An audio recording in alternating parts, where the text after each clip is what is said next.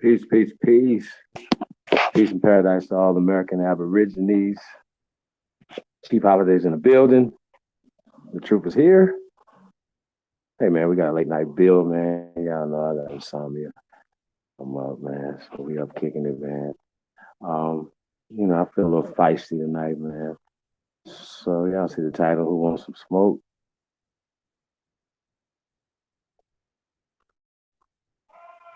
On this good Memorial Day. You know what I'm saying? We're probably gonna get into that too. We're gonna get into the history of that tonight or this morning or whatever, So grand rising to all the American Aborigines, aka the first Americans. Shout out to all the great ones, man.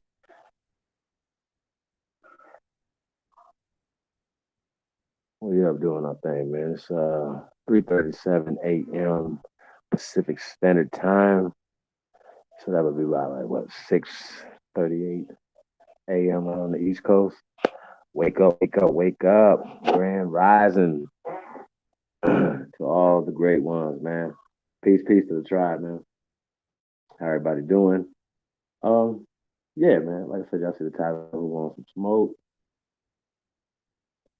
We would definitely send you the link, you know what I'm saying, and get whatever you want to get off of your chest.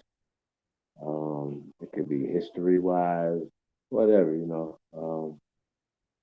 Let's talk about it, get it off your chest. I really like it,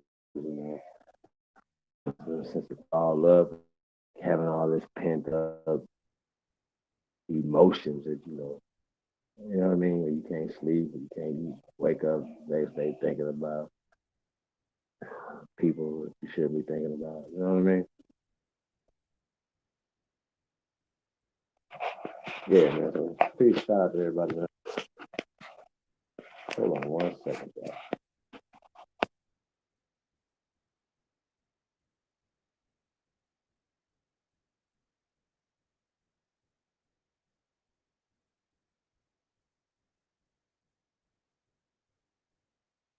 Yeah, man.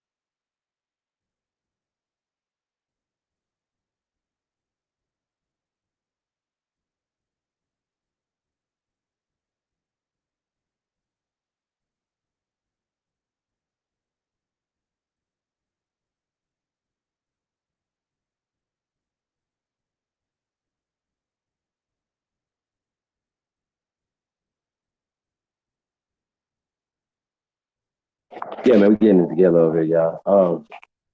Peace to all the great ones, man. I'll be listening to this, man. Hold on 1 second, y'all. Trying to pull up this chat room.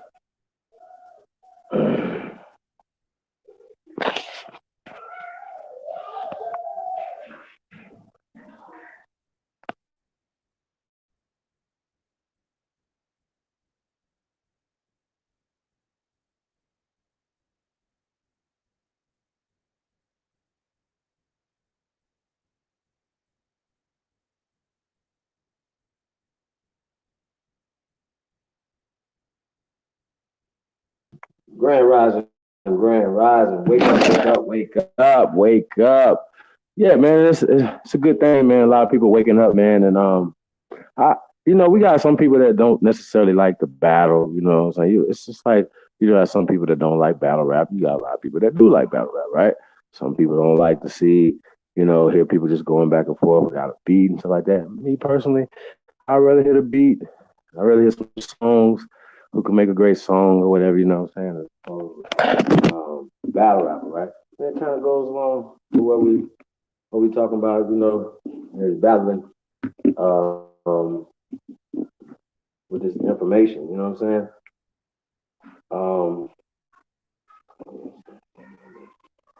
Hey guys, Jim Edwards here, and I am in the ClickFunnels headquarters. I flew all the way out here to Boise to be with Russell to put together. Let me see what we got up in here. We got Joe 47 first in the building. Grand Rising, peace to the God. We got Crush the Legend. Is that Carly Crush? Is that Carly crushing them? Let me know if that's Carly crushing them. Original Copperhead Hunter in the building. We got Mr. Dark Brother 1 in the building. Shalom. Peace to the tribe, man. Welcome all, man. Shout out to all my Aboriginal Hebrews out there. Shout out to my brother Trentis. Peace to the God, man. Hope all is well with you, my brother. Yeah, man. Shout out to all my Moors out there, man. Shout out to all my Nation of Islam brothers, sisters. You know what I'm saying? Shout out to all my Christians out there. I know a lot of times, man, we're hard over here, man. I get it, you know what I'm saying? But it ain't about that, y'all. It's not about separating. It's about bringing the family together, man. Okay. Carly crushing them in the building. Peace to the God. The original Copperhead Hunter in the building. Man. Not playing with yourself, bro. Smoking Big 06 in the building. Peace. We got Eugene Page. Peace, fam. Thank you for coming through, man. What's everyone? What's going on? I don't understand what's everyone. What's that question, brother? What's good, Eugene? How you doing? What else we got going on, man? Yo, man, it's just so much going on, y'all. We're gonna get into it. So we know we were talking about the other day, right? Black cowboys and black Indians, and that actually sparked a lot of great information, man. And a lot of good conversations came off of that. You know what I mean? And but that sparked from these people being mad at the Lil Nas X young man that made the song Old Town Road, right? Good fun song, man. Not hurt nobody. It's a remake of Billy Ray Cyrus' Old Town Road song, shout out to Billy Ray Cyrus once again, or whatever, working with the brother, clearing and, like I said, doing the videos and stuff with him, whatever, supporting him, right? But, I guess apparently he has a line in there. He says Wrangler on his booty, right? Well, Wrangler apparently, sponsored this young man or something or whatever to that effect. And it's a segment of people, I guess, that wear Wranglers. Because we don't necessarily wear Wranglers like that, right? Now, you might find a couple of us, whatever, wearing cowboy hats, some Wranglers, some cowboy boots. Some of that does happen, right? But for the most part, we're not rocking Wranglers, y'all. That's just not our thing, right? But Lil Nas X is different, right? And I think Wrangler sees that or whatever, sees the opportunity, whatever, to expand their base, you know what I'm saying, expand, and get into a different market or whatever, right? I think it's a great idea. It'll be a great business move for them. And obviously it's a good business move for a young man. So salute to that. But then you got some people that say, oh, no. He don't supposed to be in country music. He don't supposed to be wearing regular jeans, you know what I'm saying, or whatever. And I think that right there is the conversations that we're going to attack today, right? We're going to attack perception. We're going to attack miseducation. You know what I'm saying? We're gonna attack the psychological aspect of this thing, right? You know what I'm saying? Like we could talk about history, we could show records, we can pull up bones on these other things, right? But what don't doesn't is not talked about as much is the psychological aspect, the damage that's being done. You know what I'm saying?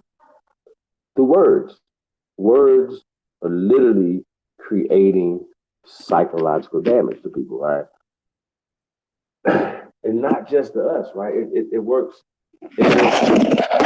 around the board, right? It's all about perception. We perceiving how people are perceiving things, how you perceive it, you know what I'm saying, or whatever. And anything that's black, we perceive to be inferior, less than.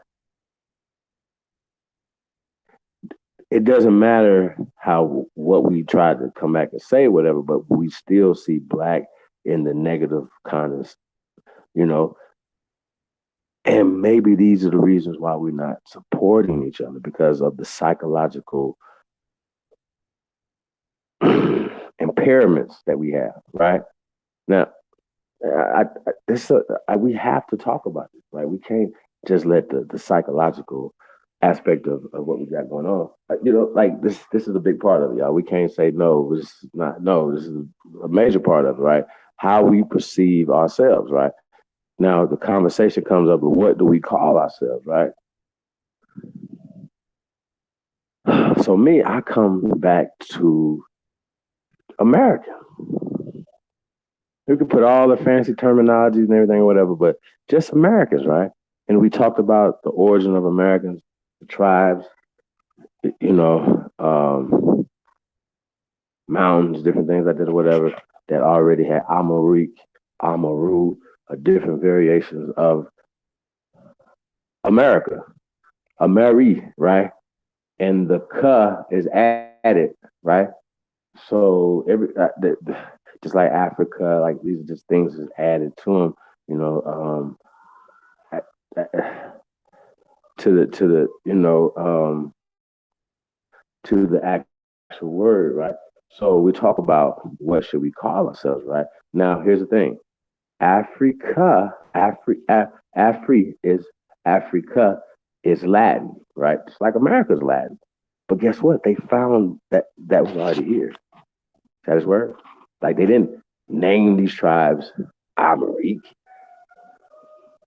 You know what I'm saying? It's about perception, right?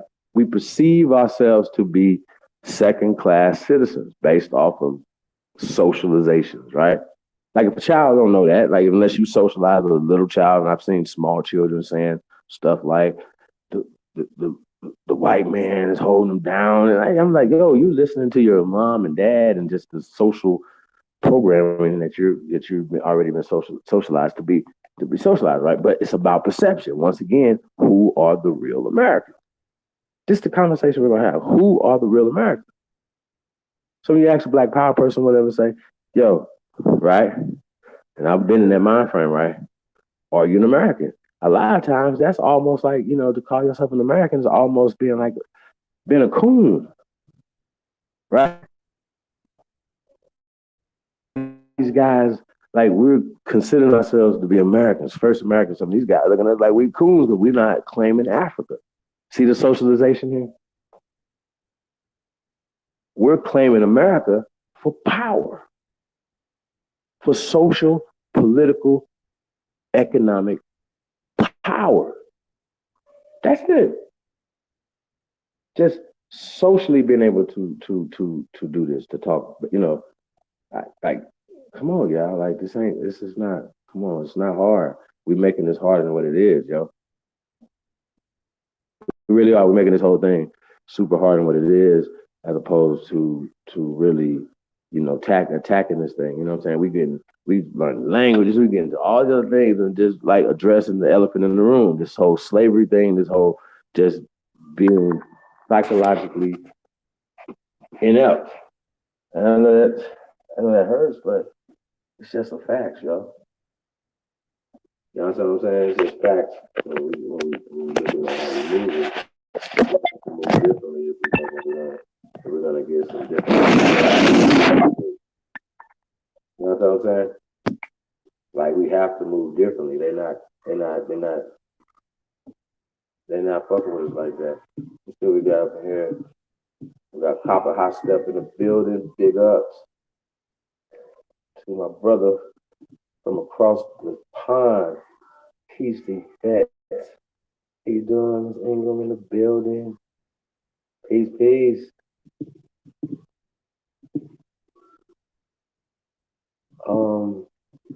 Let's see what we got here. M. Kodo, Grand Rising to all in the chat, respect and honor. Have a great day. Everyone. That's right, man. Y'all have a great day, man. Y'all gonna eat some barbecue. Hey, I know a lot of times, man, I've been here, man, where I was boycotting all of these days, right? And y'all gotta understand, right, that they wouldn't be picking these days if they didn't have power in them, right? So we gonna have to figure out how do we get power from these days, right? And y'all see my name's Holiday, right? But my motto is every day is a holiday, right? You celebrate every day, man. It's with your family, whatever. Because like, think about it, right? When you were celebrating Christmas, literally Santa Claus, right? The feeling that you had, right?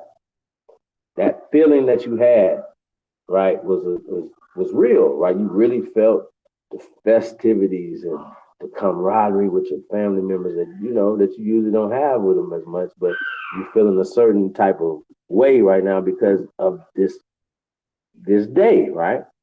December 25th. So even like you don't even want to sleep as a kid the night before or whatever, and that still translates over to when you're an adult.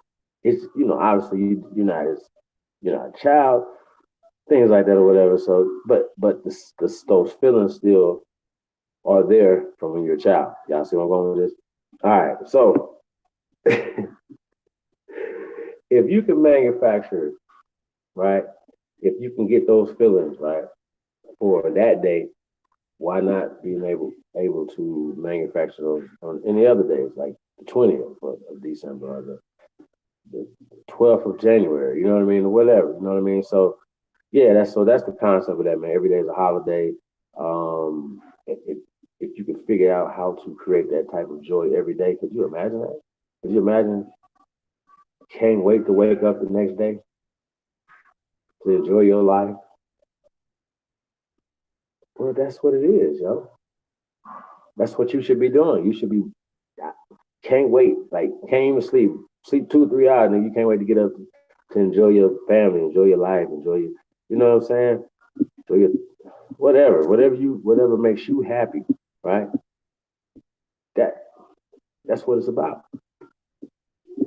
So most of the time, man, we're not doing what we really, we're not doing what we really supposed to be doing. You know what I'm saying? So I think that's why a lot of people are unhappy and they're putting their unhappiness off on the world. You shouldn't be so unhappy, right? Supposed to enjoy your life, man. Enjoy your people, enjoy everything, man. Everything's supposed to be like Christmas. Hence, every day is a holiday, right? So that's my motto now. So I try to live life to the fullest, man. Because when it's over, y'all. You know what I mean? And you only live on through your children, man. So I don't see it no other way, man. So yeah, man, enjoy every minute, man. So yeah, a lot of times that's why I'm up all night, man, because yeah, I enjoy my life. Yeah, I'm trying to get much out of life as possible. You know what I mean? So shit, I just take a little rest, a little nap, a little cat nap. You know what I mean? And get on back to it. But that's what it's about, though, y'all. So peace to the tribe, man. Peace to all the loved ones, man. Y'all already know what it is, man. Serious Killmongers in the building. Hey, we got Mary Halito. Honors, respect.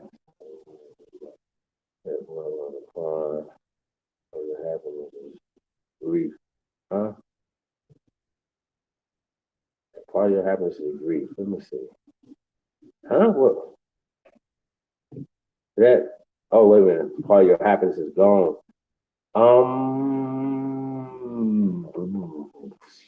Geez, that's a tough one. That's a tough one. That's a tough one. That's a tough one. I think everybody deals with grief, and loss a little different, man. So I definitely do. Um, so yeah, that's a tough one right there, yo. It's a good question.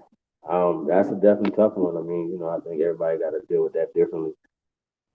Different people have different um, ways of coping with grief and different time periods. I sometimes, it could be 10 years later and I still feel it. You know what I'm saying? So I do know that if I'm gone, I want you to go on to life and live and be happy and live happy and fullest in my name. You know what I mean? Like, don't be all fucked up about it. You know what I'm saying? It's like, yo, um, before I leave here, man, and we said this, man, we're gonna leave a motherfucking foot motherfucking print in the game. Y'all follow me? They gonna know we was here. They gonna be like these shit. The wild ass Indians. Wow, my God, it was wild, yo. Y'all follow me? Like there was so many of them, so many arrows was flying with fire and venom. It was like they know what to do. Come from every angle, you know what I'm saying? So that's what the concept is, man. We're going for power. I don't know what you're going for, but that's what we're going for, right? Not about to be going back and forth with people about stuff that don't matter, man. Like we need to be really building an infrastructure for the next level. We have to have an economic base. Like we don't have them. It's bad, right? And it's not gonna happen overnight. It's gonna take some work. It's not gonna be like, yeah, it's gonna be like good if you open up a business, it's gonna be a get rich quick scheme or whatever, you know what I'm saying? It's not like that. You have to really do some work, man. And why not work hard for yourself? Right? Something that's yours. This is your business. You're feeding yourself. You're hunting and killing your own food, right? So to speak, right? And that's where it's supposed to be, yo. Supposed to hunt and kill your own stuff. Better with time. That's right. It does get better with time, and it's not wrong, to keep, have a good remembrance though, you know what I'm saying? And you take the good stuff and, you build with that. You know what I mean? It's just so much negative, in the community and amongst different people, you know what I'm saying? Like life is too short to be all mad at other people and stuff, man. You know what I'm saying? Like we're gonna be out of here one day. People gonna be talking about us. What are they gonna say? What were we fighting for them? Were we doing this? You know what I'm saying? So like we don't want to be like, yo, we made mistakes, and then people are talking about the mistakes we made the same way we talking about mistakes niggas made 50, 60, 100 years ago. You see what I'm saying? 200 years ago. Well, they did this and they was traitors and all sort of shit, bro. Like at some point, motherfuckers like, what we gonna do? Like we can't keep having that same narrative of illusory, right? Other niggas is lost. Like we just losers. Like nah, bro. We're gonna start winning sometimes. And to me, stepping into our proper persona, right, which would be Americans, right? And a lot of times, here's the thing: we always read the social definitions, right, of what American is. Anybody ever read the legal definitions of what Americans are? Check. Well, I'm here to tell you that the American Negro, aka First Americans, aka the Aborigines of this land, are in fact Americans, and everybody else is Emily. Do y'all understand this? Niggas from Czechoslovakia, Spain, France, Germany, Zimbabwe, right? Like, come on. Americans. We are Americans. And they can mix and they can go all around the world with this thing or whatever. And they can start trying to add Native Americans to made up tribes and all this dumb shit. We're gonna get into that tonight too, y'all. It's just so much dumb shit going on, right? Right? I don't shout out to Chief Warrior Mina, right? Now here's the thing, right? She tells me this all the time. We ain't trying to be recognized.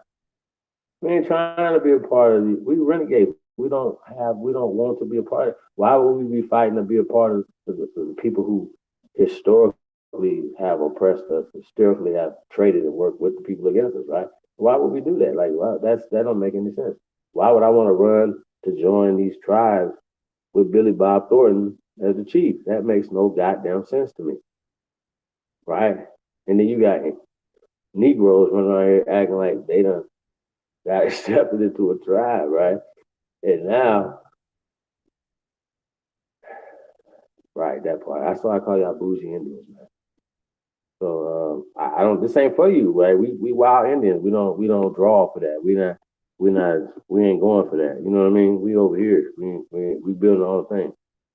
We have our own perception of who we are, and being a part of a made up situation, just it's not real. Well, if you could be a part of something that they made up, why not make up something of your own?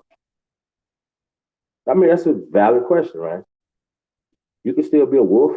You can still be a eagle, a thunderbird, whatever. You still whatever. You don't. At some point,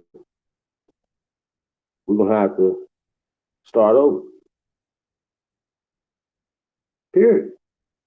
We shouldn't be that scared to do that though. Right. And they still try to keep us down. That's a fact. Shout out to Anonymous in the building. I mean, I understand like why people don't get it, bro. Like we ain't trying. We doing something totally different. We not we're not doing what has been done before, right? And all these people coming out the woodworks because they see this wave, this tsunami growing, right? Which is a good thing. And it's a lot of other people coming instead of them Calabonga. Let me get my shorts on and give me what kind of board was this? A surfboard, right? Nah, they want to go against the rain. They want to get drowned. You know what I'm saying? That's not the way to do it, yo. Like this is open arms. We're not trying to stop nobody. We're not even going off that, right? And so, like I said, it's about perception. It goes back to perception, right? You have people who believe that they're Africans solely on the out of Africa hypotheses and the theory of evolution. That's it. They may have not have taken the DNA test, because once again, the DNA test ironically goes back to Africa, right? For us, but for nobody else. Like everybody else is stops in Germany and shit. You know what I mean? Like you're stopped in Spain that's 9 miles and they're like conveniently you just stop right there. Kid, come on, y'all. Or they'll skip over there. Or you have some people from the Middle East too. Like, so they just skipped over Africa? Come on, bro. Oh, I'm sorry, y'all. Barbarians. Y'all niggas is barbarians. You niggas is barbarian America.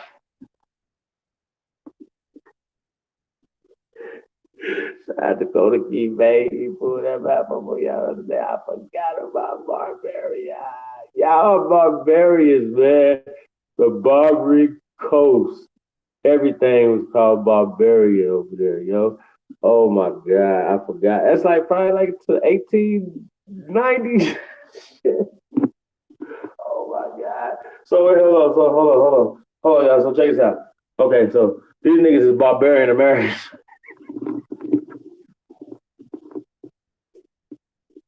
Right. And we wonder why y'all so savage way of thinking, you know what I'm saying? Even though we savages, right, we still have a sophisticated way of thinking, right? We want to be free, right?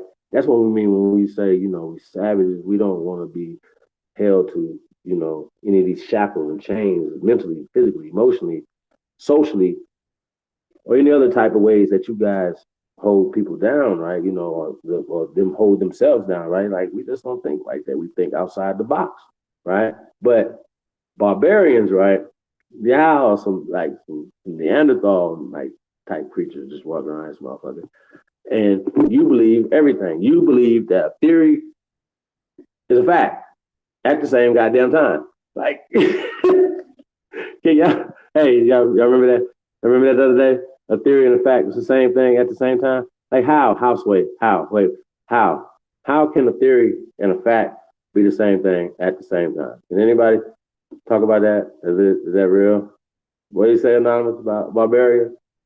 What was his name? Who was dropping knowledge? Brother Inca Coda Key Bay. Big Ooga Ooga to ATF all time flat, aka Chief Copperfoot in the building. Peace to the God, man. They treat us like so they kill us every day. See, man, you want me to talk about that, huh? Yo, so all right. We gotta do something, yo. Like I don't want it to turn into like another Sandra Bland type thing, you know what I mean? Like nothing comes out of it, nobody, you know, like it's gotta be something else that could be done. That these type of things they got to stop, bro. Like that dude shooting that lady, right? And if we don't show that she's worth something to us, then we're saying that none of our sisters, none of our brothers, none of our children, nobody's worth nothing to us, right? And we can't do that, y'all. That can't happen, yo. I don't want to, we don't want to be emotional. We don't want to, we don't want to say things, like what, but we got to get justice, yo. That can't happen, right? I wanted to get into, whether, like, what can we do? That it may not stop these things from happening because things will happen. Humans are humans. People get mad. I mean, it's all type of things that happen, right? But when these type of things happen, right, when it's this blatant injustice, right, what can we do? Like there has to be things there's protocols, things that can be done or whatever to make these things stop, right? That's what we're talking about. We're talking about making this thing stop. You know what I'm saying? Shout out to Indigenous American Leo in the building. Alito, thank you for coming out. Grand Rising to all the great ones, man. Thank you guys for stopping through. We got Mama Bear in the building. Say Africa do not exist. So I know I'm not African American. A lot of these Caucasians, people know they know who you are. They know us, bro. Like the only people running around here fighting us is barbarians, right?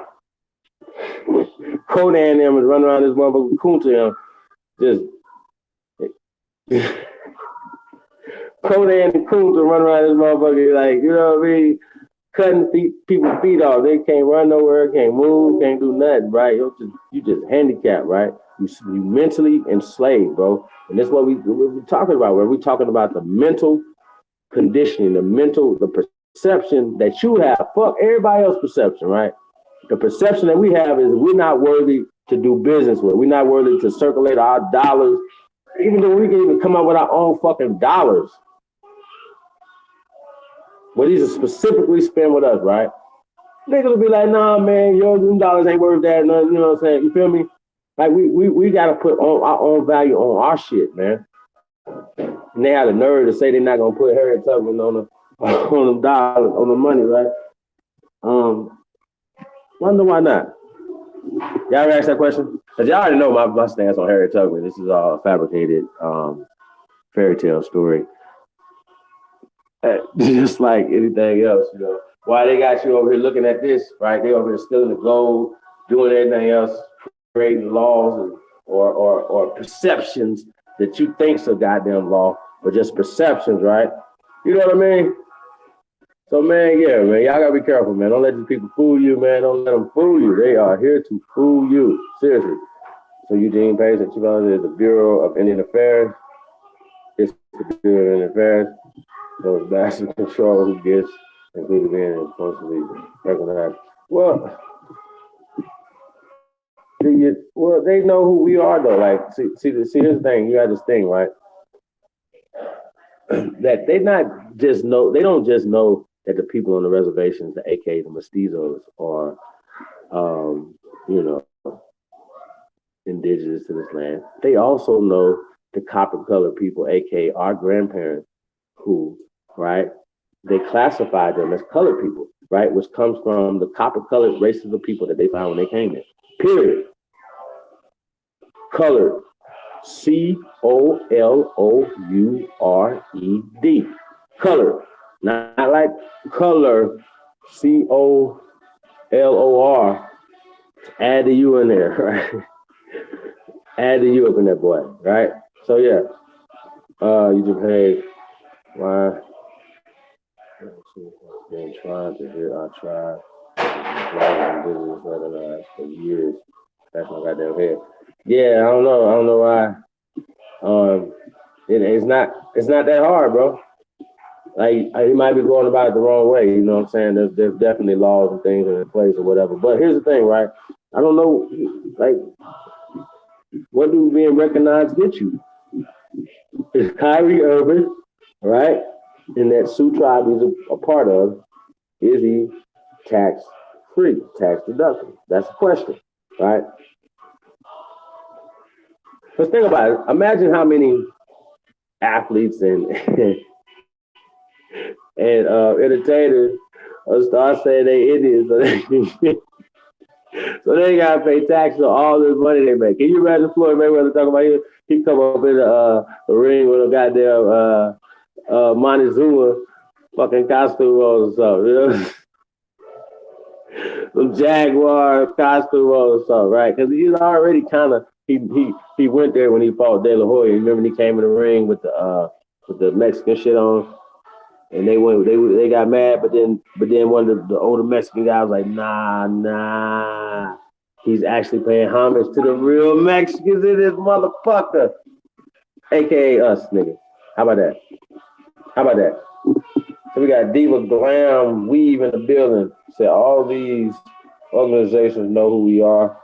That's right, starting with our children. Facts. Or sharing with our children, I'm sorry. That's right. Shout out to Original One in the building.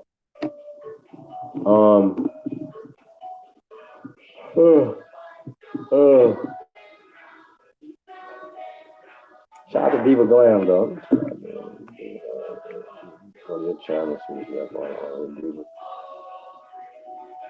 All right, Diva.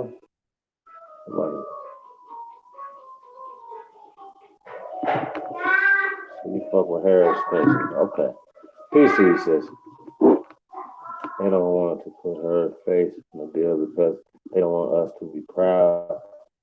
When Obama became president, they for all of us when we are in unity. Well,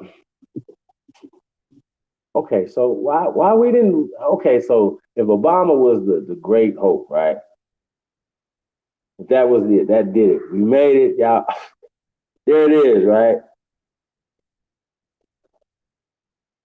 Why didn't that momentum keep going? Why y'all didn't take that and you run with it? Why wasn't it not somebody else next in the wing, right? Why was he grooming the vice president to get whatever he had? Dusty Clinton in there, Joe Biden. Y'all follow me? The same Clinton administration, fam. Like, are y'all not watching the paying attention? Is this real? He got one brother in there. Van Jones, right? Shout out to Van Jones.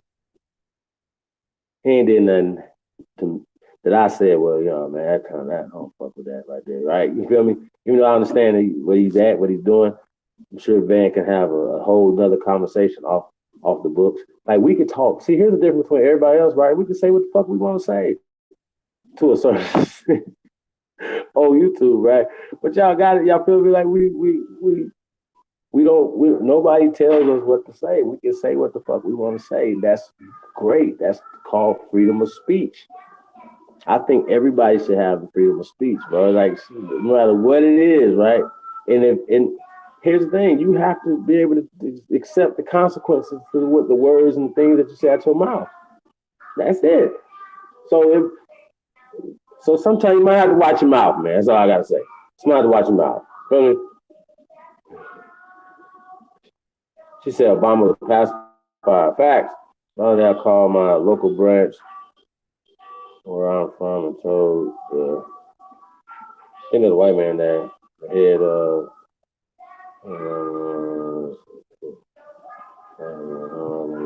yeah, they definitely gonna hang up on you.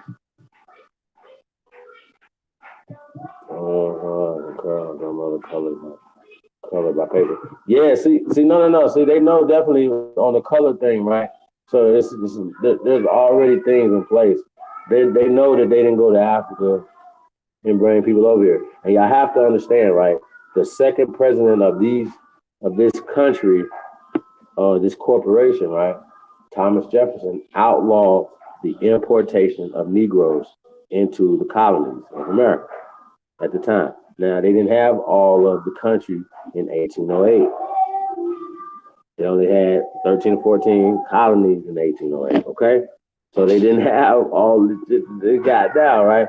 So, but it would have been illegal to bring Negroes from the Louisiana area into Philadelphia, right? You was gonna get hung if they caught you. 1808. So they had to do all this transporting prior to 1808. Check. Now the Spanish didn't go there and grab nobody. Still to this day, they don't have no Spanish settlements, no Spanish cities, no Spanish nothing on the continent of Africa. Check. I mean, I don't know how this is crazy. Like when people be saying something like, well, how did y'all get that? Who speaks Spanish over there? Like where does they so the British just let them come take their people from Sierra Leone for real while they at war with them? Does that make sense? The British didn't go to Sierra Leone. They sent Negroes there. They sent American Negroes to Sierra Leone. These white people here they didn't go over there. They sent Negroes over there. Or did we send ourselves over there? That's a whole nother conversation. We had to get into the American colonization society. Cause like if they lie about every goddamn thing, y'all. Literally everything on the books. Why would niggas running from white people in America go to Africa and name their capital city after white people? That makes no sense, bro. Why would they name it Monrovia? Why? What? Huh? Really? Y'all believe this? Why would they name it after James Monroe? Did they have to? Like you gonna have to do this? Or, you know what I'm saying? Like even when they broke their independence, so called, like whatever, right? They didn't change the name of the cities and stuff. Like, come on, y'all, this shit getting weird. Let's see what we got in the building.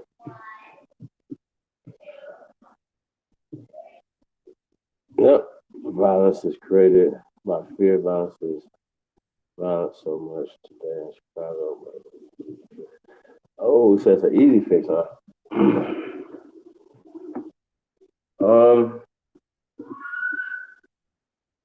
I don't know about the easy fix part. But I think we definitely got some things that we could do to stop it. I talked about Mayor Asia Brown and Compton Empower, right? I've done a few shows about Mayor Asia Brown throughout the years, but prior to that, worked. I was living in LA and Long Beach, was still going to Compton and stuff like that. Shout out to Mr. Gary Johnson, excuse me, bro. IMG on the IMG radio over there.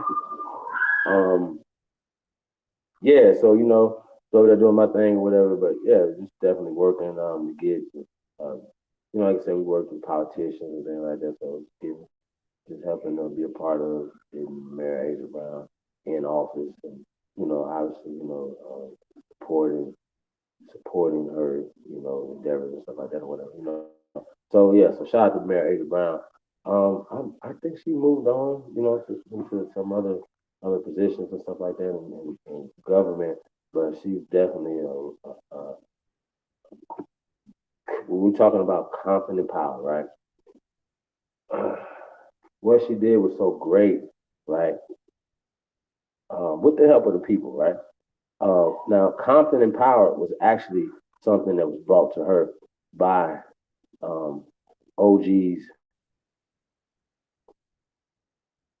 that had, that if they would have put their names on it and they would have called it a Blood and Crips initiative, they may not have had as much, success as putting Mayor Asia Brown's face and name on it, right? Which she has a beautiful face, right? But giving it her name, putting her name on it, and then calling it Compton Empower, right? What they did was it is great. This is what they're doing is great, right? So because of the peace treaty that she helped broker, it was only supposed to be with the Crips. The Crips were killing each other, were beefing. So they was having a meeting with Mary Brown. The Bloods showed up also, right? Shout out to Bloods, and they also got down with the peace treaty or whatever, right? And she said, "You guys can continue to keep the peace, right? They'll bring jobs into to Compton, right? So they brought a shipyard, they brought thousands of jobs, right?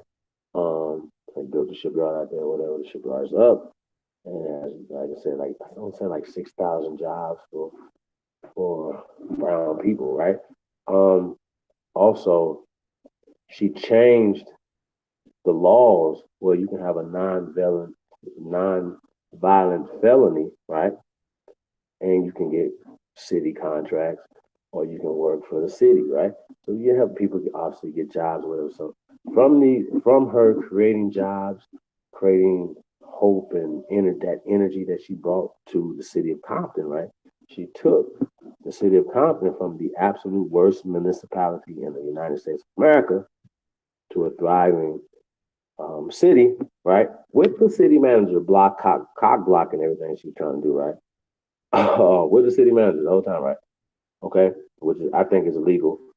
I think any people that let these people do this to them, that you vote for somebody, right, and then they have somebody that overrides them. Who's that city manager working for? Whose best interest? Who you didn't vote him in? So I think that's bullshit. Like off top, fuck me. Like that sounds crazy to me. That see once again, that's a mark of, you know, like these are things that we have to stop. They got like a Flint, different places or whatever that is predominantly us, so to speak. So they can say, "Oh, well, we know you guys. Basically, you guys don't know what you voted for." And blah blah blah. Fuck off, man. It's like see, it's more insulting to you than anything, right? They're so condescending how they do it, yo. So yeah, that's what's going on.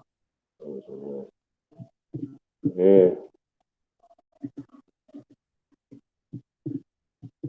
but so check this out. So the beautiful part about Compton and Power, right? Because of success of her of them bringing in jobs into Compton, right? For the people of Compton, right? The murder rate went down 90 plus percent. I'm gonna say this again, right? The murder rate was down 90 plus percent for years. Now it might have spiked a little bit right now, but y'all understand what I'm saying? The murder rate in Compton, California was down 90 plus percent. Shout out to Mary H. Brown. Shout out to people of Compton, man. Shout out to all the big homies out there, man, doing their work, man. Shout out to the youngsters, man. You know, because it's a little different protocol. The youngsters actually still listen to the older generation. You know what I'm saying? So it's a little bit more protocol when it comes to that, man, with politics and stuff like that, man. So that's a good thing, trust me. So yeah, what y'all got going on up here? Let me see what we got going on.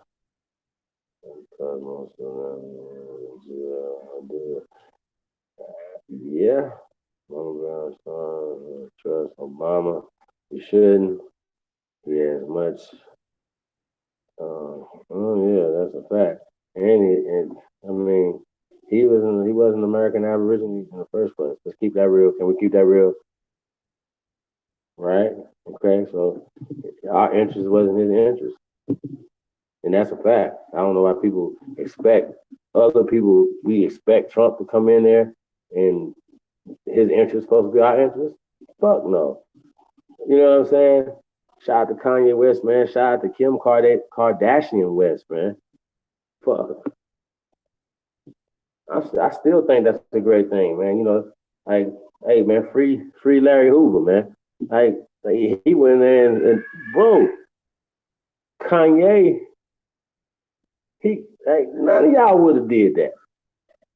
None, zero. You niggas is cowards. You niggas is scary. You niggas wouldn't have done it at the apprentice office, let alone did it in the Oval Office. This nigga was in the Oval Office banging. Come on, man. Y'all, ain't nobody paying attention. You ain't paying attention. You ain't paying attention to a young billionaire. He don't give a fuck. He said, y'all was hiding this information from me. What information, Kanye? If I need to know. What information, Kanye? That part, y'all. Come on, man. Like, we can't let this keep going down like this, man. Like, we let these people make us our perception of whatever, right? Somebody can be a hero, and then they can make your perception of that person so off, like it's crazy, right? Or they could make a person who ain't shit, like R. Kelly. You know, people are still trying to go see R. Kelly. That's what they ass get. He canceled some show on their ass a couple weeks ago or something. They was all bad. The motherfucker was taking chairs and shit. Like, y'all get. Y'all should have been. Nobody should be trying to see no damn R. Kelly. Next time the radio play on a radio station, man, somebody should call up there and cuss their ass out. Who the fuck? What the fuck? Think about that. Why? How? Why? It's about perception. We don't value us. Once we can start valuing us, right? I need to see restaurants. I need to see more businesses from our people, man. Like, we can't do this no more, y'all. We need factories. We need shit ASAP. We have to start dealing with each other, man. We cannot keep doing this. No, it's not gonna work. We cannot. We can't go another 50 years like this. This is not gonna work.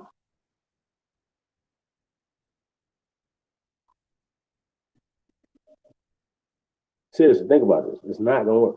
We at least the things that we dominate, right? We should at least be controlling these things. You understand what I'm saying? I don't think people really understand it, man. Understanding some of the stuff Nipsey was saying, a lot of things, you know, Master P talk about, you know, we talking about ownership, we talking about having our own stuff, man. Creating our own situation, right? Shout out to him and Romeo, man. They offered Zion Williamson a $20 million shoe deal, right? I think that's dope, P. You know what I'm saying? It's a good look. I'm not saying he's gonna take y'all shoe deal, right? But he definitely gonna get him a good $100 million shoe deal. And I think he should definitely take that $100 million. Y'all just keep it real, y'all. I think he really should. That's an $80 million difference, yo. But I bet money that if these dudes figure it out, that they could you know, consider themselves and register themselves with the government of the United States, right? They got the money, yo. They got money. Kyrie Irving got money, right, to fight for his tax money, right? Can y'all imagine the money he pays in taxes? LeBron pays in taxes. You don't think LeBron knows what tribe he's from? If Shaq knows, LeBron definitely knows, y'all. Come on, y'all. We've been here. Did y'all hear? Did y'all hear Isaiah Thomas say, "We've been here"? Like, I'm gonna repeat that. We've been here, bro. Come on, man. So, yo, that's what we teach. Who else? Come on, y'all. Who else teach that? They'd be like, oh, all these new niggas jump out the woodworks and act like they've been doing this forever. No, you haven't. Stop it. And I got several reasons why I know this, right?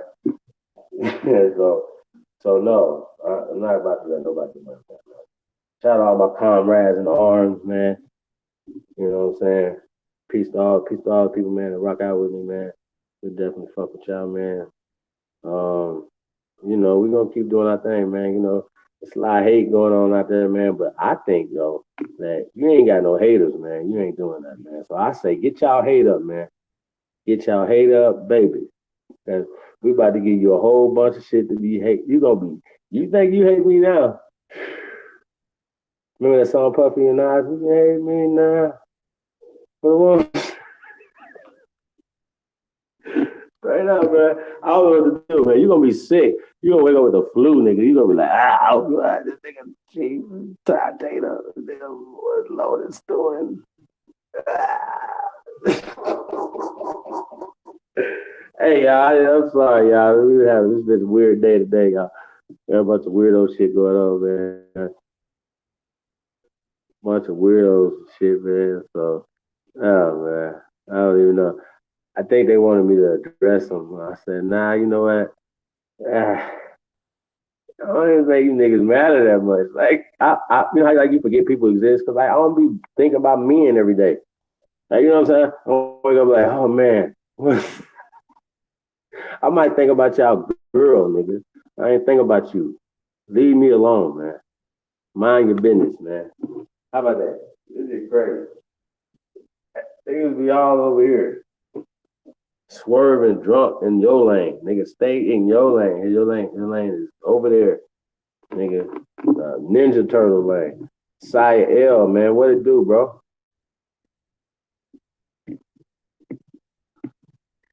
Peace to everybody, man. We definitely appreciate y'all, man. And thank everybody for tuning in, man. It's early in the morning. We got Star Child. Peace, Star Child. Thank you for coming, bro. I got a sister. I'm not sure. I think that's a brother, though. Peace, man. We definitely appreciate it. 10 people over 5 years. Yeah. That's facts. I remember shout out to Garfield, man, and that's why they were talking about abandoned buildings, cities, right? And they were literally finding like abandoned cities, and then pricing them and stuff like that, and it's interesting because there's a lot of abandoned cities around, around the country, and some of these cities cost less than some of the houses y'all living in right now. You know what I'm saying?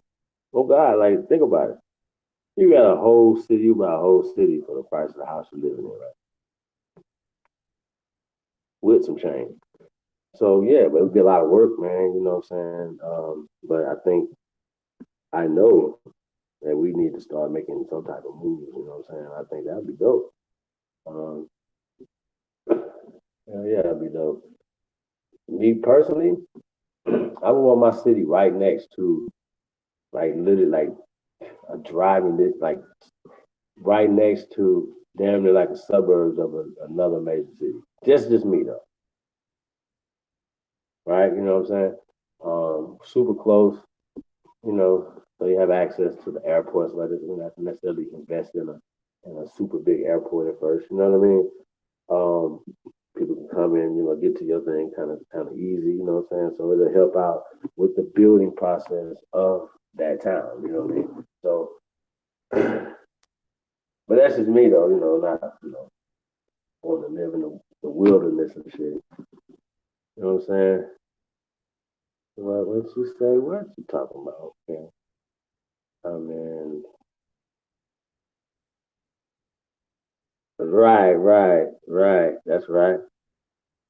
Turtle up. Side L said turtle up. That's fact, bro. So it's definitely ways to do that though, y'all. But I think, what I'm saying, when you talk about stuff like that, buying a town and stuff, you have to definitely look into, water, um, waterways, things like that or whatever, what the soil, what could be grown, or what type of industry you're going to do, what type of infrastructure, electric, gas, whatever, whatever you got, wells, whatever you got going on in your town, there's a lot of infrastructure that needs to be done. I know there was one that had a hotel, what I'm saying, that was abandoned, that needed maybe some upgrading to it or whatever. But, which, you would look into casinos or whatever, you know what I mean? So it'd be a lot of different things or whatever that if it's your town that you can do, to bring revenue or something like that to your town. So almost like that.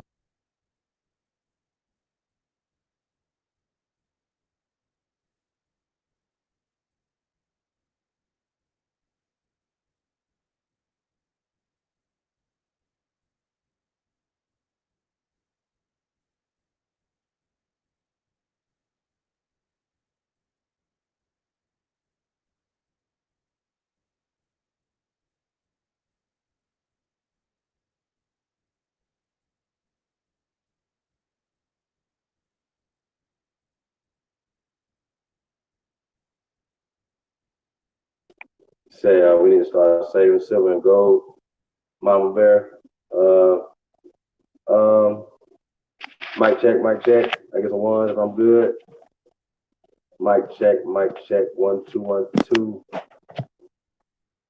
Peace of the tribe. We gonna get these niggas the flu, man. Y'all gonna be sick. Ooh wee.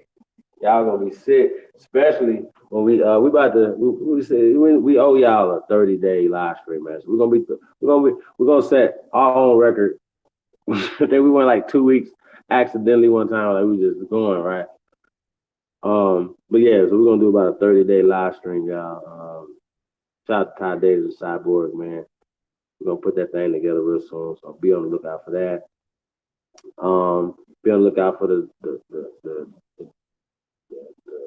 dropping of the Declaration of Reclamation of our identity and the natural rights, right? So check this out, right? One of the most important documents in American in world history, right? In my estimation, right? The most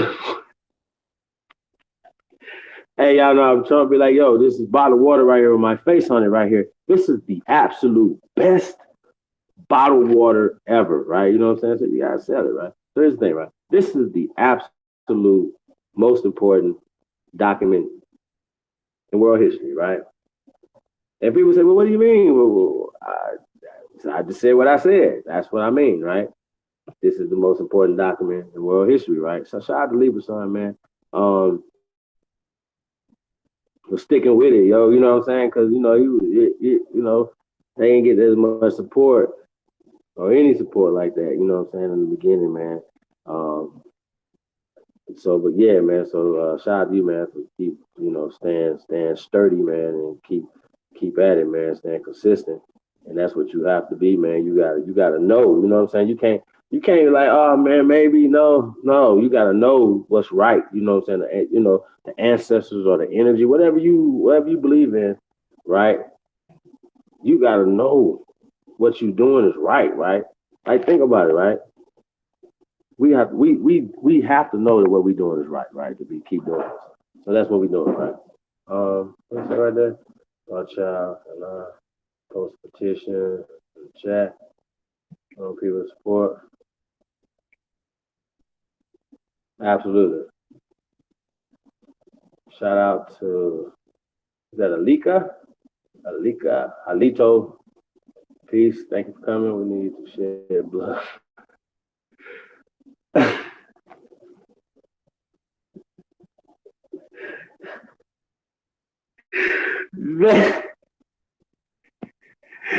Man, we got a wild Indian in the building, yo. You know what I'm saying?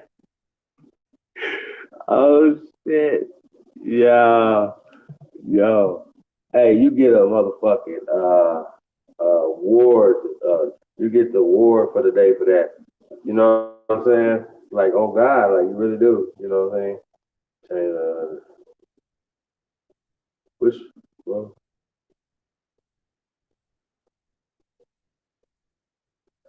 yeah, man, Star Child, man.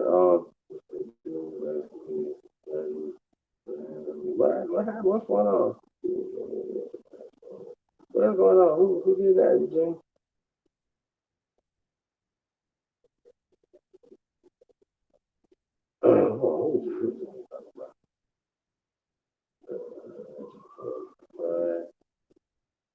Who is fight, bro? Hell, man. Everybody want to fight. Hey, you know, I say, man, we should get the gloves, man. Hey, Ab, you already got the link, bro. Stop playing.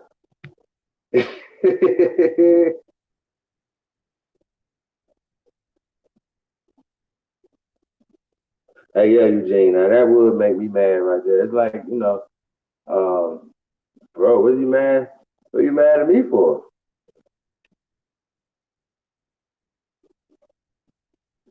Has everyone heard of Blackfoot Indians being in South Carolina?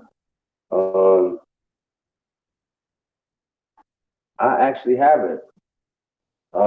Majority, is it Mahori? Majority? I can't put Scriven. Peace to you, but I'm sure it's possible, you know. But I'm Blackfoot, Choctaw on my mama's side, right? Good looking chief. Okay. You know what I'm saying? And I say this, you know, they can make up shit. What a Tar Heel would be like. You niggas got black feet, you know, you know what I'm saying? Like, yo, you know. So I've always thought that, you know, as a Blackfoot, you know, well, what about the Tar Heels? What about the Tuscarora? Right? What are you saying? You know what I mean? Are you swapping words or that's Tar, that's Tuscarora? You know what I mean? And this is black, right? Oh, this is Black Warrior now. It's not Tuscaloosa, right? See what I mean? So they're hiding it in plain sight, yo. Like, is this real? For real? Y'all ain't getting it? Y'all ain't caught on yet? Ain't caught on? Not y'all. Not the great ones tuned in, man. Y'all already know. Virginia Blackfoot too. That's what I'm saying. I'm like I said, I'm sure that you know it was Blackfoot, you know, everywhere, right? But I I don't know if we would consider ourselves Blackfoot because we wouldn't, you know. So and so you say like some Blackfoots might have come from the Yamasees and some might have come from uh, the Creek, and the Creek might come from, you know what I'm saying? So it's just so much. Like I was always like, well, they just named themselves Creek. They just like looked at the water like, oh, I'm a Creek. Come on, bro. Like this shit, you know what I'm saying? Like they say stuff and with no consideration for nothing. So yeah, it's weirdo shit going on, y'all. We're gonna have to combat this with just facts, man. You know what I'm saying? So peace be to everybody, man. But most info says they were in Canada. Um, once again, you know, I think I know for a fact that they have scientific evidence that the same people that inhabited Mexico and Central and South America were inhabited in North America. It's like the same people that got indigo blue paint from Mexico that's in Georgia. They got the same bones. It's like Negro bones in the ground. Right? There's nothing they be like, yo, John Horson was running, like when they was, you know, fighting against these people, right? They were running to Mexico, right? Once they got to Mexico, they're free. When they get down there with their brothers and sisters down there, they the same color, same people, whatever. Right? Remember we talked about Guerrero, El Negro, Vincent Guerrero, the second president of Mexico, who's a white boy right now. He is in fact El Negro, right? You see how they were? Like they can tell you, they can show you a picture, right? But then in the caption, they be like, well, he's El Negro. And da da da da. He's like, wait a minute. What? So I'm saying that they done whitewash way more than just Vincent Guerrero. That's for sure. That is for sure. They'll do some shit like they'll put a picture of a white dude and then they'll put a nigga next to him. Like, nah, that might be the sign right there, y'all. Like, we got you. Yeah, that's your sign. Just you know what I mean? That's their little. Oh, we're gonna leave a breadcrumb. Hopefully, hopefully they won't catch this shit. Yo, nigga, we catching y'all. Y'all niggas is caught. You caught. They know getting around it. You niggas is caught. I'm sorry. I'm sorry. We caught y'all red-handed, hands in cookie jar, stealing. You've been stealing the whole time. I called the BIA regarding the land. My grandmother, this lady almost lost her shit. That's just, she said, I know you are. What? I told her I don't have time. That's right. That is a fact. What the hell you gotta play with you for? They don't want to see that. We're in the 13th. I didn't, but I know about the 13th, and I know how they position. Once again, it's like it's about perception, right? Okay, here's an example, right? I found an article a few months back, right? Or a video, and it was CBS, right? I don't know how it popped up, but it was like about a year old, and it popped up on my timeline. So I was watching. It was talking about Jack Daniels. Um, they said that Jack Daniels was actually taught by a slave. And I said, whoa. Oh, let me read this. Let me check this out, right? Click. So so it gets to going. So then as the people are telling you in the headlines, slave taught Jack Daniels, right? How to make whiskey. That's the headline. So you like slave taught Jack Daniels, right? So fuck, what's going on? So then you find out not only was the dude not a slave, right? Mr. Green, he was the actual master. Jack Daniels was his apprentice, which would make him his goddamn slave. But because he's white and because they're playing a perception game and a word game with you, you don't understand apprenticeship and these things or whatever, right? So it just so happened that Jack Daniels then also never owned slaves because he was the actual slave who had to get the skill from this dude. Y'all see how this work? Oh no, you don't see it? Okay, I get it. I understand.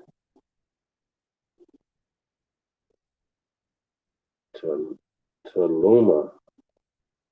Shout out to Brad Edwards in the building. Tallulah, Tennessee. That's right. Part Indian and African. Who's part Indian and African?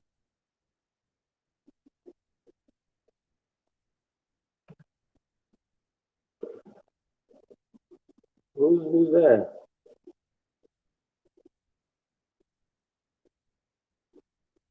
So yeah, so we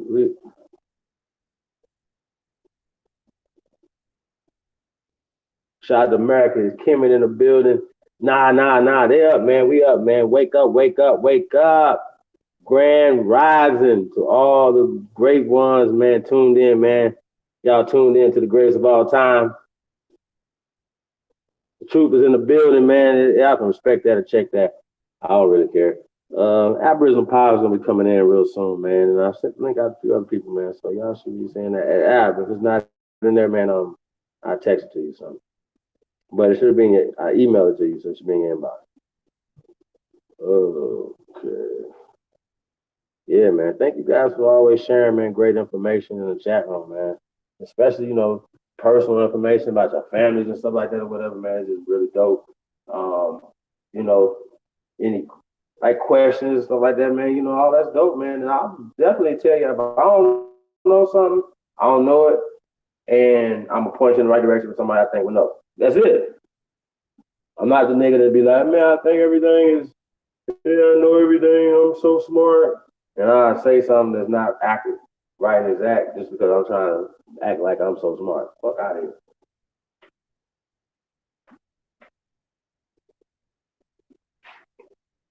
So, yeah, I just want y'all to know. I brought up my fucking cookies. Shit. But can, man, hit that like button. Thanks for everyone's input. Hey, man, thank you for your input. Like, we really appreciate it. We really do, man. We really appreciate it. And I need y'all to understand, right? I really appreciate the opposition's input. Like, we can't always just get our input and, everybody that feels the same way. And a lot of times, not me, but a lot of times, we don't want to, just because these people are our partners, or we cool with them, that we don't want to correct people or say this and that and the third. That's not right. That's not right and exact. That's not right. Aboriginal power. Peace, little bro, man. How you doing, man? Yeah, Grand Rising. You already know about to wake up. Earth One up. You already know. Already. Old cherry pie in the air. You already know. Good gelato, 23. Oh, good sweet taste, huh? That's what's up. Aboriginal power in the building, man. Peace to God, man. How you doing, bro? Shit, I'm doing fine. Everybody doing, man. See you got a late night one going or early morning, however you want to look at it. Yeah. Grand Rising to everybody out there in the chat. You already know. You dropped some shit, man. Somebody asked about the Blackfoot from Carolina. That was probably one of the sweetest answers I've ever heard. You said, ain't they with Tar Heels? And damn, that makes so much sense. Say that again, bro. Somebody asked about the Blackfoot being in the Carolinas. He was like, "You're not for sure, but they are called the Tar Heels." And I was like, "Yo, that makes sense." I mean, yeah, because they're translating stuff. You see what I'm saying? Or they're being descriptive, right? Right. So okay, when they came to Virginia, they said that the Indians in Virginia were so black. Like, they were so dark, bro, that they said they was black as the devil, fam. So this is what they descriptors of them. So to be a Tar Heel, like, nigga, you so black, nigga, your bottom of your feet black? Come on, bro. So where did they get Blackfoot from, man? And I think I definitely need to do a little bit more research on that. And I suspect, not only did they take, what I'm saying, from there, they just swap names in translation. Yeah, that's a fact. That's a fact, bro. You know what I'm saying? And I don't think, I know for a fact that people wouldn't run around here calling themselves these names, or even Indians. Oh, I'm an Indian. Hey, Tonto, howdy. Come on, bro. Y'all believe this? You really believe this? It's a movie. Niggas had afros and shit. Bro, it had to be extreme if a nigga carved a Olmec head with an afro on it, lined up and everything. Bro, that ain't nobody doing that. That afro was special, bro. You know what I'm saying? Come on, fam. So special that they found thousands of afro wigs in tombs in Egypt. Did y'all know that? Thousands. Afro wigs. Afro fucking wigs, nigga. Golly, I learn something new every day. Why y'all didn't grow y'all own damn afro? Oh, who's y'all emulating? Oh, the son don't emulate the father. I mean, the father don't emulate the son. The sun will rise in the west, baby. Remember, we said this a long time ago. Facts. Hey, I'm telling you, man, that's been years ago, man. We told y'all, man, America or nothing, man. Y'all can respect that or check that. We've been telling for years, man, Amerigo Vespucci ain't named shit. We've been telling these people this for years, bro. Like, it ain't nothing, like, so y'all just catching up to this. So they're like, y'all, why y'all calling yourself American? Y'all named after a white boy named Amerigo Vespucci. That's showing that you're not doing no fucking research, bro. None. Nice. That's dumb. Like, you really would just read the book and be like, yeah, okay. Scipio Africanus. Everybody's name, Africa's named after Scipio Africanus. That's it. That's all. You're not a researcher, bro. Like, that's not right. That's not right and exact at all. Hey, bro, did you hear the dude say the other day that a theory was I mean, out of Africa was a theory and a fact? Yeah, I heard that, and I couldn't tell you who said that, but that was probably some of the most ignorant shit I've ever heard in my life. No bullshit. Oh, That's yeah, a man, I heard that. compliment. That's like I was on saying mute. I'm tall, but I'm small at the same time. You know what Hold Shit on, don't make said no sense. Chief Langley said that Blackfoot Indian was a derogatory term for part Indian and African.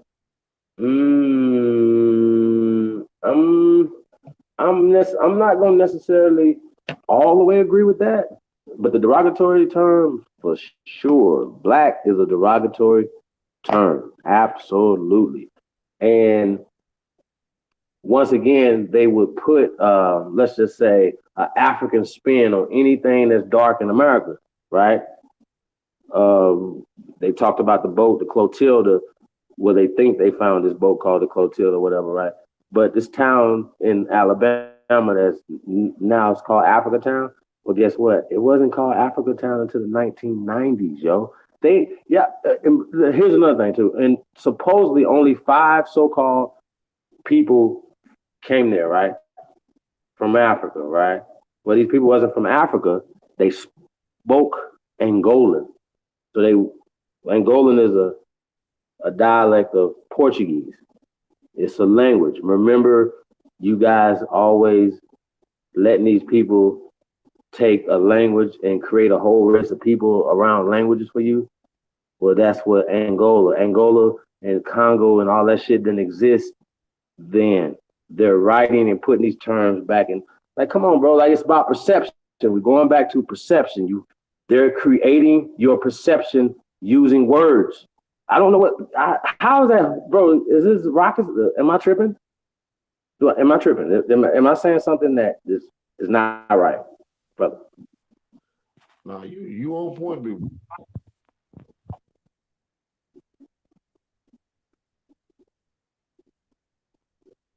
That's for sure. Yeah, man. I, I mean, I don't get it. I really don't. I'm serious, y'all. So if five people come into a town and there's more people, way more people in the town than the five people that came there, how does the whole town turn into what the five people that came to the town? Yeah, they were. And this dude name was Lewis, Kazulu Lewis, right? Ain't Lewis a indigenous name? So why he didn't have an African name? He spoke Angolan. Where's his African name? Why he got a name named Lewis? See what I'm saying? Like they don't ask these questions. What are these African surnames at? Show me. Dr. Tracy McCarthy, bro, did you see her, bro? She did a surname. She was talking about Negro surname, right?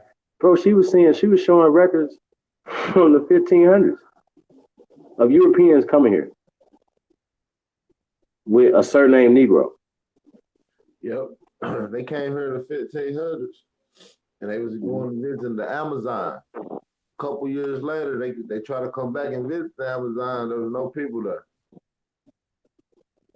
In these particular cities, they estimated it was over 20 million people living in the Amazon in these cities, like Corral, El Mirador, the whole El Mirador Basin region. You see what I'm saying? Basin region. Fact. Came back 20 years later, they was all gone. They was wiped out. The people done killed them because of their filthiness, their uncleanliness, their disease carrying bodies.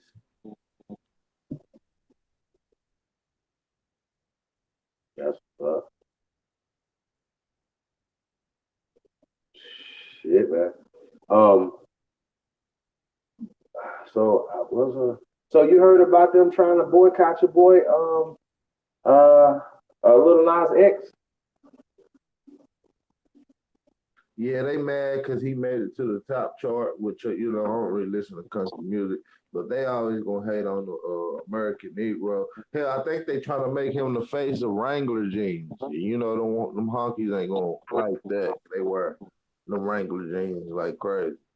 So Yeah, they said it's a boycott Wrangler. yeah, they pretty hot right now. So you being from Tennessee, right? And I spoke on this yesterday, right? I was talking about the origin of country music, right? Well, country is just a category, but it's actually American folk music, right? American music. Hip hop is folk music. It's all American music, right? They created the genre to control them. Period. Right? So them being mad at him for participating in country music, right, is once again them creating a perception that they brought country from Poland. Y'all say this word? That they brought cowboy hats, they brought anything, right? That is associated with country music from Europe. Country music is American music created by American Aborigines. Can you speak on that, brother? Oh yeah, absolutely. Fathers of country music. Chuck Berry. We all seen the famous scene of Chuck Berry. He was asked for his ID and it said Indian on it. They didn't believe him because he looked like us. Uh, so I mean, and it's been like that. It's just been a way for us to tell our story and some of our pain and some of our struggle through these various tunes that we end up calling country music, and then which escalated into what you call jazz and then blues and to rock and roll and hip hop. Okay, we always been expressing ourselves like this. You see what I'm saying?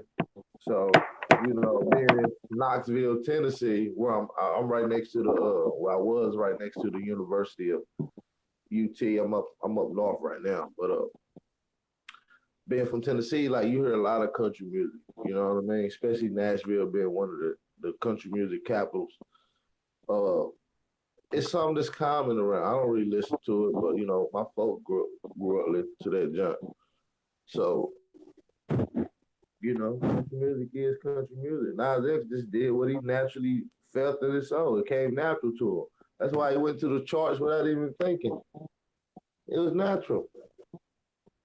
Anything we put our hands on is going to do like that. These white folks try to hinder us from everything that we can do. Yeah.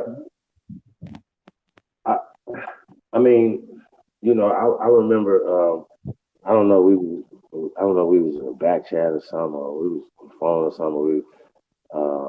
We were talking about the drums, the oldest drums that they found on the planet or in Peru, right?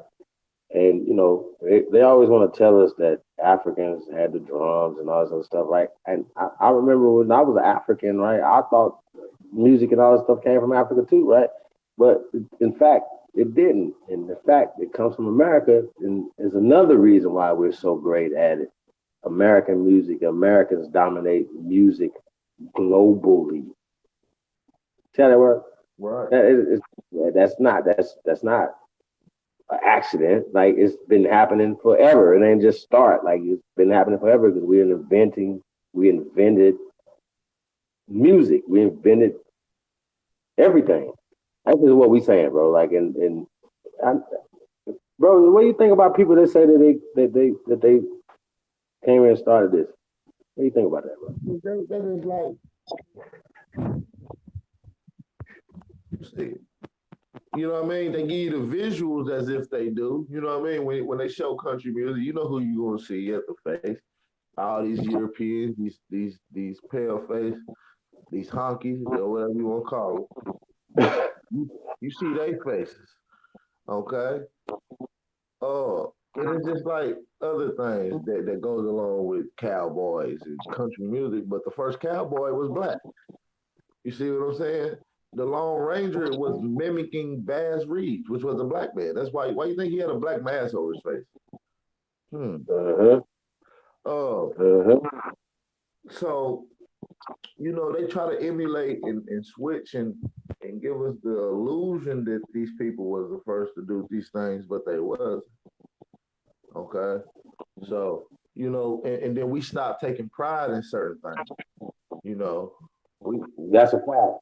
We'll just go to the blues, the rhythm and blues. We gonna let them have that. Oh, we don't need jazz no more. We let them have that. See, I'm going with this. Oh, we don't need hip hop no more. We gonna do trap. Fuck off, man. Yeah, man, you niggas is cowards, man. I don't care, man. I'm sorry, niggas is cowards. We should be making this shit so dangerous for motherfuckers to take. They be like, when we go over there and stick our hand in that cookie jar, it's gonna come back a fucking up, man. I hate y'all, man. Y'all suck, bro. Like, god damn. Like, bro? Like, how? Like, how does this work? How do we continue? Like, we talking about perception, right? Fuck everybody else's perception. We don't like each other. We are not dealing with each other the right way. How? Why? And everybody else sitting back saying, y'all killing each other. Y'all don't deal with each other. Y'all don't work with each other. Why the fuck should we? Like we mad because everybody else, like they wouldn't have room if we was just dealing with each other. Our perception of each other is, oh man, if I deal with that brother, man, I'm gonna get robbed. Or this and that and the third. I'm like, yo, huh? So that means you trust other people before you trust your own people. So yeah, I think it should be like you off code if you're not supporting, right? Hey, shout out to originaltribalwear.com, man. Get y'all some tribal wear, man. Get y'all some feathers, something like that, man. Shout out to Miss Mohawk. Go check her out. That's originaltribalwear.com. Yeah, man. If y'all haven't checked out, if y'all haven't got you a Tribe Up app, man, get you an app. A Tribe Up app, man. It's an app that pays. Man, we in the building, man. Shout out to Ty Data, man. 5,000 lead. Man, we moving, man. We got a few things coming out, man, real soon, man. So y'all be on the lookout for that. Yeah, AP, man, it's a Memorial Day, man. You gonna put something on the grill or something, bro? What you got going on today? Man, I'm just chilling about I forgot it was Memorial Day. I didn't be on shit. I think we gonna cook out or something. What I mean? Shit, really the Hunkies Memorial, the shit that they died fighting. Shit, what I mean? Even though my people deserve to, but we celebrate that in a whole different way. But yeah. I think so. We was talking about that earlier, man. About stop allowing them to get all the energy and all the currency for sure off of these so-called holy days, right? You know what I'm saying? So we got to start tapping in, bro. Like, you know what I'm saying? But because for a businessman, like holidays and different times like that are the best times for a businessman, right? If we was to start supporting each other, more businesses will spring up, more people would employ other people, right? You know what I'm saying? So these are the whole concepts and things that we're doing. That's it. Everything else is just this surface. Like that's the work. Changing the circumstances, empowering our people, man. So what are your plans to do it? If it's to feel good about being an Indian, then that ain't what we doing over here, bro. Like we really changing legislations, changing perception. It's about perception. Yep. Perception. That's it. All right. Go ahead, bro. Like we really got to start taking these hunky holidays and start giving praise to our people, our loved ones, and let's establish and coin our own holidays. Let's do it in the name of our people. It ain't got to be necessarily. Hell, we got families and single tribes that we can just start doing in your grandmama name. She might not be here no more. So in memory and memorial for her, we're doing it in that. We ain't doing that shit for no goddamn pill, see? If it was up to me, I would grill the next day just because they doing their shit today. You see what I'm saying? So that's a fact. That's just me. Like I don't get that. Nothing they got going on. Straight up. Well, facts are that they wasn't here like that for most of these battles and all the things that they taking credit for, right? So once again, I feel like they have conveniently tricked us out of our power, right? Out of our spiritual days, out of our holy days, out of our, like they were like, oh yeah, and I can guarantee you they put them on days that they know is our shit. I'm telling you, bro, they know what they doing, bro. Like this shit ain't right, bro. These niggas is slick. They calculated, like they're calculating to a T. They say, okay, well, we know if we do this for the 20 years, this is gonna be the result of it. Fuck it, wasn't funded for 20 years. If we know at the end of those 20 years, this is gonna be the result of it. A whole generation of fuckery. You know what I'm saying? And let's fund this and don't treat this. Let's do this. Let's do this. And niggas trust that. You trust that. Come on, bro. So we are our own worst enemies at this point right now. Lotus, what it do? Yeah. I mean, shit, we all our worst enemies. We be quick to dive into one of these goddamn pale face holidays. 4th of July, Memorial Day, Labor Day, goddamn Halloween, all that little bullshit. That shit ain't nothing. I ain't never seen no nigga talking about, hey, today my granny birthday, so we about to have this whole block shut down. It's a holiday today. I don't see niggas doing that. Niggas gave more praise to Nipsey Hussle than they do they goddamn granddad. Don't make no fucking sense. No disrespect to my man, because that's my man. But y'all know what I'm talking about. Hey, shout out to Blue, man. Blue say he was born 4th of July. That's what I'm talking about. Let's take it back. This 4th of July, we turn up for Blue birthday. Everybody go in the name of Blue. Fuck that. We turn up for 4th of July. We dropping, man. But see, that's one other reason why we're dropping the declaration on July 4th, right? Because the concept is, right, that we're gonna piss on they parade on July 4th. So we're gonna take that back. This is our Independence Day. We died and bled in every damn war, skirmish, anything that you could think of that happened on this land.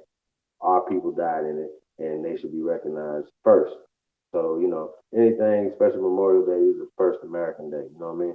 And they're gonna have to respect that too. It's the first Americans, man. Like that's the concept, man. It's the first American agenda, right? Now here's the thing: you might not like me, but you're still supposed to support, the agenda, right? Like, what is it about egos or is it about the agenda, right? So that's the thing. So yeah, man. Too much hating going on. And niggas be like, I hate it regardless. Fuck it. We're just gonna sink the whole battleship. Fuck it. We don't want nothing to work. Because it's coming from him. Ty Data did it, fuck it. I can do it better. Do it. Why haven't y'all done it? Anybody ask that question? They could be like, man, I could do it better. Well, he didn't do that like right there. His graphics was off right there. When did you do it? For somebody to critique you. Ain't nothing perfect, you know what I'm saying? I say perfect imperfections, you know what I'm saying? We are perfect imperfected people, you know what I'm saying? So I don't, man, come on, yo. We the greatest of all time, bro. Don't get no better than that. Shout out to Blue. Thank you for the super chat, brother. In the euros. Yeah, man. They be counting niggas' money, man. Like, bro, like, you have to do so much for them to eventually pay you. Like, I ain't even made it there yet. Like, niggas be like, this nigga's making money. Get the fuck out of here, man. Y'all serious? Y'all not even fucking being supporters ain't doing, never did nothing, never gonna do nothing ever in life, and nobody asked them shit. Like, hey, are you gonna build anything? You're gonna start anything? You're gonna try to employ any goddamn body? Anybody, nigga? We ain't trying. We are employing, starting businesses with people doing all type of shit, bro. What are you talking about? with no resources, nothing. Ain't asking nobody for shit. Cause that ain't the way men do. Men go out and hunt, provide for themselves, provide for their people, man. They don't ask nobody and take nothing. Yo, bro, like, come on, bro. Like you always supposed to be in a giving mode, man. Always supposed to, it's called altruism. Give without with any expectations of receiving anything in return. That's how that is, right? Didn't y'all learn that in y'all little religious studies and stuff? I did. I kept the good stuff, right? It was good things I kept that I thought was good. I'm like, I think that's pretty dope. You know what I'm saying? Come on, bro. Stop it, y'all. We got an illustrious cook in the building. Thank you for the super chat. He says 5. Juneteenth is a holiday. Yeah. I don't know. Like I don't know if I want to wrap myself around that holiday, bro. I was like, yo, they forgot that this the other day when they let slaves free. Man, I don't believe in slavery. I don't believe in none of that at all. I really don't. I think they have created a whole psych op, right? There's no legal precedence for everybody being enslaved for nothing for the rest of their lives, and then their kids' lives and their kids' lives. Where is the paperwork? Show me the whip manufacturer. Like, come on, man. I got so many questions. I really do. Like, that y'all can't answer. Y'all were never going to answer. So how can you show me records, right, from the 1600s, right, from the 1700s, but you can't show me no records from Africa during the same time period? You want to know why you couldn't get the Barbaria? Because them barbarians was over there acting a fucking fool. They couldn't get over there to the late 1800s, like 1899. The Barbary Coast Wars and slavery, right? The Barbary Coast slavery. They were enslaving Europeans into late 1800s, bro. Or into the 1900s. The United States, the British never took over the seas over there. The Spanish never took over the seas over there. The United States finally took over. Working with the British. That's how they work. The United States and British are the same people. I don't. You know what I mean? It's the same people, man. Like it's a foreign occupation in our government. This government was already here. Shout out to Isaiah Thomas again, man. Remember said we've been here. He stopped himself and he was like, it was already a government. He was like, already a government. Like he had to stop himself. Like, I can't go there. He gonna put his ass off TV. They'll stop your checks. What me say? They just kill your account. That's serious, bro. When we gonna get out that predicament? That's the thing. Like we don't even deal with y'all like that. Niggas can't wait to get drafted to go to the NBA. So what do you think about Master P and Romeo offering Zion Williamson a $20 million shoe deal, bro?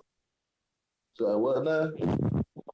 Master P and Romeo offer Zion Williamson a $20 million shoe deal. I ain't heard nothing about that. I've been out the loop, bro. Yeah, man, they just.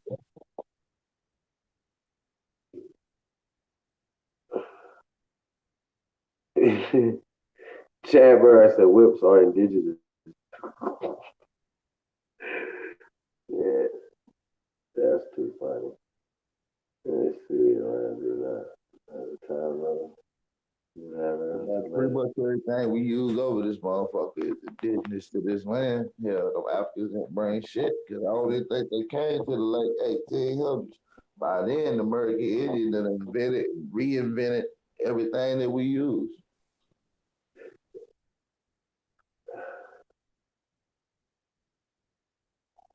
According to the American Indian Encyclopedia.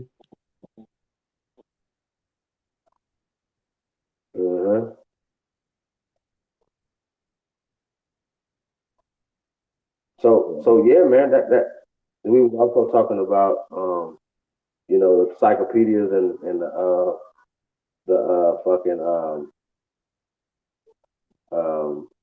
definitely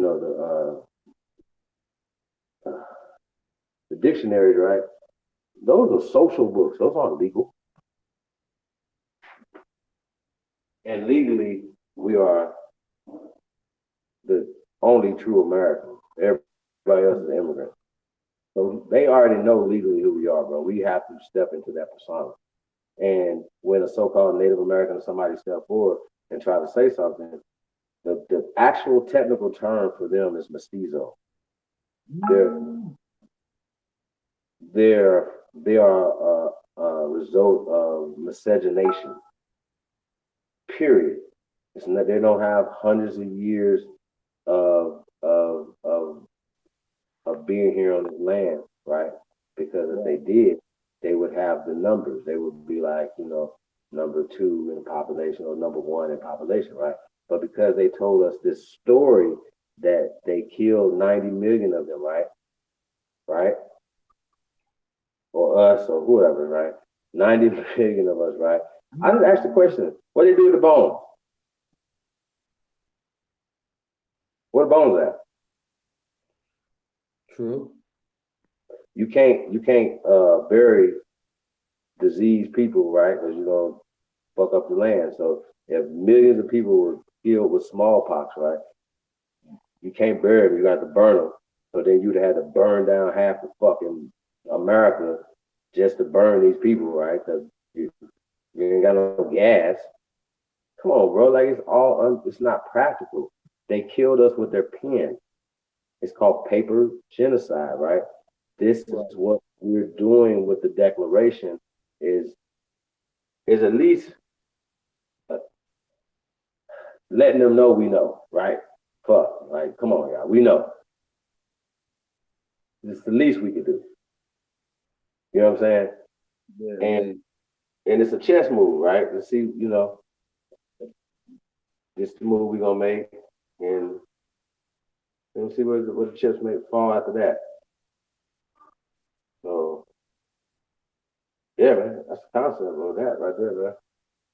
Shout out to the tribe, man. Peace to everybody in the building, man. Lotus, you got the I sent you the link too, bro. Chief Warrior Mina in the building. Peace, Empress. We got Cherokee Owlet, Indigenous Aborigine in the building. Peace, Empress. Thank you for coming out. We got T1 for what it do. Let's see, illustrious cook. These I can't do this. Of course.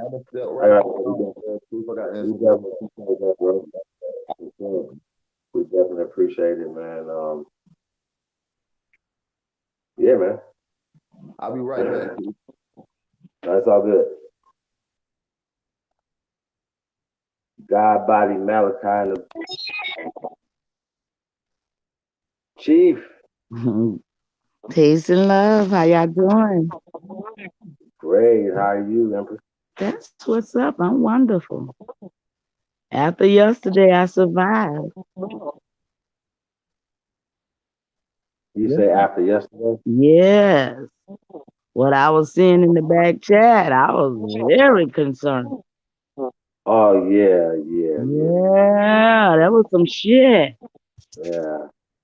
That was crazy, man. Did y'all get that straightened out?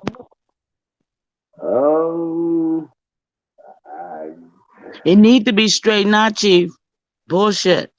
It needs to really be straightened out because it's like we coming against each other, and if we can't come together, I don't even understand what we're doing. It's still games being played with the people's mind. We got to come together. The bickering between Bone, TMH, you, and whatever that madness is, I know about it. I do. I was there too. I remember all that bullshit. But at the same time, it must end because it's nothing but making us look bad as Aborigines. I mean, it's just like everybody don't give a fuck. They don't care. They don't care that it's making all of us look like we the same niggas as the ones we've been for the last 200 years in these people's eyes. We're not looking any better if we're gonna play games, with communicating. This is a communicatable situation we're in. When y'all got these avenues to really reach the people with the truth, and then somebody want to say, well, what you say was a lie and what you did was a lie. No, we got to come together with what we bring to the people. It don't make no difference with nobody having their own beef. You got your own issue, whatever the problem was. But right now, it's about us pulling our people into the same direction. Not one putting some information out and then the other coming back behind it the same minutes and trying to discredit the information. Now, that's what I saw. And I don't know what nobody else saw in it, but I saw discrediting information. I saw people trying to act like they got the information and whatever. If you got it, give it to the people. Stop playing.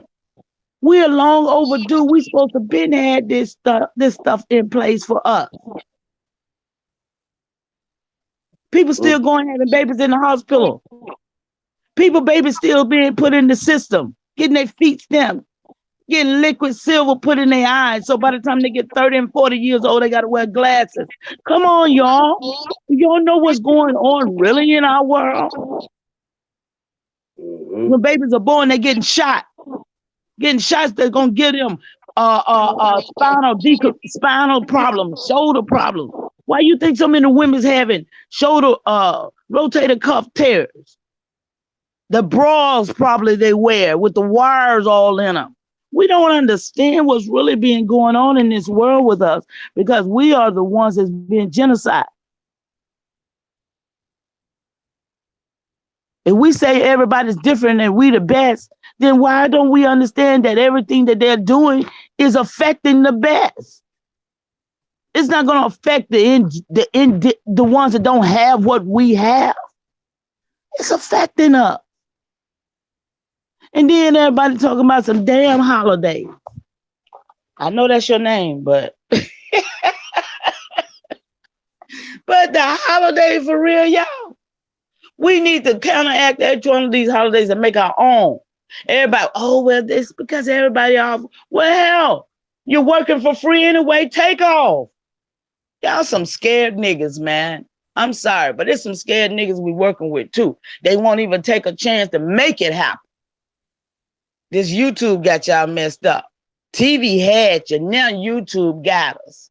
So we need to make some changes and we need to make some stuff happen. I relinquish the mic, y'all. That's Chief Williamina, Peace and Empress. But here's the thing, Chief.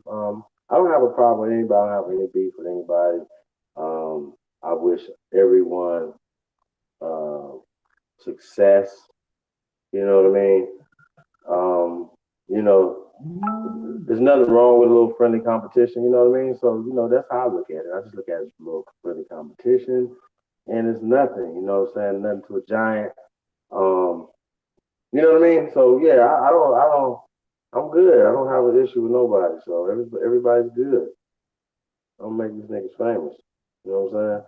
So, well, I understand you, with it, being the giant that you are and all.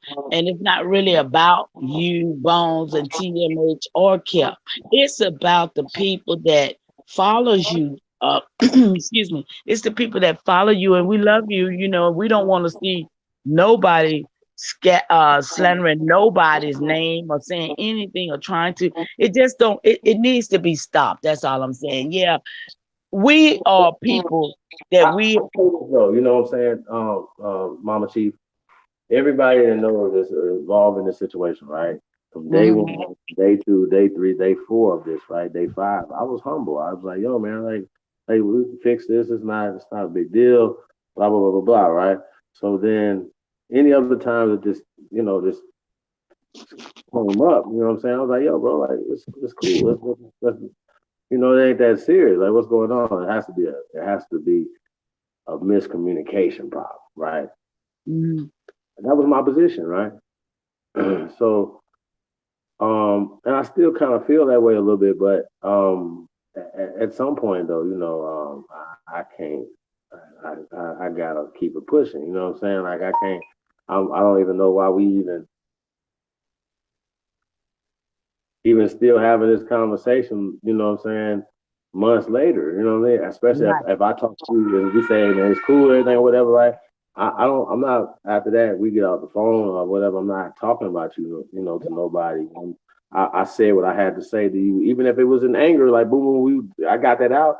I'm not about to Keep it going for months and months. because I'm not a girl. I don't do that. I don't gossip. I don't sit around and be talking to nobody. I don't wake up thinking about no other dudes. You know what I'm saying? Like for real. Like I don't. I really don't. I forgot Yeah. niggas existed. Like for real, I really did because I'm so focused and busy on what we got going on. I ain't got time to be. I don't watch nobody's videos. When you're making videos, you ain't got time to watch. No, that's what I'm saying. Like Mhm. I'm not influenced by anything that nobody else is doing. So what y'all should do, y'all should just keep taking notes and just keep doing what you're doing. Like don't stay in your lane. If everybody stay in their own lane, everybody be good. That's it.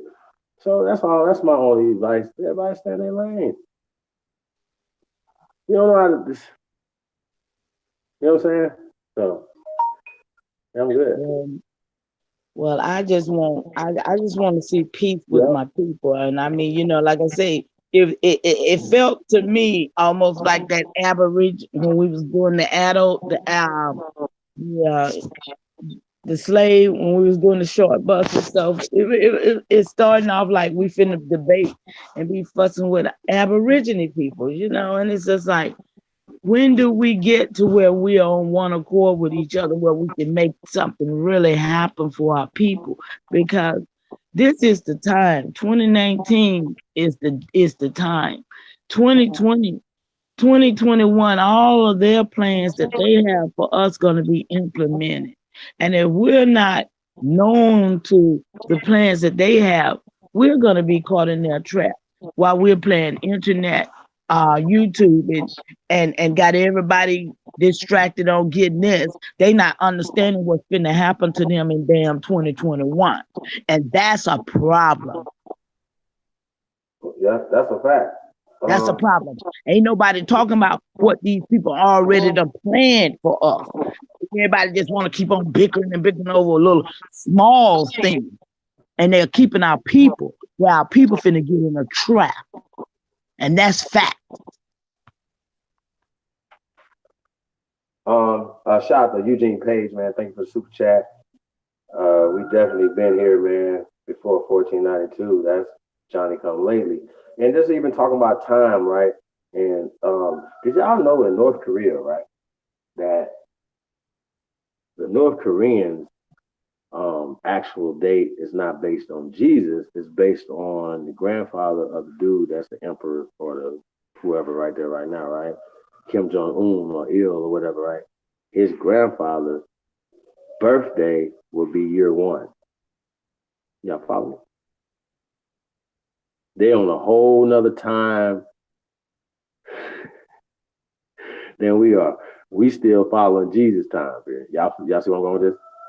They don't draw none of that. Their whole nation is 200 and some years old or some shit like that. Like it's crazy.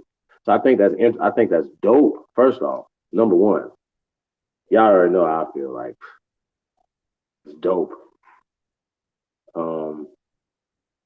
That they honor him like that. You know what I'm saying? Mama Chief, like I think that's dope. I really do. The whole country, like everybody, this your time. Not Jesus Day, nigga. Kim Jong, nigga. Like salute. Hey, I love y'all. I already told y'all, man. You ain't working for that, man. I don't know what you're working for. You know what I'm talking about? You ain't trying to conquer the world, man, for your people, man. I don't know what you got going on, man. Ninth Ether, man. Peace to the God, man. How you doing, fam? Great bill the other day, bro.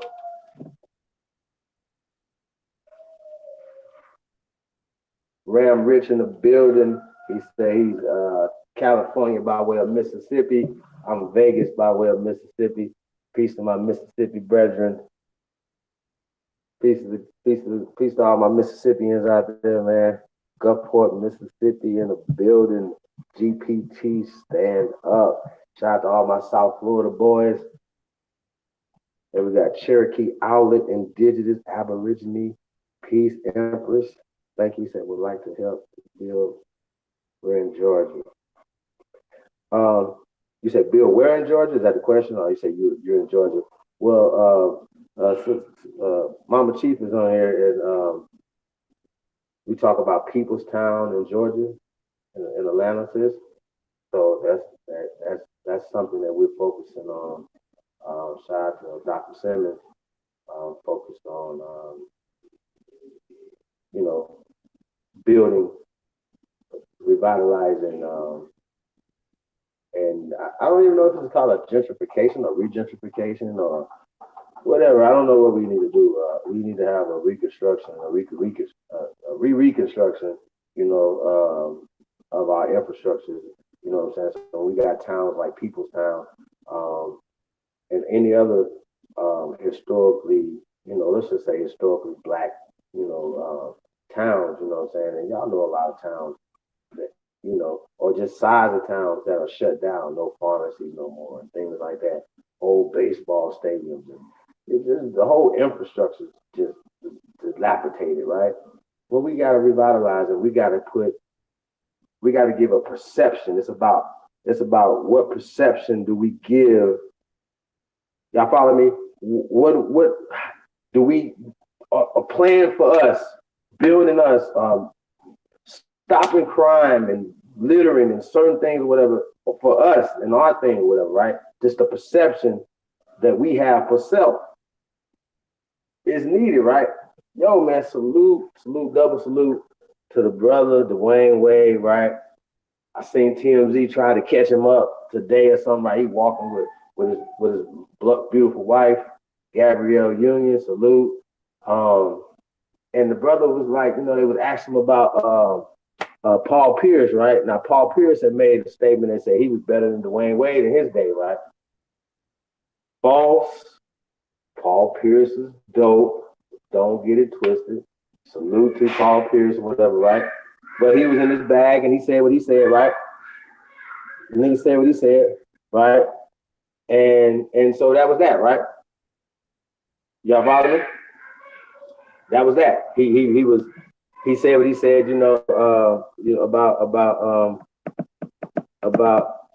about Dwayne Wade, right? And so I guess it's the opportunity to ask Dwayne Wade, well, how do you feel about what you said or whatever, right? So then he was like, well, man, I'm not gonna say anything negative about another player, this, and that, and the third, or whatever. And he said, he just wanted to talk. He said, man, I ain't gonna say nothing bad about another black man. Just like that. And then Gabrielle was like, oh, like that when he said that or whatever. And then that just shut TMZ down. They was just like, okay, then, like, he's like, yo, bro, this is going on, whatever. I got respect for dude, man. I'm cool. I'm never gonna tear down another black man. Yo, whatever happened to that sentiment, right? Malcolm M used to say whatever, when don't be all on the, television tearing down another brother or something like that or whatever, right? Whatever happened to that? Niggas make fake ass videos. Niggas be doing the most, y'all. Like, niggas had to say you white wives and shit. I'm gonna say this for the record so everybody can understand this again. My wife, nobody. I don't even deal with that type of stuff, bro. Like, I don't deal with that like that. So, I don't get down like that. Period. Like, at all. So people putting out slanderous things. It's just ridiculous, man. I don't even know where that came from, other than just from the mind of a stalker, and then people that don't like you will run with stuff like that. You know what I'm saying? I think that's crazy as fuck. How people move like that. You know what I'm saying?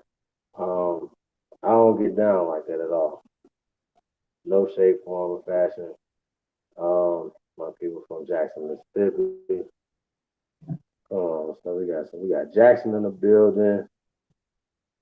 Shout out to Ram Rich. Peace, my brother. We got you. That's right. Hit that like button, y'all. We definitely appreciate y'all, man. TIRC Life. Natural Chusi, I can't pronounce that.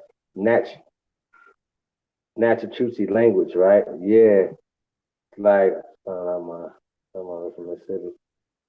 Oh, yeah? What part of Mississippi? Shout out to Ohio player in the building. Peace to the God. Let's see. Yeah. My grandmother's from Mississippi.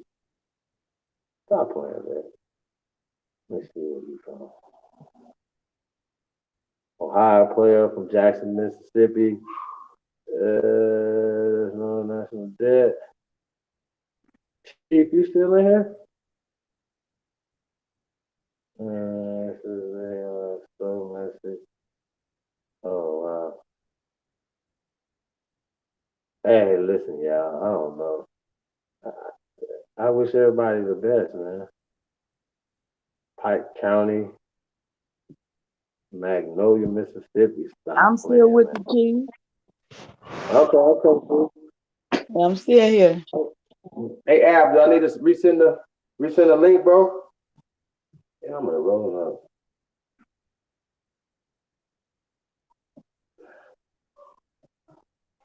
So, Chief, we got somebody in the sister. Hold on.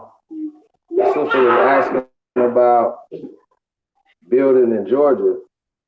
Sister Cherokee Outlet Indigenous Aborigine. She said she would like to help build in Georgia.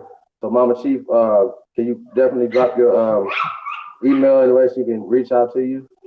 No doubt. No doubt. At chiefholiday@gmail.com. But go ahead, Mama Chief. Peace and love. Peace and love. Yeah. Is that me? How y'all doing? Yeah, the work in Georgia is it's a lot, really. It's a lot of work to be done, which we have a couple of communities that will really have all that's already up. I mean, the main community that I grew up in,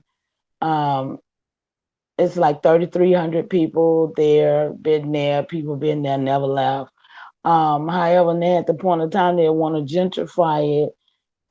They've been doing it, but they want to now run some dog parks and all that kind of stuff through there. And I went and declared to them that they would not do it, but I need support and I need help, standing on that because the elderly people there don't realize what is really being taken place.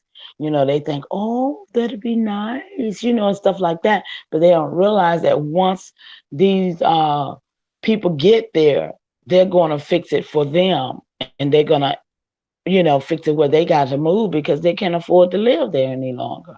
So our plan is to not let them do that, that everybody that's there will be able to stay in their home without being gentrified out.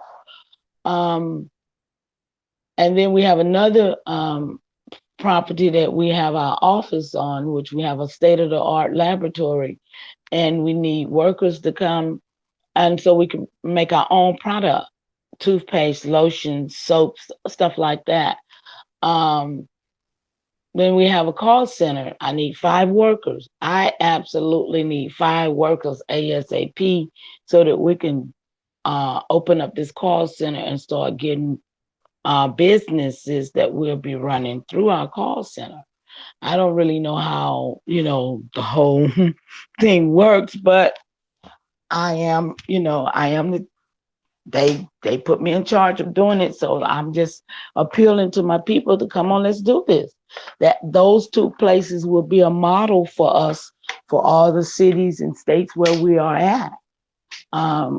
Because it is something that we've already doing.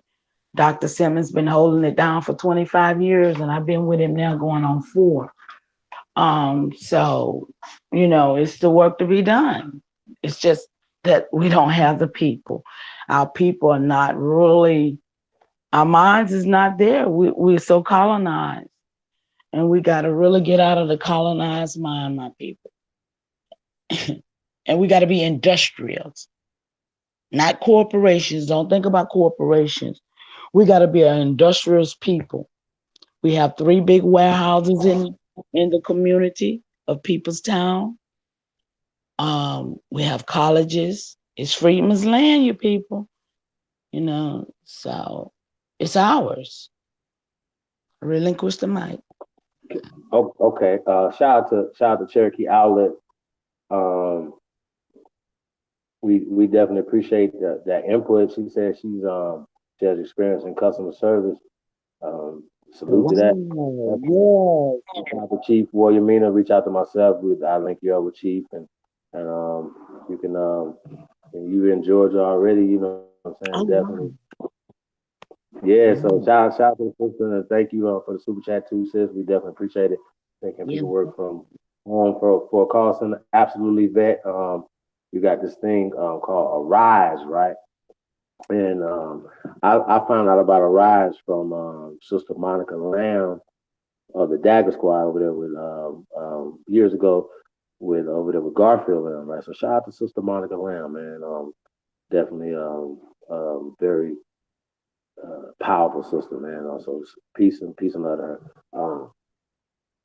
But she was talking about setting up, sisters working from home. Either they can set up their own call centers or whatever, or work for at-home call center or whatever. So there's absolutely, we have the technology out here to make these things happen. You know what I'm saying? So you have Arise, that's a company that kind of, puts those things together, and they already have the, like Carnival, and they already have clients already that you can already come in and start working customer service for, right? But what Chief is talking about is a independent one that's by itself. So she says she needs 5 workers. So if y'all in the Atlanta, Georgia area, definitely reach out to Chief Williamina. Aboriginal, our Aboriginal. It's about us. What do you say, Chief? Say the call centers are Aboriginal. Everything that is about us, it's not about them no more. So that's where we're going with that. And I also would like to say that we also have land in Virginia for those that are in Virginia who would like to be a part of working in that community. That's fact. Yeah, we have it's called Glade Hill. So we'll start putting that name out too, because we talked about it yesterday in the meeting, getting a crew together to go ahead and make like a little powwow down on the land in Virginia just to go and check it out, just to go and put our feet on the land and see really what it's about. So anybody want to be a part of that excursion, it would be, you would be welcome. And I also would like to thank those who came on the call last night. Came on the class of the Aboriginal Iroquois Confederation class. We had about 25 people, and that was a lot of people.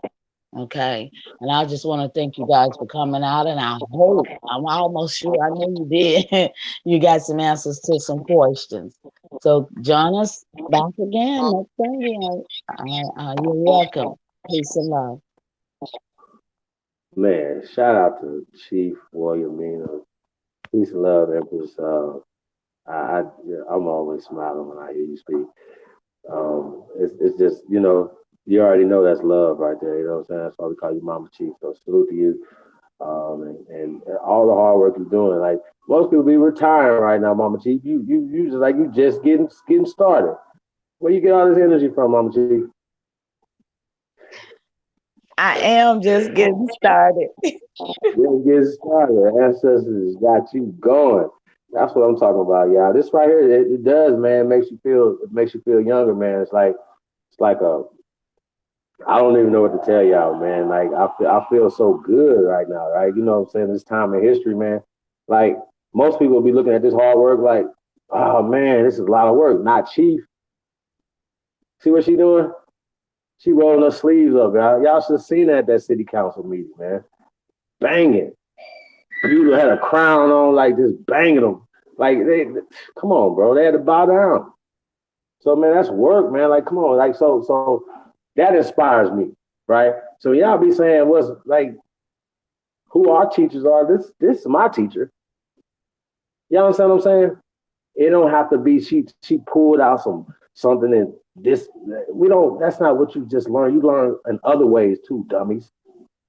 Y'all always have to show respect, man, to our elders, to our sisters, to our empresses. Always, even if you disagree, when you get emotional, you got to get emotional to the sisters and start calling out their names and stuff. So that's why I don't agree with none of that. Come on, bro. I don't deal with dudes like that. But Chief, at the same time, we're elders and we do make mistakes. And when our children do call us to it and say, hey mama, that wasn't right or whatever, we have to be humble enough to accept that too, because we ain't the only one been here before. And that's what one thing we have to understand too. Little bitty babies can help you out sometimes. You don't even realize it because they got some type of insight that you didn't know they had. So I said that to say that I really appreciate you all, and I know sometimes I might say something to get on some of y'all nerves. And please, I just ask you to forgive me and don't ever be mad at Mama Chief because I love you all. And just come to me, talk to me, let's fix it because it can be fixed. I don't believe in anything within our relationships that cannot be fixed. We just got to be humble enough to receive the fixing and accept it. See, because a lot of us don't want to be wrong. We just want to sit here, well, I'm right. I'm telling you that measuring stuff has got to stop. These brothers are measuring. The sisters ain't measuring. We're just pulling our energies together. But you guys are measuring. Y'all like, oh, I got it. Mine's a little bit longer than yours. And that's not right. That's not right. I mean, I think that's been going on a long time, sizing up each other. But we got to really humble and go hand in hand, arm in arm, and be a link that can't be broken. But right now, anybody can get in our circle. Anybody can get in our circle, and that's sad. We should not be able to allow anybody to be able to come in and break through and depart what we're doing. I relinquish the mic. Hey, Mama Chief, as usual, like I said, you always hit the nail on the head. I absolutely agree 100%. There's no, I can't disagree with nothing that you said at all. I also say this, once again, you said something that's the key to this whole thing. As for myself, dealing with younger brothers, and sisters, or whatever, you have to show the same amount of respect that you expect from them. You got to give the same amount of respect. Just because somebody's younger than you, somebody's new, they's coming to this information, we can't be like, oh, well, I know more than you and this, and that, and third. That's weak, man. We can't do that, y'all. We got to stop doing that. That turns people off from growing, in the information, So we gotta always know that we be good ambassadors too. You know what I mean? Like, oh man, yo, Pan Africa, I can't do with you. Like, you believe in Jesus? Oh, I can't do with you. You know what I mean? And that's not cool. Shout out to Miss Lynn Moore in the building. Thank you and welcome for coming. I'm gonna read what she said, sis. This is what she says. Miss Lynn Moore. That name is definitely interesting. You know what I'm saying? And has a lot of history to it also, more, what I'm saying? But we're going to get into that some other time. But she said, I'm new to this awesome info that I'm indigenous to the land. I'm getting started on my genealogical chart, and I'm a believer. I don't have to be convinced. I ran across Dane, and that's how I got woke. Shout out to Dane Calloway, man. Peace to you, Miss Lynn Moore. you come, you welcome home. You know what I'm saying? And that's a beautiful thing. Um, I you know, knowing who you see how good you feel though, finding this out, the information you find out that you from this land. I seen Professor George Simmons, right? He did an interview at the University of Alabama with we played this video too before, several times, right? But here with Dr. Ben, right? And the brother who was interviewing him, he asked him, he said, well, knowing this, how is this going to help you? And he said, well, first off, you know what I'm saying? It gives you a sense of pride in yourself and things, and you know what I'm saying? All the positive things that come with knowing who you are, right? I mean, that's that's it. Like the whole identity crisis that we have, and you know what I'm saying, is based around this psychological thing that they're doing that I don't understand what I'm saying. Like we understand what Willie Lynch is, right? We understand this, right? We understand Willie Lynch. We understand it's a psych op, right, or whatever. But we continue to fall for it, right?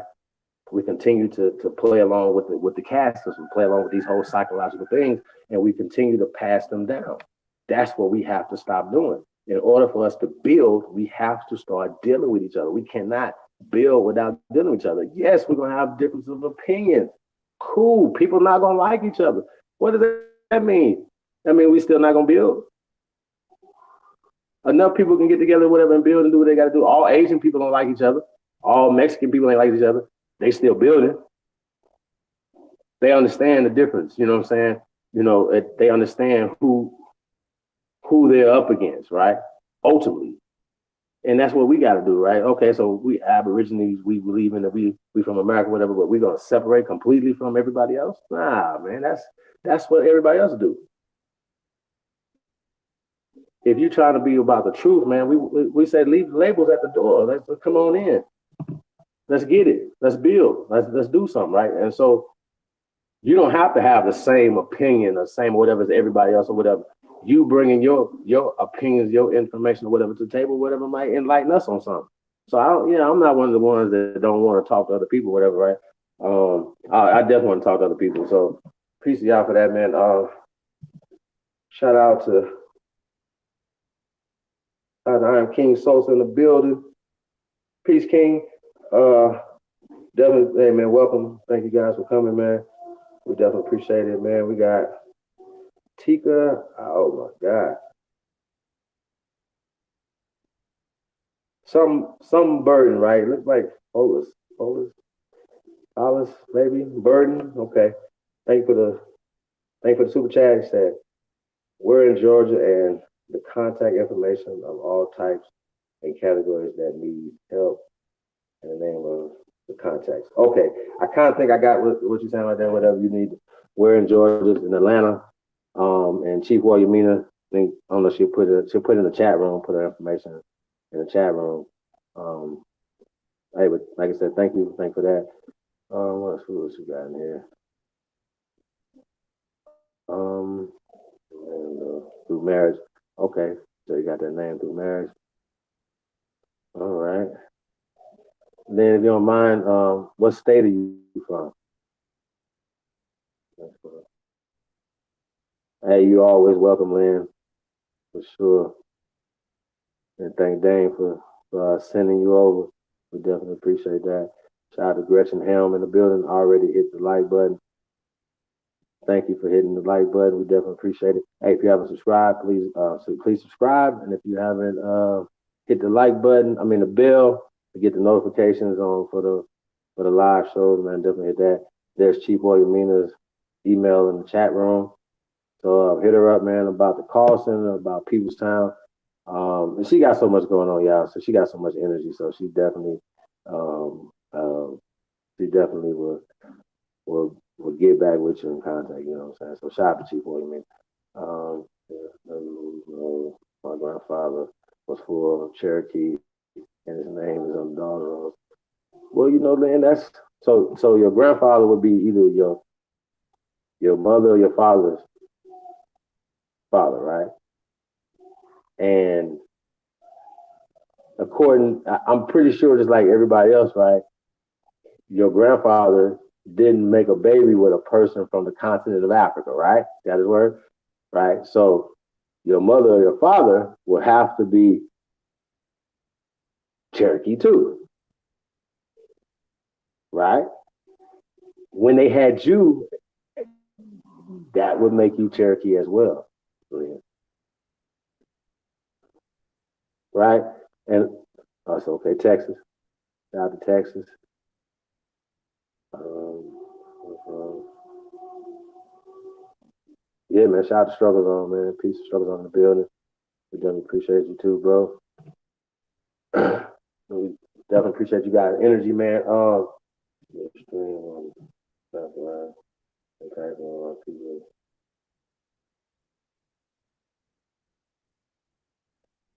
Yeah, that's what's up, Blue. Great idea. Um, hey, Blue, you say you're in Peru, huh? That's interesting.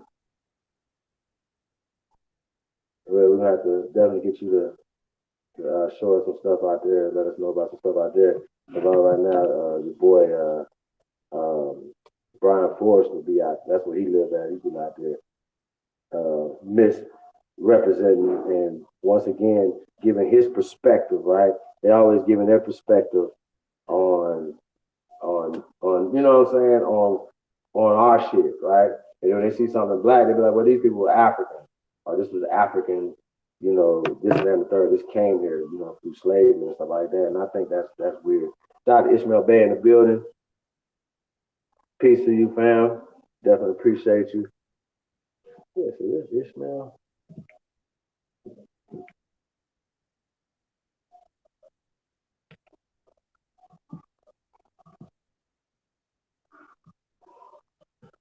Okay, what's up, Ish? Peace to you, brother. Definitely, I'm going to subscribe to you, my brother. Definitely know about your work, my brother. Peace to you. Hey, shout out to my brother Tahaka Bay too, man. Definitely funny dude, man. I definitely fucking with that Hotepi, man. He definitely went in on them on that. Uh, yeah, man. Peace to you, little brother, man. Welcome. We definitely appreciate you guys, man, coming through. That's what's up, bro. Hey, man, I definitely would like to build with you, Ish, man. So, hey, man, hit my email, chiefholiday@gmail.com, man. I'm gonna send you the link right now. I definitely like to build with your brother, Ishmael Bay. Peace to the God, man. We definitely appreciate you coming through, Ish. Uh, yeah, man. That's what's up, man. Definitely appreciate you guys. And once again, man, I I I, I appreciate brothers like yourself. You know what I'm saying? Like I don't we didn't necessarily want it to be to where we were trying to make a, a a separation between us and Moors like that or whatever. That's weak, man. I don't get into none of that type of stuff, man. We trying to bring the family together as opposed to separating everybody, man. So salute y'all, man. We definitely appreciate y'all. Take on the house. King Charles, Reservoir. Yeah, man, they do, don't they?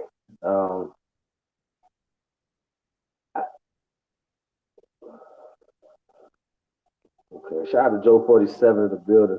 No, from oh shit.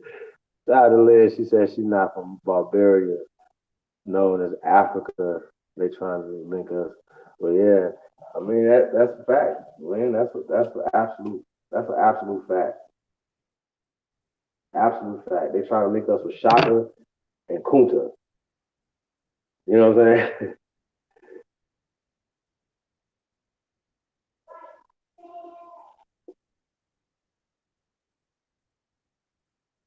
That's what's up. Yeah, she said he's indigenous to this land. That's a fact, bro.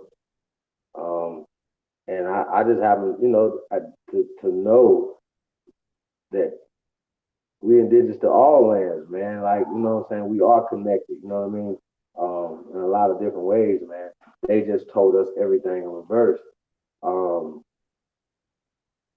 You know what I'm saying? And there's a lot more history just before 1490, 1491, 92. You know what I mean? What was going on prior to that? What was, how, what, so they like to tell everything in the reverse way. So that's the way, we definitely like to build with all sides, man, because everybody got different pieces to bring to the puzzle, man, bring to the table, man. So I think a lot of times we forget that we never learned anything in Sunday school, right? You know what I'm saying? We forget that, right? We forget that we didn't learn anything in Juma. You know what I mean? So we did learn stuff, man. So why not use those things for the better, man? So a lot of times you see um, people, the representation for these different religious groups, maybe not conducting themselves in a way that should be like that, right? But shout out to all my barbarians, though. Oh shit! Shout out to Kerry Mayo in the building. I sent you the link too, my brother.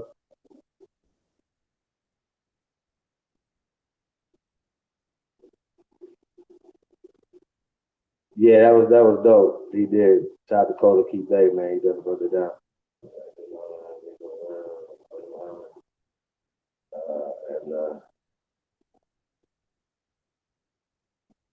And I'm definitely I definitely know about Ali Muhammad. And yes, I am aware of that. Yo, bro, like Ali Muhammad, another genius, bro. Like, you understand what I'm saying? Um, I mean, y'all got geniuses walking around this motherfucker, man. You know what I'm saying? So like, I know where he comes from, right? You know what I'm saying? So you got Ali Muhammad, you got uh, um, Duke. You know what I'm saying? Like, you got geniuses, man. You got brother Ishmael. You got Dr. Eileen Bay. Are you serious? Come on, bro. Like, you got some geniuses over there, man. So don't do that. Don't act like these brothers haven't brought anything super valuable to America, to this conversation. You know what I'm saying? And then we definitely can't forget Sabir. We can't forget Dr. Taj Tariq. I gotta put a doctor on his name. Shit, the guy, Dr. Taj Tariq Bey. Are y'all serious right now, bro? And we never gonna forget. And y'all go back and watch our first. Shout out to Toxic One, man. Our first live stream, we had special guests on there as Dr. Yafa Bey. It's real life over here, y'all. So you know what I'm saying. So if you're gonna get caught up in these terms and these things or whatever that that were created by us, that were taken by them, and then chopped and screwed and brought it back, then that's on you. You know what I'm saying. You still ain't caught up yet. You know what I'm saying. Catch up. And that's what we're doing right now, man. We trying to catch up, y'all. You know what I mean. So the divisional shit, that shit gotta stop, bro. That gotta stop, man. And if you mad about the truth, then that's another thing. You know what I mean? And if there's some contention in the truth, then we can talk about it and let's put it together. You know what I mean? I I know once we can start, putting these things on the table, you know what I'm saying, things will change. Chief, you there?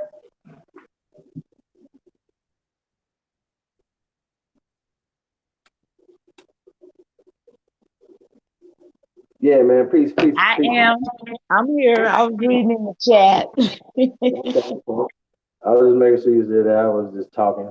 Yeah, Peace and love to Carrie Mayo and all the big giants in the house. It's always a pleasure to be in the midst of your energy because we have to grow and pull on each other's energy. And I feel your presence in the room. Peace and love. that's a fact, man. Shout out to all the great ones in the building, man. We got DOT in the building. Peace to the God. Man, we definitely appreciate all the great ones tuned in, man. We ain't told y'all, man. We definitely love y'all, man, and respect everybody, man, and respect everybody's opinion. Um, you know what I'm saying? And I don't want ever people to feel like if you got a difference of opinion, right? I give y'all a perfect example, man. Shout out to the sister Mimi doll, right? She added ADOS on the end of her name, right? You know what I'm saying? So it pops up. Mimi doll hashtag ADOS, right? And, you know, we going in on ADOS at the time. Everybody in the chat room banging like, nah, rah, rah. She held Spur. She told us what it was and how she felt about it and why she felt about it like that or whatever. And we were still like, slavery though. We don't like slavery. Like everything else is cool, but we hate slavery, right? We were just so emotional and caught up in that word, right? But the sister held her ground. Yeah, I said this word. She, you know, she held her ground and her arguments and things like that or whatever gave me a different perspective on it. I don't know about everybody else, but it gave me a different perspective on it. As well as, you know, just maybe go back and revisit what Tone is talking about, what Yvette's talking about or whatever, and maybe look at it in a different way and say, okay, well, how can we put steroids on it, right? But guess what?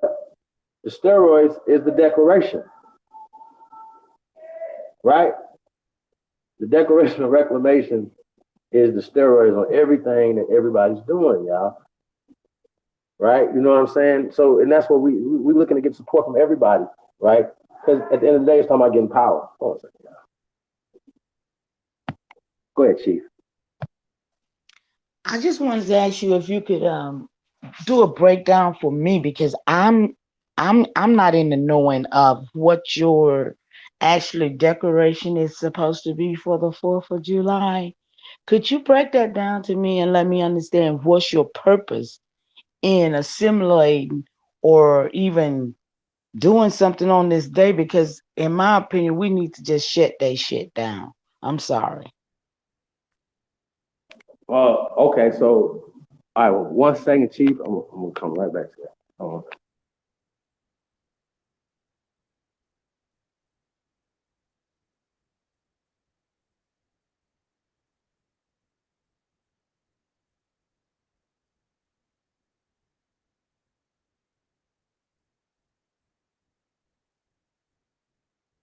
Okay, Chief. So here's my take on it, right?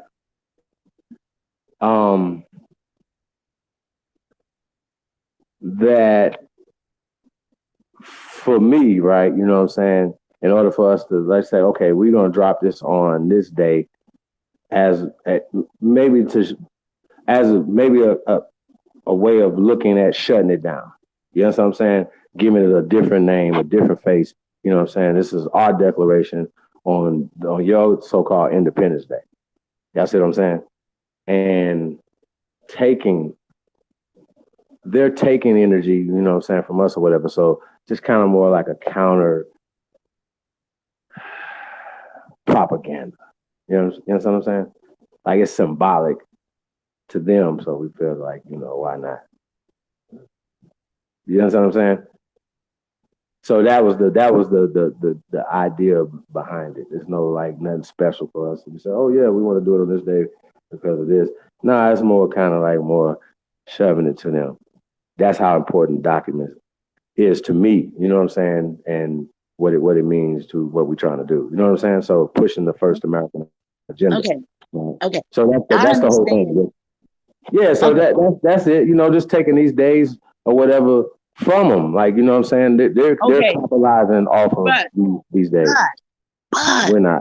Fail to realize that if you do you understand that we are the ones that make the damn holiday? Them crackers ain't studying that shit like we are. We the ones got a barbecue. We gotta have a pick a nigga. We the only ones gotta celebrate what they gave us. Why can't we not spend one copper penny for that day? We'll shut them down. See, we're talking about showing them, but we got to show them in their pocket. They strive off of us. They're living off the energy that we put out in the earth on our feast, on the days that we celebrating them. We got the energy that's keeping them alive. That's how they're living off of us. Every time we get together and we put that energy together in the earth, what y'all think they doing? They striving off of us. If we was to shut down, don't get up, lay down, and enjoy ourselves at home and do something on the inside with our relatives, the energy will stay compacted amongst us. They will die. That's our goal, is to get rid of the enemy, not to keep feeding them. They like little ticks sucking on our blood, man. It's in the pocket that's gonna hurt them. We know it ain't no money. Everybody who get up and go to work every day, they working for free. I'm sorry. Since 1933, you pay tax to get to work. So I mean, what's to say one day, just because they said you gotta go to work, you don't go to damn work? What you think they'll do? They'll panic like hell because they companies gotta run. But we are the companies. We the one gotta figure out a way to say, okay, today we will not do nothing. That's my point. It ain't about a declaration, because the declaration is the fact that we gotta make them do what they're supposed to do for us. That's in the rights of indigenous people. And it's up to us to make them do it.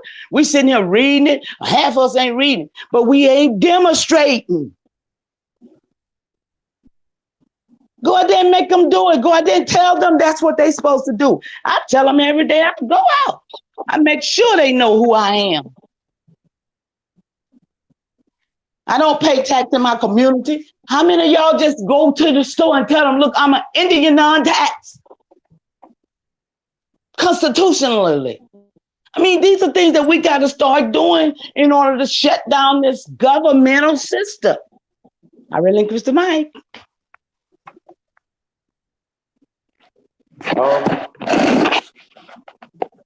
Yeah, I don't know. I don't know if that's a strategy. Stop studying. No, I'm saying that's a strategy though. You know what I'm saying? Boycotting, that's a strategy. I kind of try to do that as much as possible. I also feel like we should start creating or building onto any economic infrastructure that we can. You know what I'm saying? And so-called holidays or good business days, right? So if we could have an Aboriginal infrastructure that our people could come to on these holidays or whatever, to shop and do certain things or whatever. So I feel like, that's something that we should focus on. If they took something, let's take it back. I'm still going to that. Like, like the red, white, and blue, like America, this is ours. Hey, apple pies, all this. Give me that. Hockey, give me that. I don't even like hockey. Give me that. Shout out to the Golden Knights. You guys had his word? Vegas just got a fucking hockey team, right? A couple years ago, right? You would think that this was a Midwest or a team that these people always had hockey out here their whole life, the way this city is hockey crazy now, right? Now, they had some success their first year where they went to the Stanley Cup. They didn't win, but they went to the Stanley Cup final, right? So that, when niggas win, that gives you a little bit more boost, right? But point being is, right, they stay on code, y'all. They support their own shit. That's all. We going. 50,000 of us gonna be in the stadium tonight. Guaranteed. We buy popcorn, hot dogs, hats, t-shirts, da da da da. Not us. Not us. Come on, man. So that's kind of where I'm at, Mama Chief. I'm kind of past my that part of my militancy. You know what I mean? Like, it's time to get rich. Like, it's time to go. It's go time. Like, you know what I mean? So I'm not about to let none of that. Like, go down there and tear down the Disneyland. It's on all the gold in Florida. Go tear that down. Get your gold. Because other than that, you ain't finna get rich off no feedlot dollar, Chief Holiday. We got to understand what we're getting rich off of. We gotta enrich ourselves. We're still looking at these people and what they gave us. That money ain't real. If we can understand that, we probably stop being so materialistic. We are some materialistic people. I was with my family yesterday, and I was sitting out there with all of them, and none of them wanted to hear the information I had. I take all my information with me everywhere I go. I take a roller bag with everything. Because I want y'all to see this. Them niggas wasn't studying what I was talking about. They want to party and have a good time. You know, but when I go where my folks, I take information because I want y'all to see. This shit is real. You know, they looking at me like I understand. I don't know if I agree about the fiat thing, because I'd rather have a billion fiat notes, right? And not because I'm trying to do whatever, because I know I could use those things to push things in certain directions and acquire but see, resources, right? a nickel is more than a dime. Right now. I'm sorry. A nickel is more than a dime. I mean, a nickel is more than a dime. So why in the hell would I want to have a bunch of dimes when I can have a bunch of nickels? Yeah, no, I get that part too. I mean, that science has been proven, though, right? So, yeah. So why are we still, when we know, listen, every state used to have their own little paper money, right? Right. Okay, but we know since 1933 they gave us that note and took all the gold, right? Right.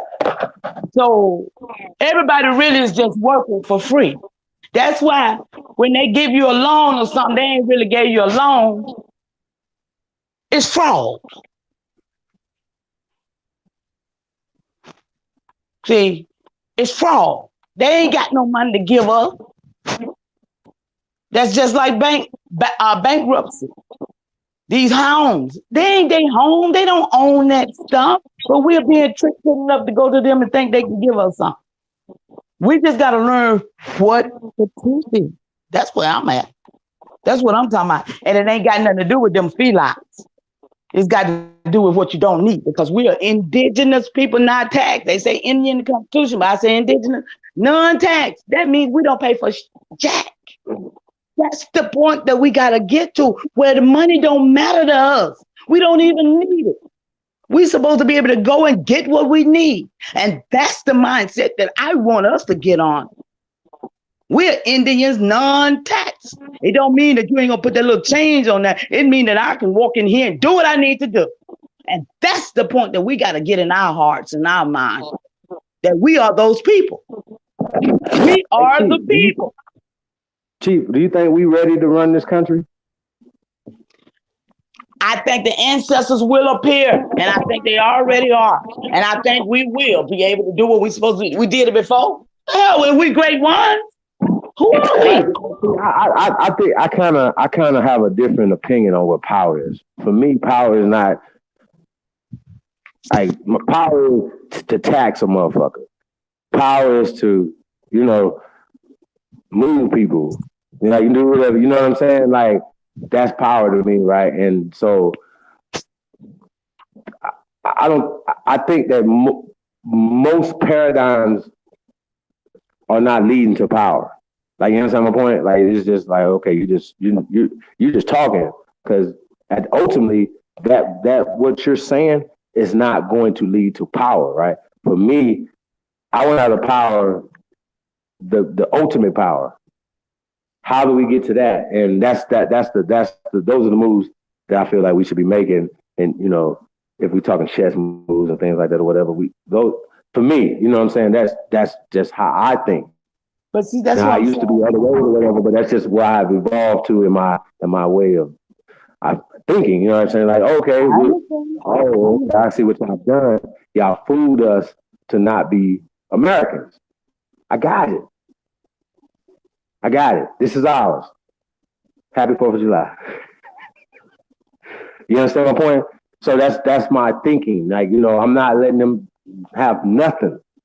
Nothing. This is ours. Your guests. you don't like brown people, go home. Simple. I want the power to put brown people on the money. That's power. Now, people been on the money. Been on the money. This ain't new.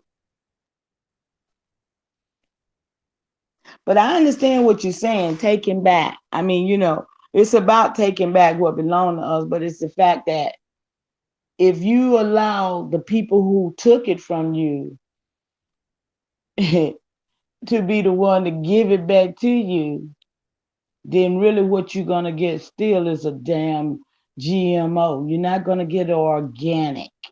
So what we have to do is be industrial enough to create our own of around within the midst of these people. Like I say, in Atlanta, there's 3 counties that's interconnected. I was there yesterday, and I mean, when I tell you it's like a whole total different world than what I live in. Because when I go out to the store or something in my community, I'm going to see white folk, and I might see a few of us. But then when I go to the city, 3 counties, I ain't seeing hardly none of them. And it's just all of us. And when I tell you it's a different atmosphere, when I tell you that the energy is very, very thick, you see your own people riding around in beautiful cars, looking fly and feeling good about themselves. You know, you see some on the corner begging and bumming. You just see some of everything in the city, you know. But at the same time, you don't see enough of our people that know that they need to come together. And that's sad. That's sad to be run, you know, by a black mayor, you know, and all this stuff.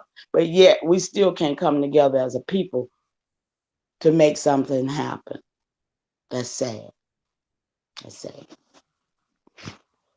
Well, it goes back to mindset.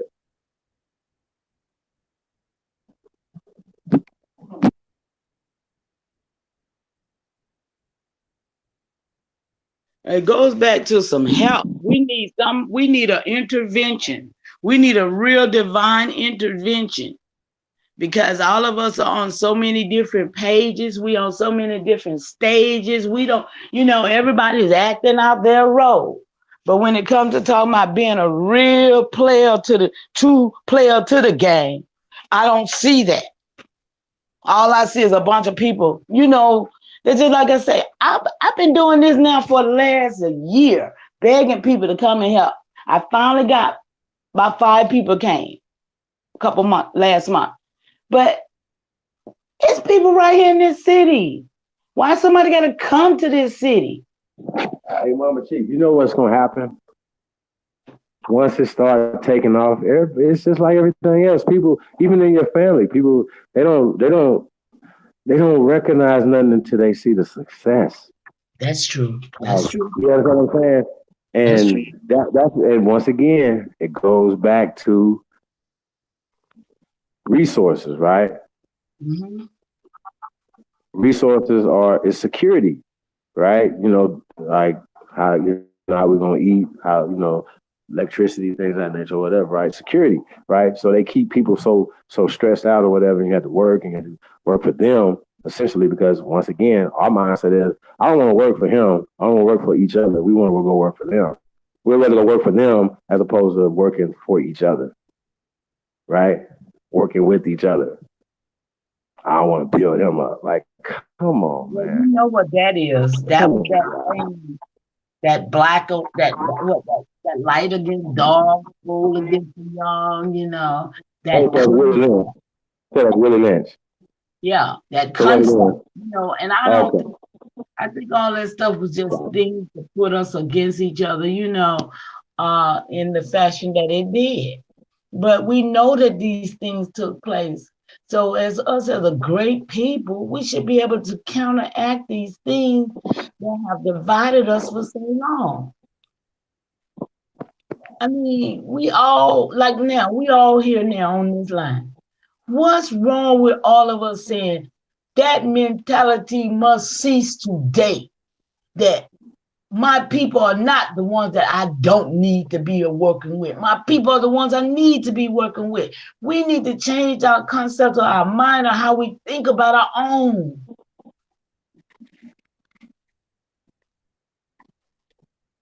That's a fact. That's the hardest part though, right? That's the hardest part.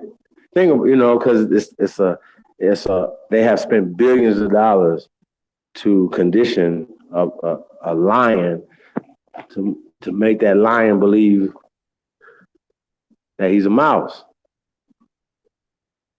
Like, he can't build shit when you build everything. They just told you was a slave when you was doing it. You know what I mean? And just more wordplay and when we say that, like, y'all looking at us like we just saying that, oh man, slavery, this and that. What? Like, come on, man. Like, let's look at the facts, right? You know what I'm saying? If in order for us to beat this thing psychologically, then let's start attacking it from where they're attacking it from, right? Like I said before, show me the law that made all of us slaves forever. Show it to me. That's all you got to do. All you got to do is produce this law, right? And so when they come out with John Punch or Kazar, right? John Kazar, right? And Anthony Johnson, those stories don't hold up to light. You know what I'm saying? They're fake stories. And there's still not a law that made all of us slaves. Because even if John Kazar and John Punch, two separate people, two separate cases, did have to serve a life sentence, that would be like one person getting life sentence and they making all of us slaves because that one person got life sentence. Y'all see what I'm going with this? This is the mindset of how they tell us stuff. They tell us like it was everybody. You know what I mean? Everybody got whipped. Everybody got enslaved. Everybody was. Come on, bro. Like that. So that's what we fighting against. We'll just say, well, let's just stop teaching this. The same way that you want them to stop making slave movies, stop teaching it. Especially if even if the leading slave catcher can't prove, like, it's hard for him to trace people back to slavery, so-called African Americans back to slavery. Well, when did you trace yourself back to slavery? People doing their genealogy, whatever. Some people might be scared to go back because they think they're gonna find slaves and shit and getting whipped. And Kobe and all this dumb shit, bro. Like, come on, y'all. This shit is weirdo. It's weirdo shit to me. So yeah, Chief, that's why I be on, man. I can't do it. I can't deal with that, y'all. It's too slow for me. Peace to the tribe, man. Peace to everybody, man, that's in the building.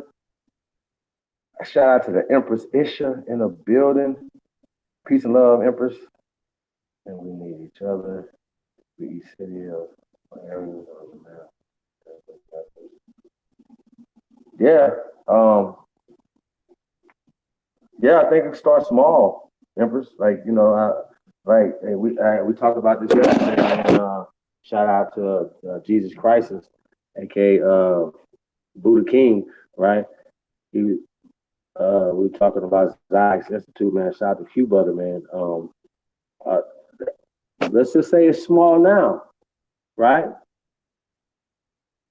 But that don't mean it's going to be small in 10 years, small 20 years, small in 50 years. You know what I'm saying? So we have to have that type of mentality. Okay, well, I'm going to create a chain from this little small restaurant that you're going to create, right? You know what I'm saying? You feel what I'm saying? Something that you and your children can work in.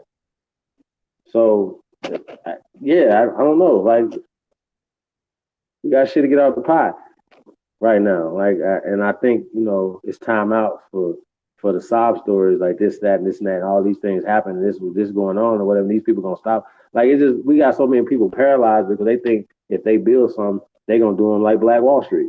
I'm like, yo, bro, is this real? For real? Like, you really think that? You know, you know who we gonna have to fight while you building something? Each other. And y'all know this. All we gotta do is just say, well, we cool. We ain't even fucking over each other no more. Let's build. It's a moratorium on hating each other, right? You don't worry about nobody else hating you. Just worry about yourself hating you. I think that is the key. Everything else is no. That right there is the key, y'all. Us not hating on each other. You know what I mean? That's one way make our own Aboriginal corporations. Yeah. See, a shot, like I said, once again, shout out to Dr. Ali Muhammad, right? Now, they're talking about, and this makes sense, right? You know what I'm saying? You know, when you get ready to register your business, you register your business with the state, right? You know, no. We shouldn't be regulated by them. Whatever, we should be able to have our own, you know, business registry. You know what I'm saying? Like that supports us. You know what I'm saying? And then we can put into that as opposed to, you know, we had to go through them or whatever, right? And yeah, obviously we were not going to be taxed by them because, you know, when you do, you know, doing this with the state and city and stuff like that or whatever, you got to pay the city and state tax and the federal taxes. That's what all that's about. Like, you even have to do that. You have to pay them, right? You have to pay them. They wouldn't we waste their time filling out no fucking paperwork. They'd be like, okay, don't worry about our paperwork. Leave us alone. This is what we're doing right here when we set up our own businesses or whatever, right? How many businesses that, you know, have been destroyed for taxes? I'll wait.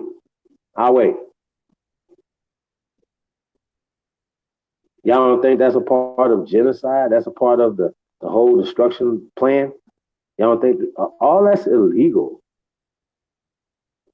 So yes, Chief, trust me, I'm down. I'm my arrow stay lit. You know what I'm saying? However, you know, we might have to use them to show the way sometime. You know what I mean? As opposed to, you know, shooting them. You know what I mean? So it gets tricky. So you know what I mean? So I think you know, all things, you know, every way, but you know, I feel like we gotta try some different ways because boycott sucks. Like, I don't think that shit works no more. It's like they calculate for it. Like, come on. Because I was asked the question about Gucci. Is the Gucci boycott over? Because we had got suspended. All the channels got suspended like around the same time of the Gucci boycott. So we figured it would have been about the same 90 days. So I just need to know, is T.I. wearing Gucci today? Like, okay, it's over. T.I., is it over? Or are you still gonna start wearing Gucci again? If they sing some shades or something, like what? Did anybody tell me this? Is anybody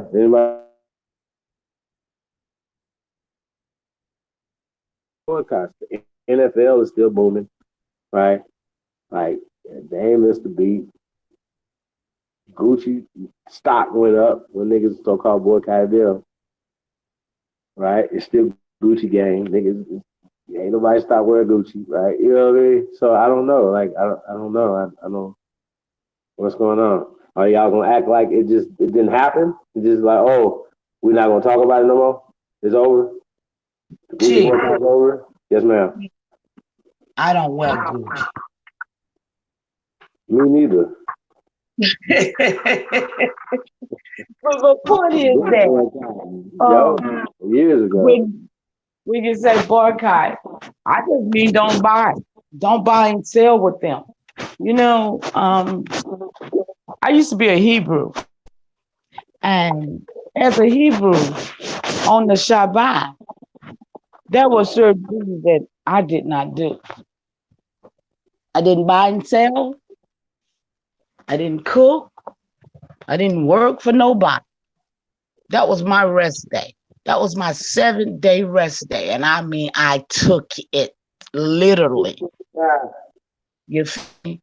And when I say don't buy and sell, if everybody who really could just take it one day and don't buy and sell to these people, you see a difference in their whole reactions to us because they know who spend the most money. We are the consumers. We don't even want to grow food no more because we think, oh, it's a slave job. You're a fool. Totally a fool. To not think that you can put a seed in the ground and in a few days it's coming up and you're going to eat in a couple of months. Come on. But no, we'd rather go to the store and get GMO food that we don't know who grew it. We knew our enemies did.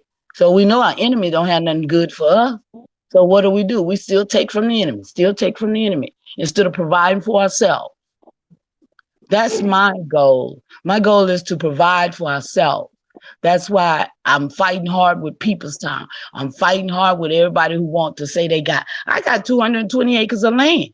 I need people to help me get to that and do what we need to do and do a community for real, for real. It's things that we can do for ourselves. Right. But we got to have the right-minded people who is not still colonized, still depending on these people, still want to be a slave. We got some slave mentality still going on in the midst of us. Even though we might think we got all great knowledge, we're still being colonized in our own mind. Mm-hmm. We can't even free ourselves. I wake up daily on this. I wake up on this. You got to free yourself. You got to free yourself. And y'all know, we're going to see a lot of us crash and burn. I might damn crash and burn. Y'all might see me crash and burn. But don't get it twisted. Hell, I'm on this thing. If I crash and burn, y'all better know somebody burned my black ass. I didn't just lay it down, because I ain't laying down. I'm getting down. Like Benny Siegel said, state property. Or you going to lay down or you going to get out. You going to lay it down now. Don't keep playing. Just lay it on down. That's a fact. You're going to get down, lay down. And when you lay down, you're going to stay down. Just stay down, Don't even keep playing these games, because this is a real battle, y'all. This is the war. You're talking about we've been in wars, we've been in battles for a long time. But the biggest battle is now. Because too many of us is woke to lay it down. Too many of us is woke. It's gonna be some bloodshed. Y'all better get ready. And somebody said it online today. They said they already shedded some blood. Okay, it's gonna be a lot of bloodshed. You get ready. That's fact. Well, niggas know how to shed blood, so I don't know. Shout out to all my wild Indians out there, man. That that gonna go get theirs. You know what I'm saying? So, we know how to do that. That's not an issue. Once again, the question on the table is, would we be ready if we just woke up and wasn't nobody else here but us, right? How would we be ready to govern ourselves, this country, right? With this mindset. Y'all see what I'm saying? With this mindset right here, would we be ready to govern ourselves? Whatever. Do we need these people to govern us?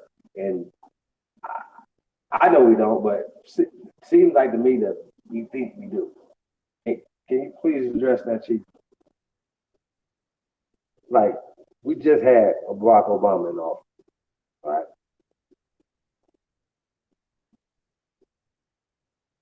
Chief, Barack Obama in the office wasn't for us. What do you mean? That just was a camouflage for real niggas to think they had arrived. Okay? And then they put a bunch of them on TV. Oh, wow, they really had them arrived. The real niggas, okay? I ain't talking about the Aboriginal. I'm talking about the real house niggas. They had them all on the TV, propagating before us, making, not us, but before them, making them think that they had arrived. They had a so-called African president. Well, white, because he is what his mama is. But his daddy was African, so they try to make it feel good to the niggas who from Africa. That was a plot. That was a plot and a plan to get LBGT signed in. Now, I used to be very upset with him because I didn't think he did anything for us. The last thing he did before he left was he signed the Declaration of Rights of Indigenous People of America. Something that had been sitting on the president's desk for 40-something years. He signed it. He signed it. That was that 2017 signature that everybody's trying to act like don't nothing matter now because they don't know nothing about that. They don't know nothing about nothing but the 2004 situation. So now they want to act like the Declaration of Rights was not put in action. But 2017, it was. It really, really was. So, but it's up to us to implement it and to make it a factual reality. Because they ain't gonna come and tell you to do it. They ain't gonna come and tell you, look, y'all have the right to the best health care in the world. They ain't finna come and tell you that. But it's in the document. If you don't read it, you don't know that it belongs to you. See? So it's so much in there, and every day, every Monday when I wake up more powerful than I was because I read on Sunday my rights that gave me more power than I had before I read about them rights. And if nobody reads what's in the Declaration of Rights of Indigenous People, they don't have no power. Ain't no power. But if you read it, you'll feel your power coming in. You'll feel your ancestors raising up in you to get the job done. You got to read that book. You got to read that. And it's instructional. It's instructions what you got to give to your children. It's a book in there to tell you about your children, how to teach your children their rights, how to teach the world what they got to do for us. See, that's what's in that Declaration of Rights of Indigenous People. It's in there telling you what you got to do and who you got to teach and what we got to take this to the universities, you guys. Do you understand that? We, not them, because they ain't going to do it for you. That's right. It's up to each one of us to individually read this stuff and get out here and propagate it. Because ain't nobody never heard it before. Ain't nobody never known that we had these rights. We think it belonged to the Oklahoma Mongoloids. No, it belonged to the Negroes that was classified as black, nigger, African American, and color. These things belong to us. And if you don't read it, you don't know it. And ain't nobody gonna keep trying to tell you. Believe that. They're hiding it from us. They've been hiding it. Here it is, this stuff been out here for 10 years. Ain't nobody teaching it. Why? Don't you see that that's agent mentality? They ain't teaching this. It's a reason. They're keeping it from us. This brother been teaching it for 4 years. But it's been out for 10. Now what that tell you? Somebody's holding some information back.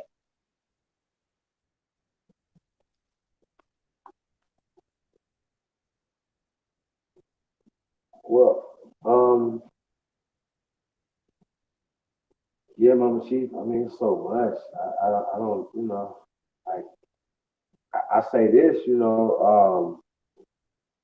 I see the minds and the hearts of the people changing, right? You know what I'm saying? Once again, I remember when it wasn't there. You know what I mean?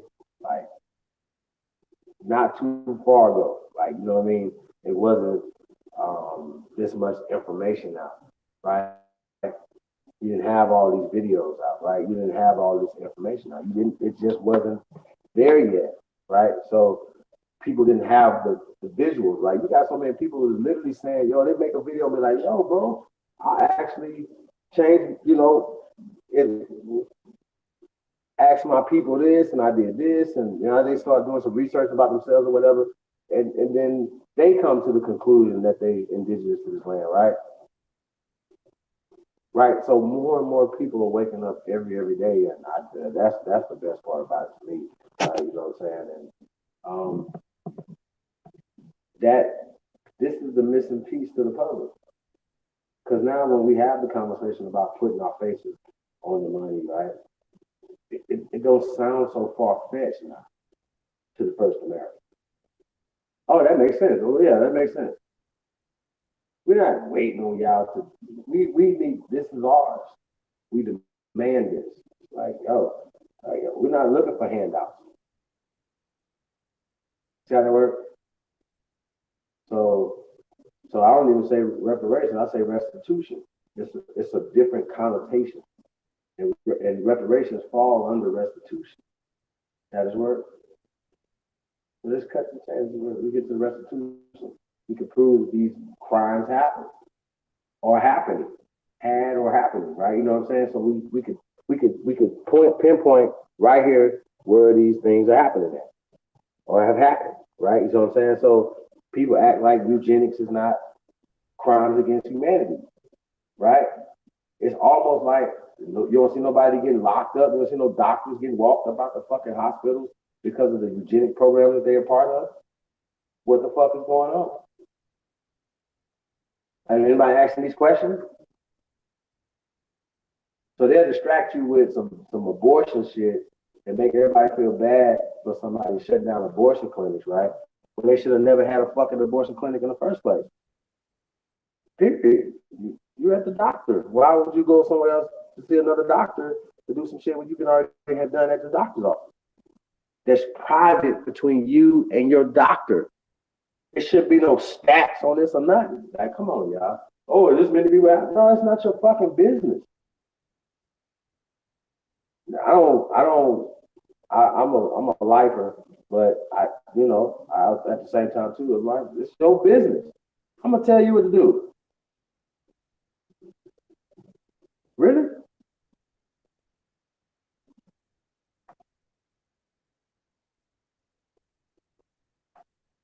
Grand Rising to all American Aborigines, man. Peace of Lord Brian in the building. Yeah, man, we're in the building. I'm not.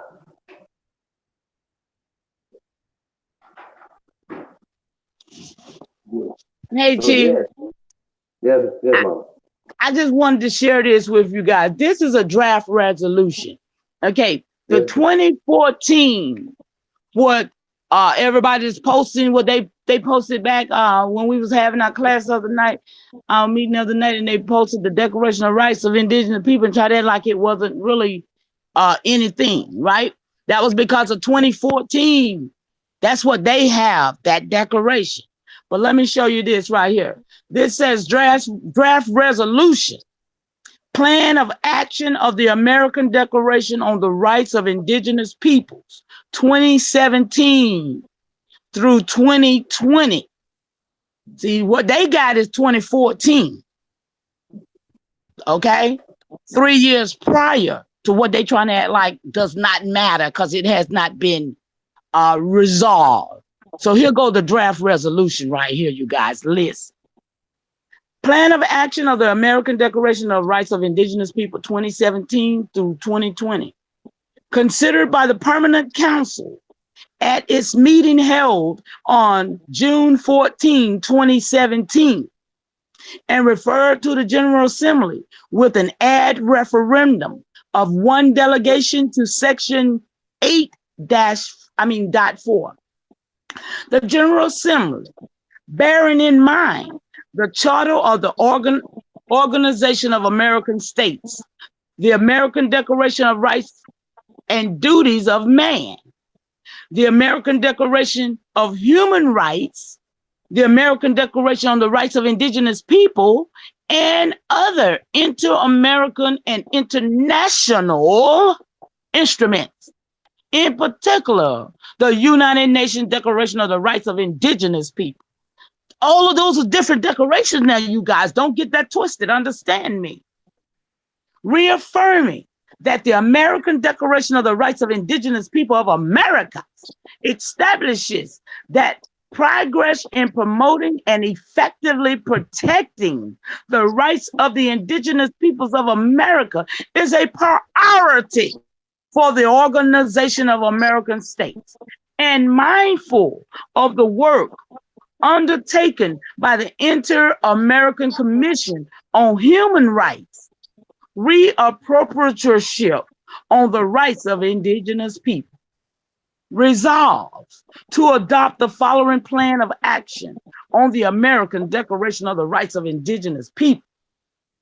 1, the United States does not join consensus on this resolution, consistent with our persistent objection to the American Declaration of Rights of Indigenous People, initially placed on the record in 2007. Okay? The Bolivarian Republic of Venezuela does not agree to any commitment or mandate issued in this resolution, as it did not participate in the negotiation of said resolution. Okay. Now, that was in 2007. Okay, draft plan of action for the American Declaration on the Rights of Indigenous People 2017 through 2021. The mission: the promotion of public administrative, legislative, judicial, and budgetary policies to ensure that indigenous people in the Americas enjoy and exercise all their rights. Do we have rights, you guys? There's a vision to this. Number 2, the vision: member states of the Organization of American States develop and implement, in consultation and cooperation with the indigenous people. We had something to do with this, y'all. You hear that? Policies, programs, and projects for the recognition, promotion, and protection of the rights of indigenous peoples established in the American Declaration on the Rights of Indigenous Peoples are DRIP. Number 3, mainstreaming. The implementation of this plan will be cross-cutting, adopting a balanced perspective of civil and political rights, economic, social, and cultural rights, and the collective rights of indigenous people. Moreover, particular attention will be given to marginalized and vulnerable groups within. And y'all, you know what? I just got thrown out because my master teacher teaches me never to say indigenous people. And I got thrown off at the last right here saying indigenous people. I'm supposed to be saying our people, y'all. Forgive me. This is our people, okay? I'm so sorry. Please take my apology for that. Who suffers multiple aggravated and concomitant forms of discrimination. Okay, gender perspective. The plan will adopt a perspective on gender approach so as to promote balance, the empowerment and visibility of our women, and the elimination of all forms of discrimination by adopting a perspective on gender. The plan seeks to promote a dialogue based on respect for diversity and that takes into consideration the varying effect that policies and programs will have on our women and young girls. Number 5, the intercultural perspective. The adoption of an intercultural approach is intended to promote and create policies that value and acknowledge ethnic and cultural diversity, and which are based on respect for cultural differences, in accordance with each people's common vision, the opening of spaces for dialogue, and the establishment of strengthening of consultation mechanism to obtain their free, prior, and informed consent. And that's a document that's 250 some pages that everybody needs to look up and download and research, because nobody gave them free and prior consent to do anything that they did to us. Number 5, the main objective: to contribute to the full recognition, exercise, and enjoyment of the rights of our people at the national and hemispheric levels through the support of the Organization of American States and other bodies of the inter-American system. I relinquish the mic.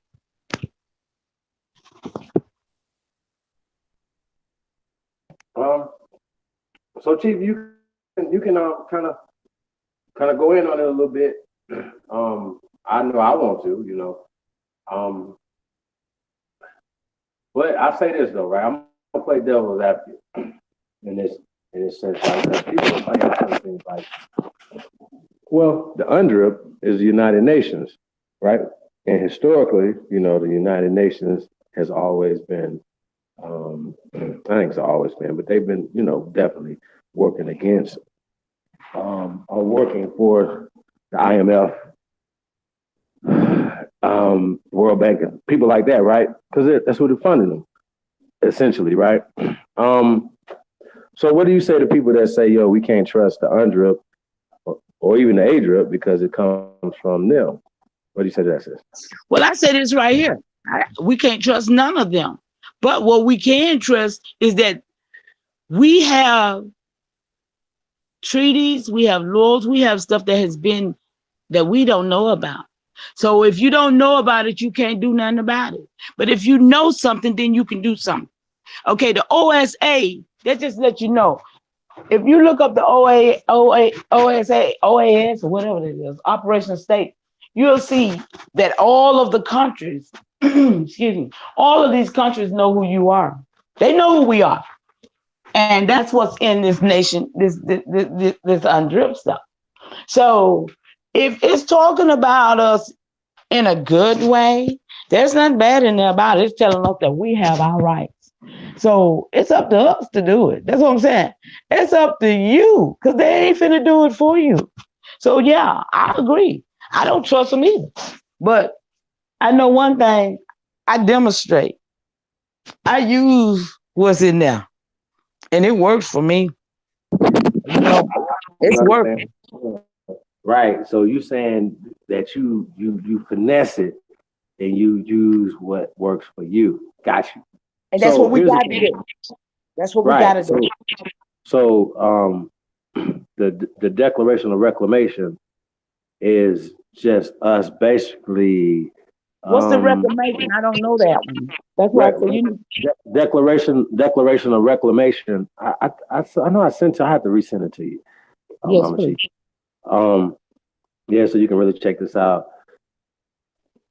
And also, you know, put some input in on it also. But the way it came from, did you make that with yourself? Lieberson is the author. Okay, cool. And see, this is the thing. This is the thing that we must understand. We have that right to create our own documents, and they must be accepted. That's the point. That's the whole point. Yeah, we make our own documents. That's why, you know, we got our own documents to have our babies. We don't have babies in the hospital like everybody else. We can go to the hospital and have our babies, but they sign our documents. We don't sign theirs. That's a fact. Our babies ain't getting their feet stamped. That's a fact.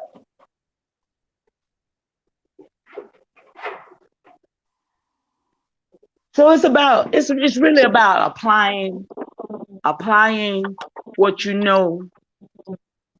I mean, you'd be surprised at the people that I go to and tell them that I am a Title 21 Indian non-tax.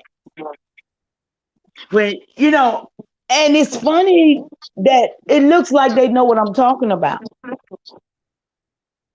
That's what's really the funny part because they're foreigners. And when I tell them, they look at me and it's like, okay, no problem. Right. It's no problem. I tell them I am an Indian. And they look at me like, okay. I say, because you know you took the oath. See, they took an oath. They know who we are. I'm telling you guys, they know who we are. We just don't know that they know. But since I found out, and I go to these people and I tell them, oh, they let me know the truth.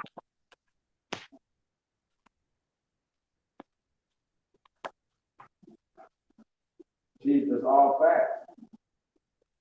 So that's what I'm saying. Just imagine if everybody who on this line now start taking that document that says Title 21, just something that says Title 25 Indian, non-tax, and start going to these little convenience stores in your community and letting these people know you're not paying tax no more. Listen, one dude, I went up to him and I was told him in front of all his folks, too, he got you don't have to tell me that no more. I remember, because he didn't want me to tell it in front of everybody. He didn't want everybody to know that I don't pay tax. You know. But I mean, it's to be done. And if more of us do it, it'll get to where it's worldwide. It's known. That's fact. I mean, there's a lady out here, her name is Nation. Their last name is Nation. I was like, whoa, somebody really named Nation? And they got land out here, but they don't even know. The lady told me, I said, well, you know about the 2020 census, right? She said, yeah. I said, well, you know, you need to, I'm going to tell you what you need to put on it. She said, well, you know, baby, we just got to do what they say. Can you imagine how many folks think like that? Can you guys just imagine how many folks think like we got to do what they say? Slaves, I say. Just straight slaves. Master said, Master might get upset if we don't do. Listen, y'all better break Master heart right about now. It's time to kill that bitch. Oh, excuse me. Y'all, I didn't say that. That was another somebody. Oh, shit. I mean, you know, the best way, hey, Mama Chief, you know, I've done this a couple times, maybe one time online, but a couple times like face to face, right? I found right that they use slavery, right? Where they try to use slavery as a psychological weapon against you to push you in a disadvantage psychologically, right? Like you're a slave and insinuating that they brought you from Africa, right? So basically, you have more rights to use socially here in America, right? Because he's white. Remember the caste system, right? Right. So this is the concept, right? So once you strip that, right, you take the slave part, right? Because when you say you're the first Americans, that automatically takes away the African part. It takes away the slavery part or whatever, because now you're free, right? You've thrown them off. Right, and then when they try to use slavery against you, you use it against them. We'll say, well, wait a minute, did your people own land when they came in? Because if people didn't own land when he came here to Europe from Europe, if your people did not own land, and how could they? Right, so that means that they had to be servants. Oh, you're still a servant right now, same way that we are, whatever. So it's the same shit. They're whitewashing it in your mind because even in the Constitution. It doesn't say black or white anything. And last time I checked, we are the people. It didn't say European people. We are the people of this land. That came way before 1700s, bro. So people be saying, yo, bro, like y'all, where did y'all get this from? They took even the Confederate flag from us, bro. Everything is ours. That's another thing. See, why we be building on just I'm sorry. What's that? Oh, I'm saying while we be building like building now, we need to be thinking on things like that. Cause we need to come out, we need to come at that stuff. We need to tear that shit down. We need to come at that. Everything that they have lied about, we need to come upon it. We need to be the forces to be reckoned with. We scared? What? Right. We scared I of. mean, the books, the school books, the teaching, the capitals, all the states, they got all these lying reptiles in. That's they stopped it, but we need to start it back up. We need to destroy every lie that they have told. Fact. If we be the people we say we are, That's fact. we ain't doing nothing. I'm serious. We need to be about it every day. How can you sleep? How can you rest? How can you even live with yourself knowing that this lie we living in is just such a perpetual lie, and then it's still going on and we still walking in it? Every day I wake up, I'm furious. I am furious, you guys. Y'all don't understand. I'm 62 years old and I've seen this stuff long enough. And I declare I'm going to live to be 100. But I declare it shouldn't take no 40 more years for us to get through this. I'm going to see it through. Talk to him, Chief. I declare I'm going to see this through. But it shouldn't take till I be 100 for me to see y'all come on and make this work.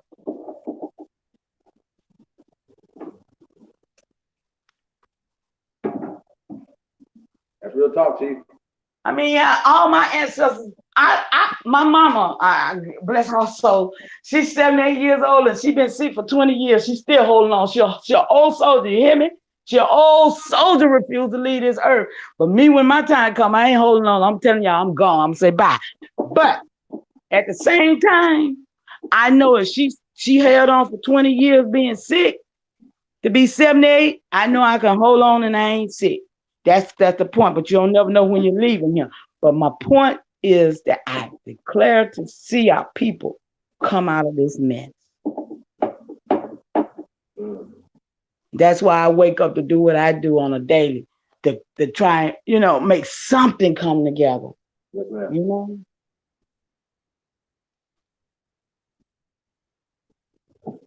All facts, Mama Chief. Everything I do, I really do for my people. I really do. Libra, hi, darling. Grand rising to the first Americans. Rising. Grand rising. And to our great grandmama. That's a fact. That's a fact. What's good? I release the mic to Libra. We got the author of the Declaration, Libra Son, in the building. Peace, brother. How you doing, man? Peace, man. Peace, Chief. Peace, Mama Chief. Yeah, man. She ain't set it on fire, man. She's doing her thing. Yeah, man. That's a fact. Yeah, and all these things are true, man. It's psychological warfare, man. And people just don't understand the extent of it. Right? Talk to him. Well, basically, man, you have to really ask yourself a question, right? So, you got a lot of people that's wondering about the 2020 census, right? And when we went on the website of the Census Bureau and we went through the classifications, they explained that the classifications are not backed by any scientific study. They are basically a social political construct, right? So you have to ask yourself, damn. That's right. Yeah. So you have to ask yourself, right? So if that's the case, then is it a choice, right? What's the difference between making those choices and choosing between a Democrat and a Republican? There are no differences. You know what I'm saying? These are social political constructs. and they making you believe that you don't even have a choice, right? But if it's not backed by anything, then it's nothing but a choice. That's all it is. It's nothing but a choice. I just want to know when the last time you had to prove that you were an African American. How do you prove that? I haven't been able to figure that out yet. And everybody's being told, well, you know, if you choose American Indian, you're going to have to show proof. And when have you ever showed proof of who you are? Indeed. So something is wrong with this picture, y'all. That's Something why is wrong with the picture. I'm sorry, darling. That's why we are working on that. We have a census. What's today? We have census class today. As a matter of fact, we're doing our own affidavit. To maybe John and Jay. Peace, That's the peace, peace. firekeeper right there. That's the firekeeper. Yeah, we're Peace to the doing. young God. Peace, peace. Jay, you might can help me out with this. What we're talking about the census and the social construct of that, and how we're working on the affidavit to go along with that to identify ourselves once and for all for this 7 span. Can you help me explain that? Yeah, well, the thing is, we got to understand that we got to get people to understand that they can't be a part of this system. Anything that you do that's connected with a part of the system, you know, plays off into the socio-political construct. Because even though they only list the ones that's on the 2020 census memo, it's many others that, you know, people use. So we got to keep that in mind as well. And see, when we use those terms, it takes us out of the jurisdiction or the realm of being indigenous or an aboriginal as it pertains to law. So now we fall under their laws when we use those social political constructs. So that's why it's important how we identify ourselves or communicate with them. And that's why we have to communicate with them on a government to government basis. So this is the whole point of being a part of a nation that's not connected to the BIA, that's not connected to the United States. You know what I'm saying? That's what we got to give people understanding. It's not that you can't have, you know, live ways that you might be used to. You know, it might be just a little change in how you live your life, but understanding your status as an Aborigine is a lot more than just, you know, being an Indian itself, because the term Indian is just it's a legal code word, you know what I'm saying, in the Constitution. And that's what was agreed upon with our people for the longest, as far as who we were in interacting with the European and other, you know, so-called nationalities. And that's another thing. Nationality is not the same as a nation. So it's just a lot that go into the 2020 census, and it can't just be explained, you know, over a few, you know, hangout calls, or everybody's really going to have to do some in-depth study as to what these statuses are, because everybody got their own understanding as far as even what an Indian is. You see what I'm saying? So it's just going to take some time for us, and we all have to be patient with each other, because I know everybody comes from different backgrounds, different schools of thoughts. We all just come from different places, and that's cool too. But what we need to understand that we have to come together as a nation, and that's what's really going to propel us forward in the positions that we want to be in.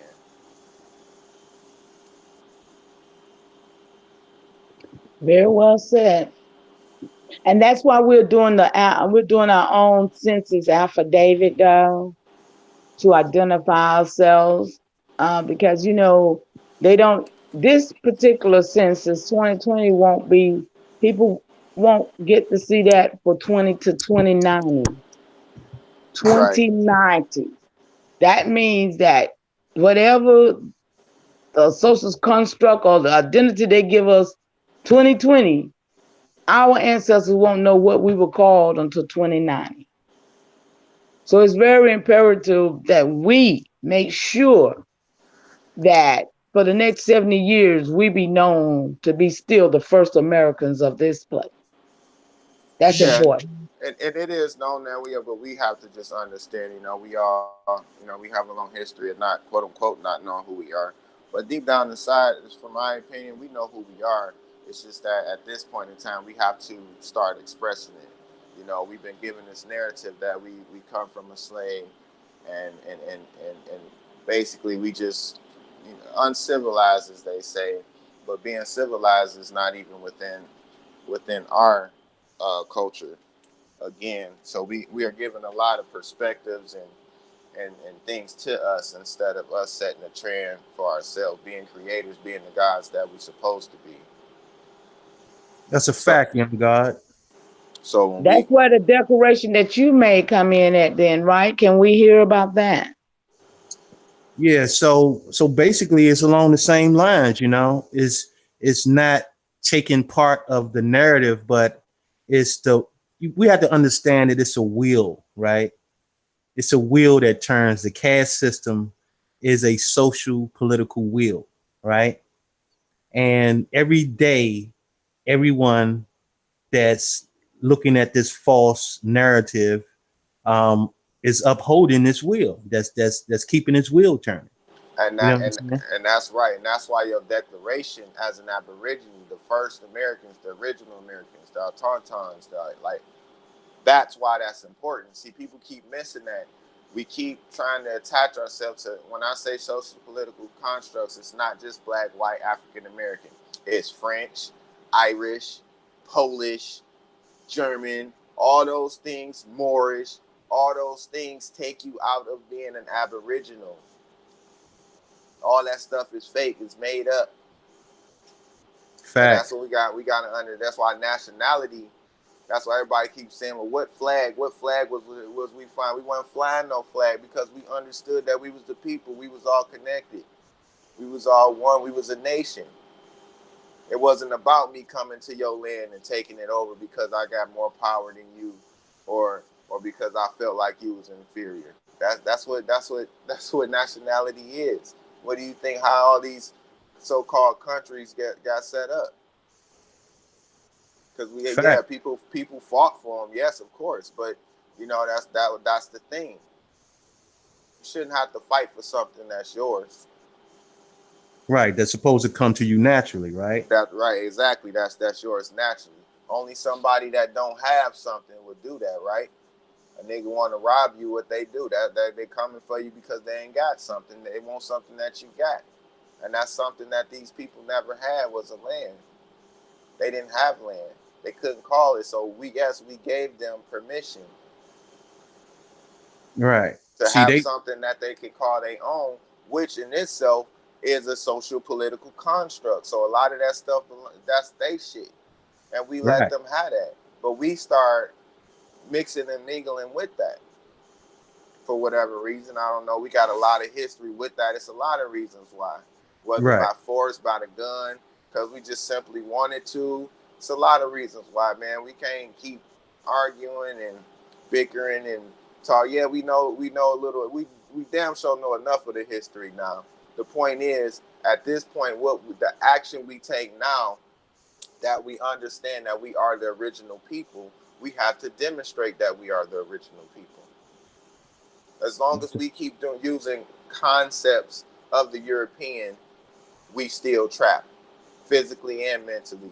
And until we understand it mentally, we not gonna get it together physically. And that's a That's the fact. and that's a long road to try to really understand it spiritually. And that's why we've been making it, because our spirit, that's what's been holding us together. Our spirit.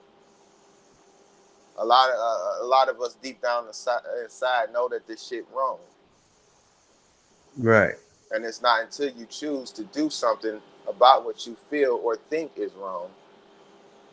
So now we have to understand that we have to know that it's wrong. Not only just thinking it's wrong or talking about it's wrong, we have to know that it's wrong and put forth the action and change it. And that's what we're doing. So yes, if you got a declaration, that's not to say that we all gotta have the same damn declaration. No, we all gotta have the same idea of making a declaration that we are the original people. That's a fact. And So who else can and who else but anybody can make that claim but us? African Americans can't claim it. Africans can't claim it. Europeans can't claim it. Moors can't claim it.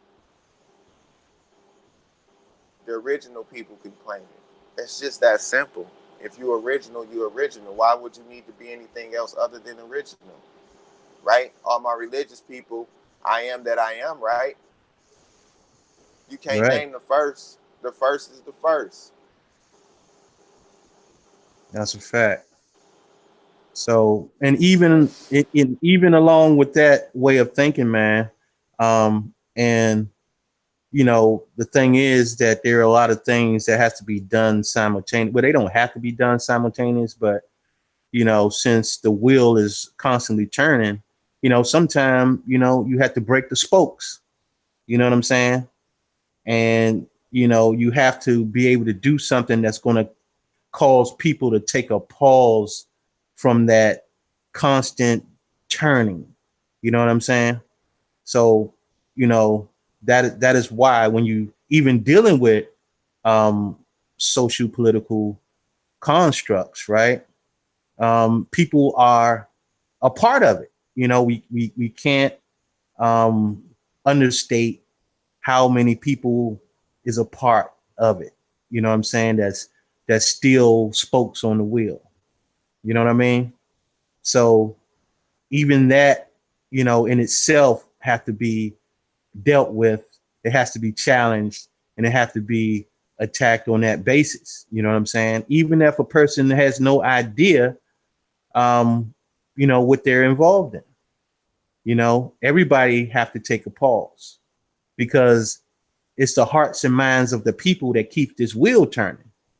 So it's not just the fact of just people identifying themselves, you know, it's the fact that everybody needs to know that they're in this wheel. You know what I'm saying? Right. Because And they're the that's ones that absolutely help keeping it, they help keep the wheel turning. So even if you're not an original, you need to know. right. And that's what I'm saying. It's about nationhood at the end of the day. If we working together and that we can see when things come together, you know, strength in numbers. So that's what I'm saying. You can have your nation or your, you know, whatever it is you feel like you want to identify yourself as. Just understand that the goal is to work together as a nation. You know what I'm saying? You can't do things by yourself because this is bigger than just you as an individual being an Indian or Aboriginal. This is bigger than you or your tribe. This is bigger than you and your nation itself because even nations, when nations come together, they form confederacies.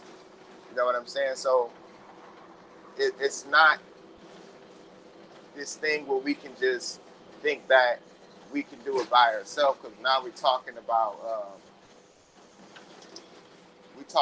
agriculture, you know, because a lot of our people are suffering from our health.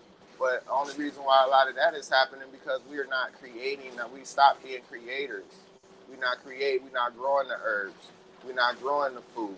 So now we leaving ourselves subject to other people to do that for us that who don't have no good intentions for us but to control and use us to support their system. We're their energy. We're their battery. So we got to start being our own batteries. So what? You got to work. But at least if you working for something, work for something that's gonna put you in a position to where you could be self-sufficient as a nation, not self-sufficient in terms of self, but self-sufficient as a nation because you represent your nation just as well as everybody else represents the nation. Right. Right. That's a fact. So, so yeah, man, there are many lanes out here and, you know, there's many things to deal with. And at the end of the day, man, the fraud that's being committed, you know, has to be dealt with. You know what I'm saying? So, you know, that's what the social political discourse, you're dealing with the hearts and minds of the people. You know what I'm saying? So, of course, you know, you have to be able to to put rocks in the road so that wheel will break. You know what I'm saying? At some particular point, you got to put pressure on the wheel, and that's just, you know, that's just something that has to be done. You know, so as you building your nation, as you becoming self-sufficient and all these good things, um, those things still have to be confronted.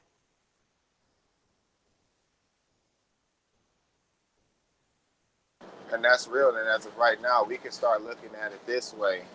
If your nation, if you're not building for the bigger purpose, you're part of the problem. Because our people didn't separate. Yeah, we had our differences, but we understood what the bigger goal was. We understood that it wasn't just, see, we looking at history also from a small eye. You know, a lot of the things that have happened over at least 800 years, and I'm speaking here. I can't speak for what went on across the seas. You know, because that goes back further in the quote unquote time, but that's a whole nother topic too. But the point I'm trying to make is, a lot of this stuff is new. 800 years is still new. 1,000 years is still new compared to what has been left. And I mean, we finding stuff every day, different civilizations, and all the stuff that they covering up. I mean, this stuff has been here for a long time. We have been here for a long time, and we just have to realize that. Once you accept, I think this is the thing too, right? I feel like a lot of people have a problem with acceptance, and this is my understanding of acceptance. Acceptance don't necessarily mean that you have to agree or disagree with it. Acceptance is acknowledgement. You're just acknowledging what it is that you are observing or experiencing for what it is.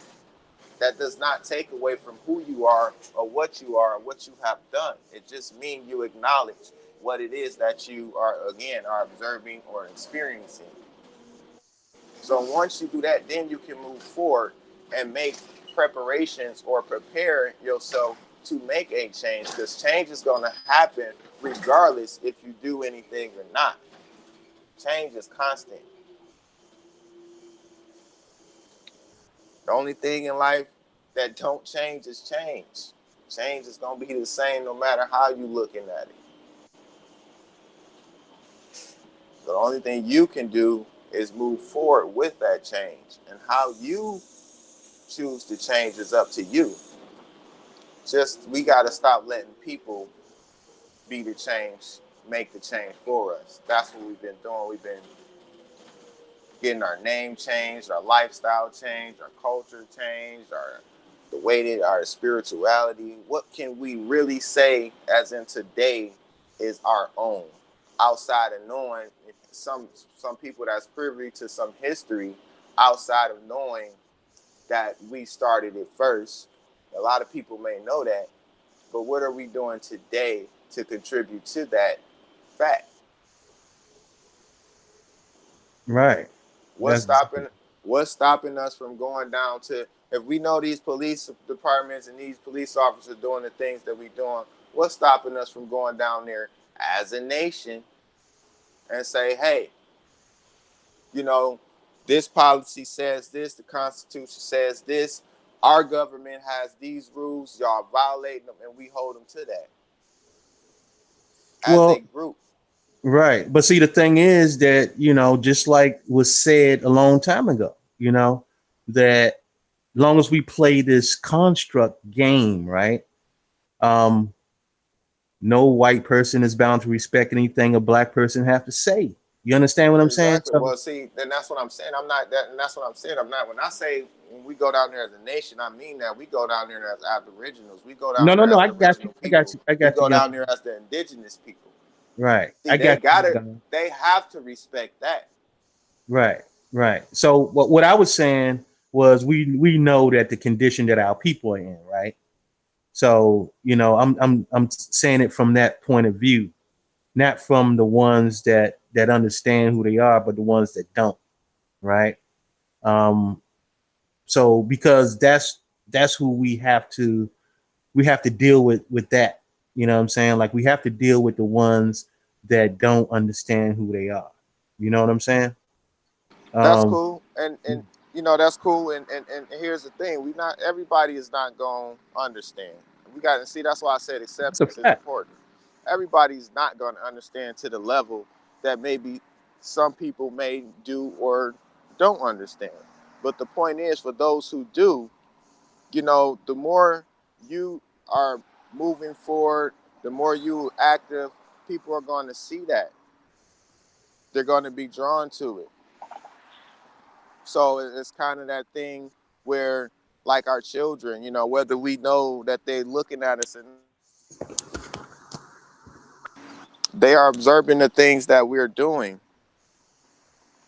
and then a lot of times they either become on them, or if they got sense, they become the total opposite. You know what I'm saying? Especially if it's something that's detrimental to them or beneficial to them. It just depends on the situation and circumstances. But my point is, if we're demonstrating, if we're active in the things that we're doing outside of talking or discussing, it's good to have conversation and discuss what we're going to do.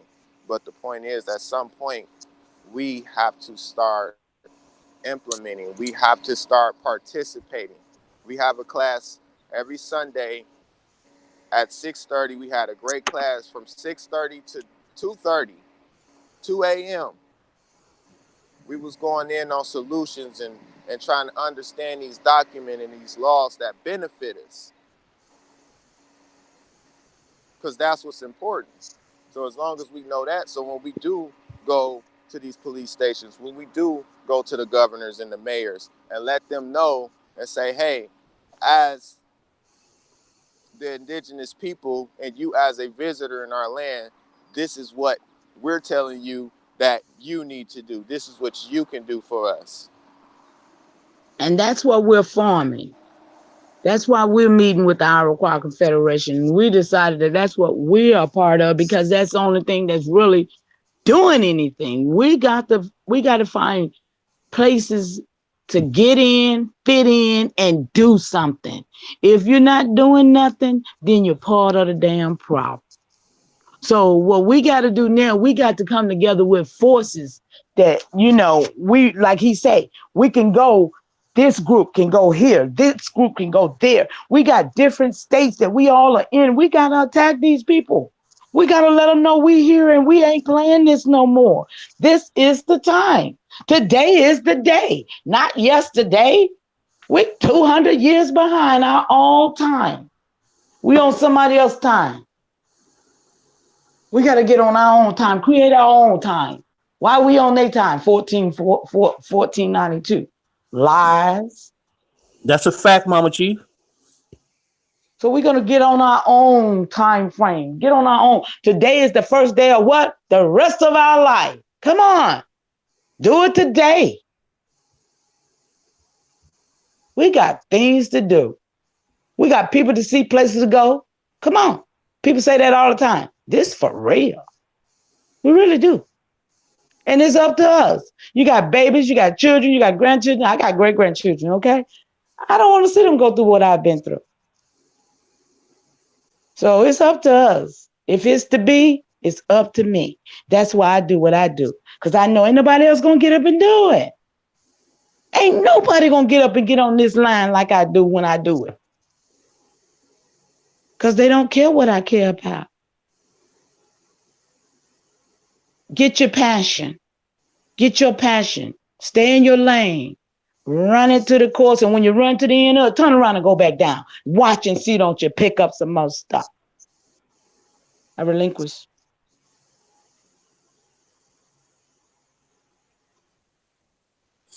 That's a fact, Mama Chief. So yeah, man, it's like that. But you know, what I try to do is this is the thing I try to stress. what I'm trying to stress, just like when I made the point about the census, right, is that I come to realize that, you know, the great fraud that's being done to our people, right? It's a fraud, right? So when they're telling you, you know what I mean, that okay, they're putting you into a system, aka the caste system, whereas you have different levels in the system, and the level that they designate for our people is the bottom. Okay, this is a level that they designate for us. All I'm saying is that we need to stop playing their game. Stop playing their game. Because at the end of the day, when you confront them, they're going to have to admit one or two things. They're going to either try to uphold the lie, which there's plenty of records to prove that that's what they're doing, and or they're going to have to tell the truth. It's one or the other. And either way they do it, they're going to incriminate themselves. Because if they uphold the lie, then they can't say that this was something done in the past. This is something that they're currently doing. They're currently committing fraud. And they're going to have to admit to that. Or if they tell you the truth, then that's going to clearly show that they have been committing fraud. So either way, we're going to have to confront them to get whether they're going to uphold the lie or whether they're going to tell the truth. Either way, they incriminate themselves. And that is more like, you know, the mission that I'm on. You know, I'm trying to break the wheel. And everybody else can do whatever they want to do because there's many things to be done. But if you ask me what my thing is, or what my job is, I'm here to break the wheel. I'm here to slow down the momentum of the lie, to expose the fraud. Because if all the people start to see that they're taking part in a fraud, then minds are going to change in the people. Nothing can be done without the hearts and minds of the people. I want you to understand that, because that is where the power lies, in the people. The hearts and minds of the people is what keeps this wheel turning. The people are being tricked, and that has to be dealt with, and they're not going to be able to run from it. You're going to confront them on their fraud, and they can't run. Okay. Now, in order to do that, I know you said you I know you're working on that, but isn't there some type of formulation we should be doing? Because we got people all over this place. We're only here or there where we're at, you know. But shouldn't we form a type of uh, some type of group where we're tackling certain things that, you know, we're dealing with? We need people on all forces right now. We need all people to join forces. This is about a confederation right here. This is about us joining the union. Come on. This is about us joining together, saying we're all for one cause. We're one people with the fight in us. I mean, I feel fear in the air. You know, I feel that our people are fearful. They've been beat down so much that they just scared to raise their head up, because master. And that's a shame. That's a damn shame to still be that colonized in our minds. But we're gonna have to break out of the colonization mindset. That's it, period. We got to come out of being colonized. And you know what? That's right on point what you said there, Chief. We got to understand that right now, that our minds is encaged. It's locked in their system. It's in their jurisdiction. Every way that you think it comes from what has been shown or taught to you. Indeed. Whether it was directly or indirectly, because remember I just said earlier, a lot of the things and customs we do now is because of the things that we observed from our family, of course our mother and father first, but our family as well, or not our family, our lineage. And see, so we got a lot of habits. We got a lot of habits that we need to get rid of. And some of these habits we need to get rid of sooner than others. See, the one habit that we only need to be concerned with at this point is being ourselves. We try to be everybody and everything, before we want to be ourselves. We try to appease everybody and everything before we appease ourselves. And again, when I say ourselves, I'm talking about us as a nation. Because we are one and the same. We all dealing with the same problems. We all dealing with the same issues. Yeah, some of the situations and circumstances may be different.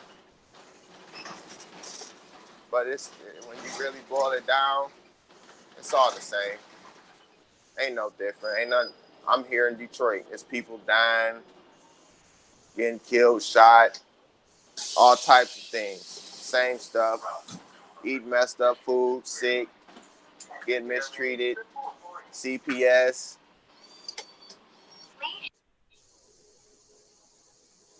Right. It's all the same. It's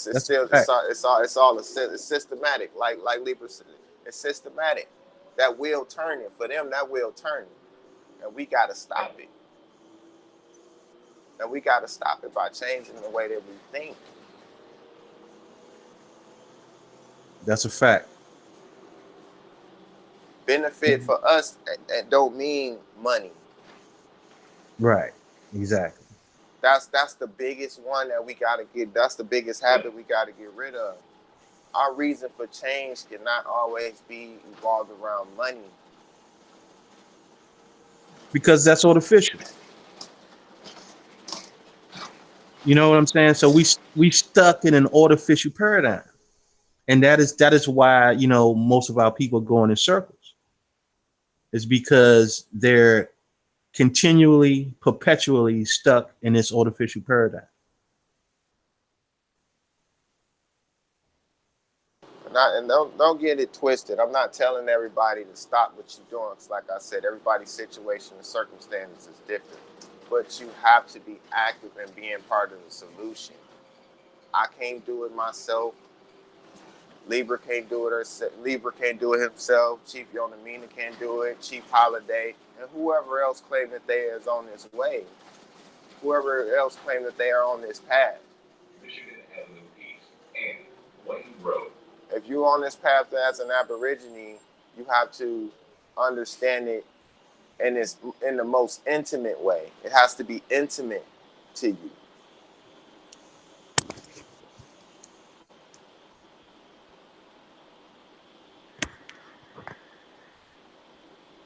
And once you understand that, when you go to these doctors' offices, when you go to these schools and you see something out of the place, you're gonna correct it. You ain't even gonna be a thought.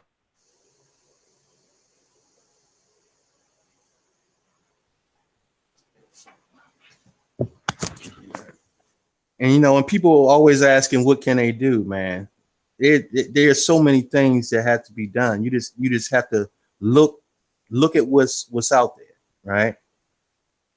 And it doesn't always take, a big thing to do. You know what I'm saying? Some things is just a small change you can make. Just start paying attention. You know what I mean? Just try to break the mindset of dependency, because it's all based on, the majority of it is based on dependency. Being dependent. We rely on, these people to do this for us. We rely on these people to do that for us. You know what I'm saying? We have to be, like Jay said, we have to be the creators. We stop creating. And when we create things, we need to create the things that we need. That's going to make us self-sufficient. Why do people do the things that they do? They do it based on what they believe is a need or a want. And most of the time, our wants are artificial. Our needs are real, right? So we're going to have to start breaking that down. Needs come first. You're going to have some type of code, because you can't just go through life willy-nilly. You have to have some type of code to live by, because that is your foundation and that's going to be your strength.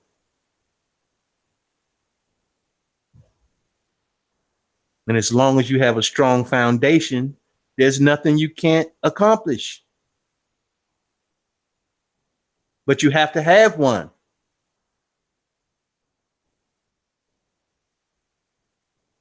The other day, we were just talking about just some arbitrary things, like, you have to, if you even say, that, I will do no harm to my people, right?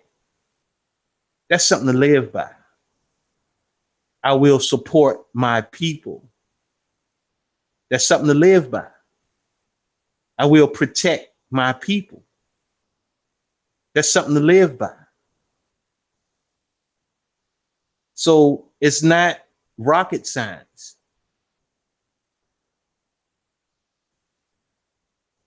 But we all need to have something to live by. That's going to give us our strength to do what it is that we have to do.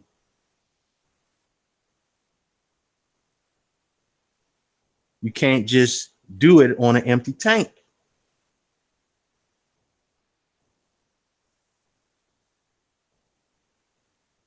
But it all starts in our minds.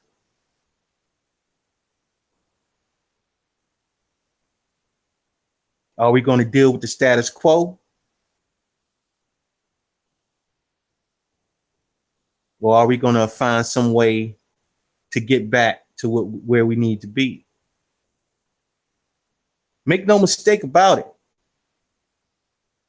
If everyone does nothing, then you're going to be dependent on someone else to be guiding your future.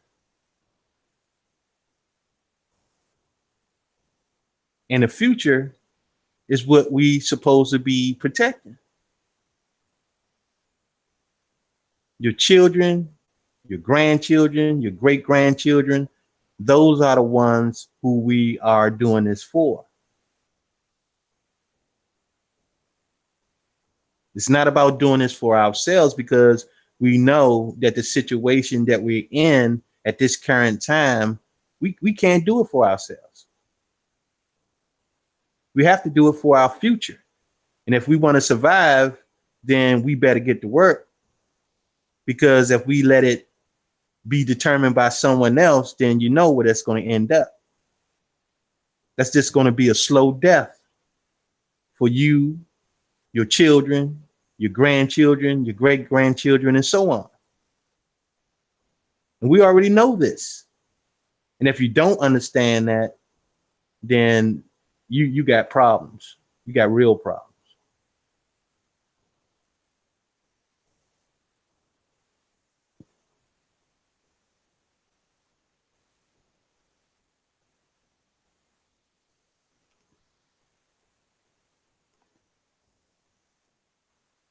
You got something on that, Jay?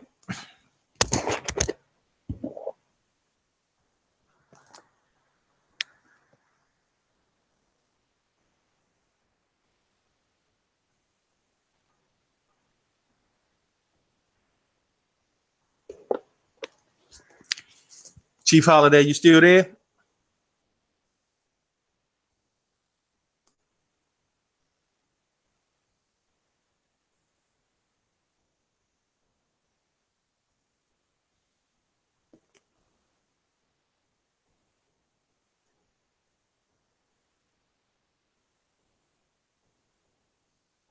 Peace to the chat, man. Peace to the First Americans. We appreciate everybody being here. I don't know where Chief went at. Hey, Chief, you still there?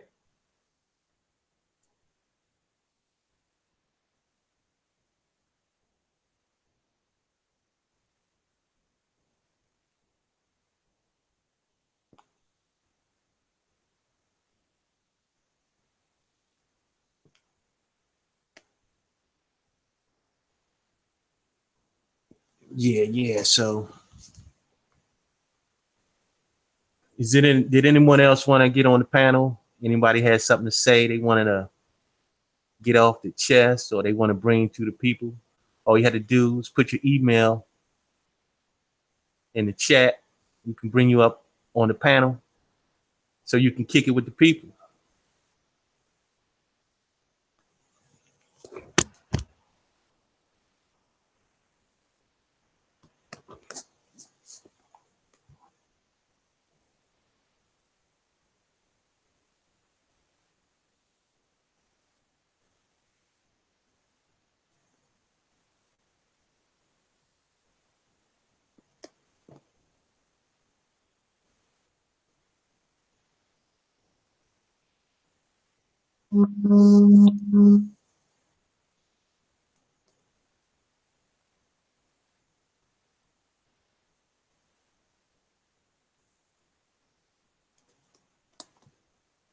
Yeah, we're still waiting for a couple of people to get on the panel, jump on the panel so we can finish kicking it.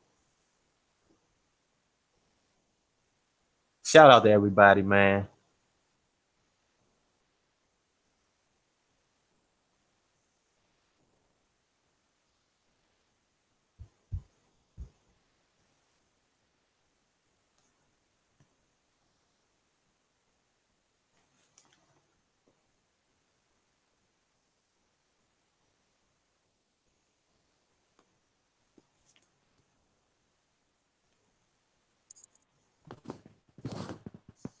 Peace, woke sister.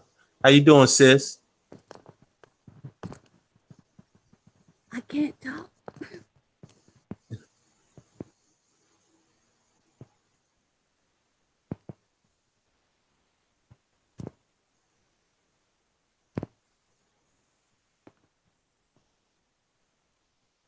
Grand Rising, sis. How you doing?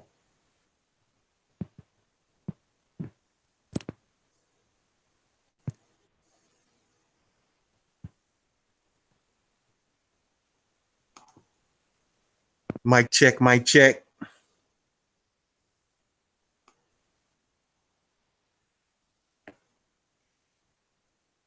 Are you there, sis?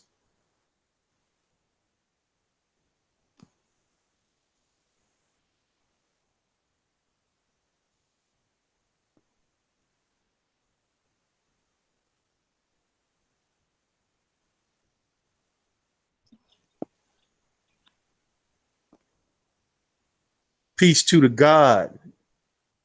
AP, what's good with you? What's going on, big bro? Everything good? Peace to Yeah, everybody on the panel. yeah, it seems like everybody kind of had to slip out a little bit. I don't know. But what's good with you, God? Man, I just came through to see what was good. See everybody on here building strong. She's been at it since like four something his way. That's a fact. You know, he been holding it down. What y'all on? What the topic is? Now, we were just talking about, the hearts and minds of the people, man, and this artificial construct we living in and things we can do to try to, bring our people together, man, in the struggle.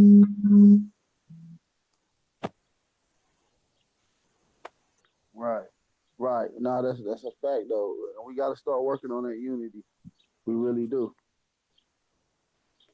Because like I tell people all the time, power is in the unity. So, the more we come together, the more power we're going to have. Or at least the more power it's going to seem like we have. You know what I mean? Facts. You got to So, start from yeah, somewhere.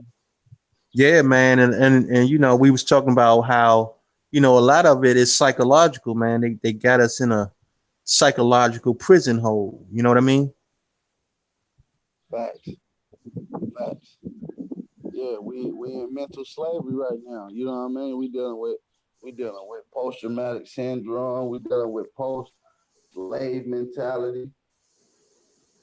Indoctrination out of Africa, which then literally destroyed our mind.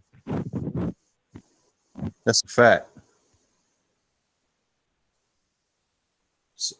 So how do we move forward in trying to break away from this psychological stronghold?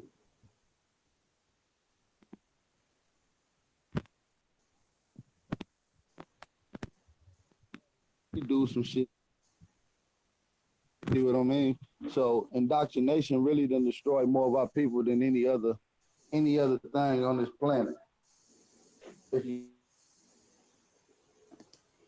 Right. But the thing is, you know, everybody is subject to that same indoctrination. realize how strong we are, how indoctrination.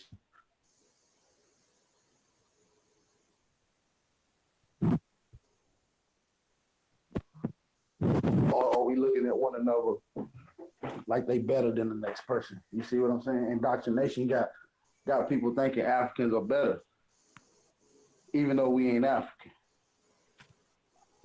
So Right. it's really a lot of switching up that we got to do as a people. You know. That's a fact. They got everybody thinking they came here on the bottom of a boat. You know what I'm saying? So basically, you know, they're acting more like wards, you know what I mean? Um, I mean, where do you what do you do in a situation where is, you know, you feel like, well, damn, I was kidnapped, my ancestors was kidnapped and brought over here on a boat. Now I'm stuck on this rock, you know what I'm saying, in these people's system, and I just don't know what to do. I mean, it's a lot of information that a lot of people bias about who you get your information from, and they don't like to give credit. We all seen the topic of conversation. People, You coming in a little low, AP. hello, can you hear me now? Is it Yeah, better? Yeah. A lot of people get upset about the indoctrination and the information. You know what I mean? Like, you know, we learn from all different types of people, all different ideologies, but we're afraid to give credit from who we learn from. You know what I mean? So, you know, we really just got to start embracing the information and start giving credit to where credit is due. You know what I mean? So right, I feel right. like we got a lot of work ahead of us. You know what I mean? Yeah, man, they got layers and layers of lies to uncover, you know. Just to make an example, you know, We got Ishmael Bay in the chat. How you doing, brother?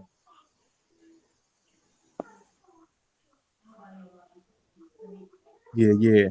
So just to make an example though, man, I had a person that made a comment on one of our videos, and they were expressing, you know, saying that, well, you people don't believe in the transatlantic slave trade. You must be fools if anybody's going to take y'all seriously, right? And then he had this little link to some radio show that was talking about Africa Town, right? So I'm looking at him, say, okay, all right, let me look up Africa Town, right? So when I start to investigate it, I'm saying, hold up. Now, this particular article I was reading, they tied Africa Town to this supposedly last slave ship that was found, right, in Alabama, on some coast of Alabama or whatever, right? So I asked the brother 3 questions. I say, okay, it said that they had 110 slaves that they paid $100 for each, right? So that's like about 11 grand, $11,000, right? And it happened in 1860. So supposedly they went to some African nation that used to be Angola. Well, that is Angola, but used to be called something else, right? That hadn't even been colonized. And so they went with no national money and paid 11 grand for 110 slaves and brought them back over here,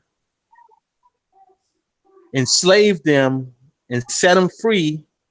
And they were able to start a town in the same year, 1860, and it was before the Civil War in Alabama. And I'm saying to myself, well, damn, how do they do all this in 1 year? And how long was these people slaves? So that whole story had holes in it all through it. But what the guy did, he posted the questions on Facebook, and the only response he got was that a person said it was immaterial to the fact because the story was handed down through oral tradition. I'm like, what? What kind of investigation is that? Right. But see, this is the type of shit that our people listen to, and they take that shit for gospel.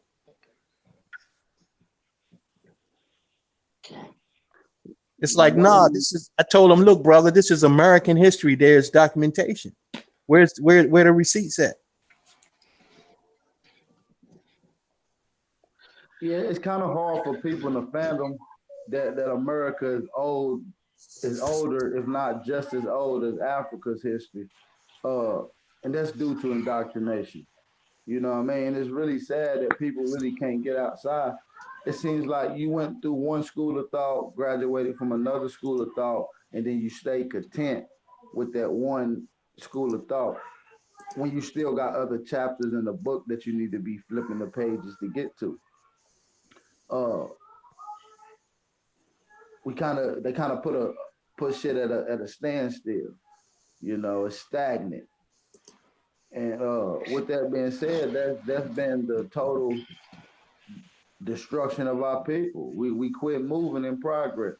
We used to be a 3-step progress at one point, and now we only do one, if best 2.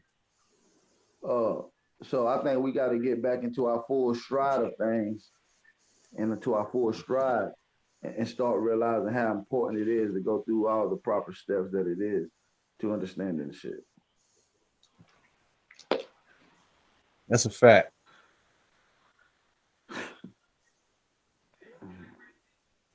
Hey, brother Ishmael, I sent the link in the chat. I think it's the right one. If Libra son, if you want to copy that link and put it in there for me. I think he's on the panel now. Okay. Peace, brother Ishmael. Peace, Steve family. How the family doing today? Everybody doing all right? We doing fine. All good, relatives. Yes, sir. Yes, sir. I definitely I agree with so much of the information that's being shared on here. Of course, it's been my premise of and foundation of kind of the works that I've been doing over the last 20 plus years. So I concur with a lot of the information. Right. Go ahead and kick it off, bro. You got the floor. Well, for sure. Thank you, family. We've been working very, very diligently. What we have is we have a confederation that's already taken place, that's registered through the United Nations, and it's the Afro-Descendant Nation, linking us up with over 200 million of our family here in the Americas, and it's strength in numbers. And this branch of the Confederation, of what we're doing right now, is we're actually putting tribes together. So with that stating, in other words, it looks like this. The United Nations has a title for people that are indigenous to this land, but may have mixed also with African people. And that title is called Afro-Descendant. So if you are an Afro-descendant, that is the equivalent of being a branch of the indigenous nations. Now, if you're of the indigenous nations, you're going to be a Native American mixed as a mestizos, or European, or what you see as in Cherokee, Choctaw, whatever the federal recognized tribes are. The Afro-descendant nation are those who are of Brazil, Uruguay, Mexico, North America. That was established for us in the United Nations. An Afro-descendant is not an African descendant. An African descendant are reserved for African nations. Those are the people that are from Ghana, etc. So you're not the same as an Afro-descendant because you are indigenous to this land here, and that is recognized through the United Nations. So that's what we're working on. By you to confederate under the Afro-descendant nation, you still maintain your flag and your identity. Meaning that if you have an organization, if you have a group, if you have a AKA tribe, you still maintain your autonomy as that tribe, no different than what a Seminole would do, no different than what a Lakota would do. You have your own identity also, and you have your rights here also. So we have a system that's being in place. I know somebody said that they were from Detroit. We have a system that's being put in place in Detroit right now to get this United Nations funding that is actually reserved for Afro-descendants. You just have to know how to tap into that. Once you tap into that, then you are able to get the funding that's necessary in order to change the conditions within your own city. So the proclamation has gone out to the Secretary of State, Michael Pompeo. And that Secretary of State has been duly notified. This is on April 17th, 2019, that we are an insular nation. So there's already a system in place that you just have to participate in. We have freedmen that are members. We have Moors that are members. We have Black power groups that are members. We have, like I said, close to 6,000 citizens. And we are inviting you to participate in that and learn more about it. Appreciate that, bro. Yes, sir. That. So where can you find some more information about that? You know, where can we find some literature that we can actually read up on it? Because I'm gonna tell you right off the bat that, you know, by using the term Afro, is going to be taken in a different way. You know what I'm saying? Even though you clearly explained it, I get that. You know what I'm saying? But that is definitely going to, because, you know, when people think of that word Afro, you know, they associate it with Africa, right? So I'm just telling you that right now. It is associated with Africa. It is associated with Africa. We have to face the reality that we are mixed with African people, whether you want to believe it or not.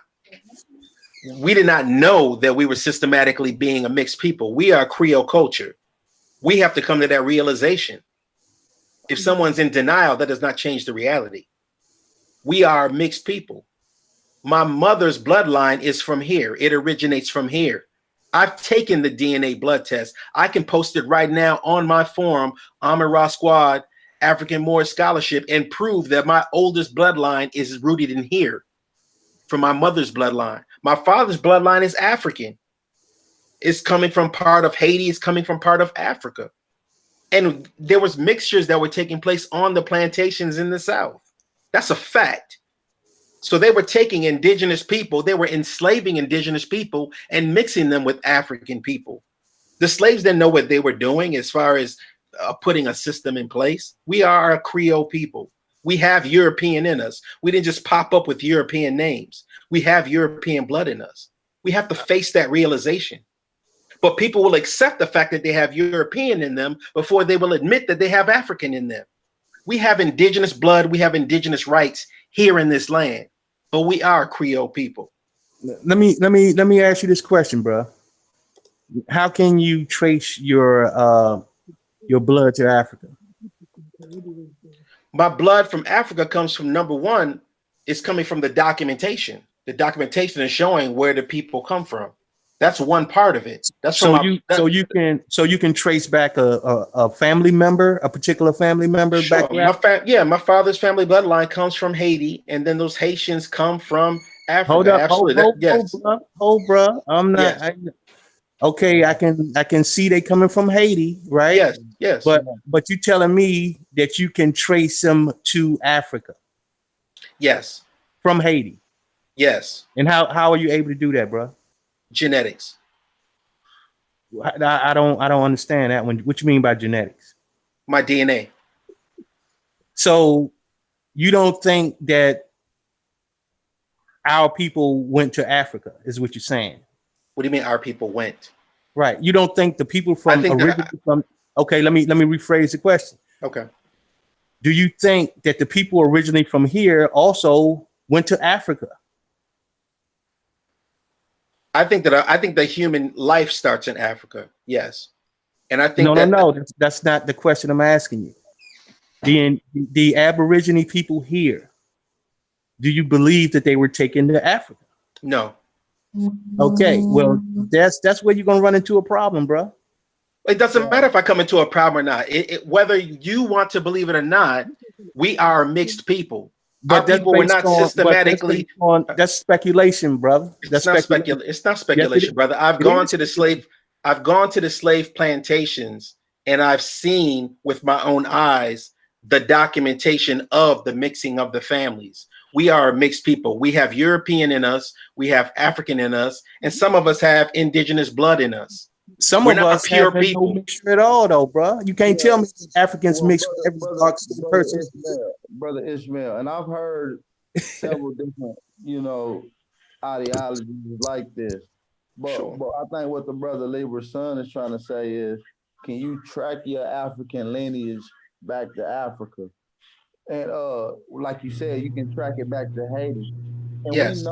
we know that during the time that you tracking these people it's gonna lead you back to Haiti, because that's the same place the so-called first Africans came from in 1619. Of course. In Jamestown. They didn't come from Africa, but yet they called them African. Africa's not even in that whole story. It's not even in the story. We know that Haiti's in the story.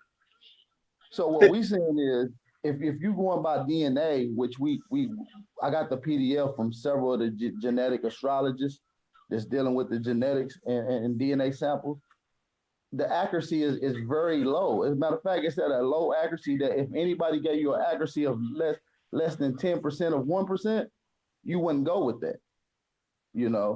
So, or even if it was 1%, even if it was 10% accuracy, it's not enough for you to even bet your bottom dollar on.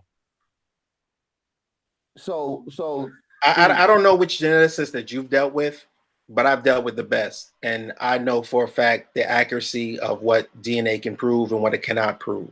So I have no problem with that. My problem, the issue is this: if you're walking around with the fallacy that you are a pure-blooded people and that there's no mixture within you, you're only fooling yourself. America in general is a Creole culture. It's a mixed culture.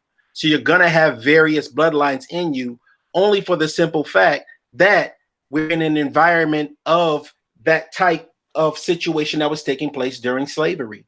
There were various people, they were literally snatching Native Americans off of trails and making them slaves. I mean, these people procreated with other people. So that is a mixture of people. I mean, it's as simple as that, bro. You may be right, but under certain servitude, you was classified and declassified as certain things. As a matter of fact, there was more indigenous people enslaved than it was Africans. Okay, and this is documented facts.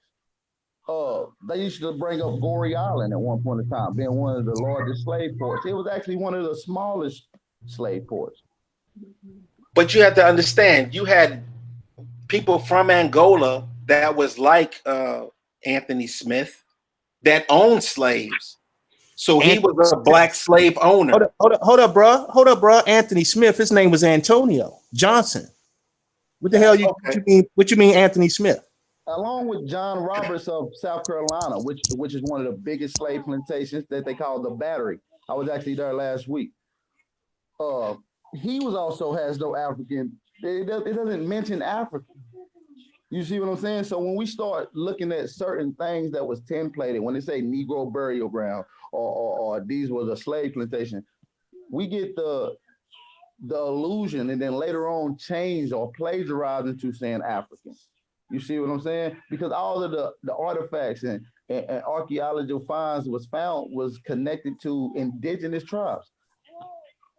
Right. But what we're talking about, and I definitely stand corrected, is Anthony Johnson. Anthony Johnson owning the slaves, we'll say, for instance, John Punch. John Punch is an ancestor of Barack Obama. So people are just looking at Barack Obama, looking at his Kenyan bloodline, now realizing that he is a descendant of that first quote unquote slave. But people don't know that history. People don't teach on that history. And when someone tries to share with you that history, you are in denial about it.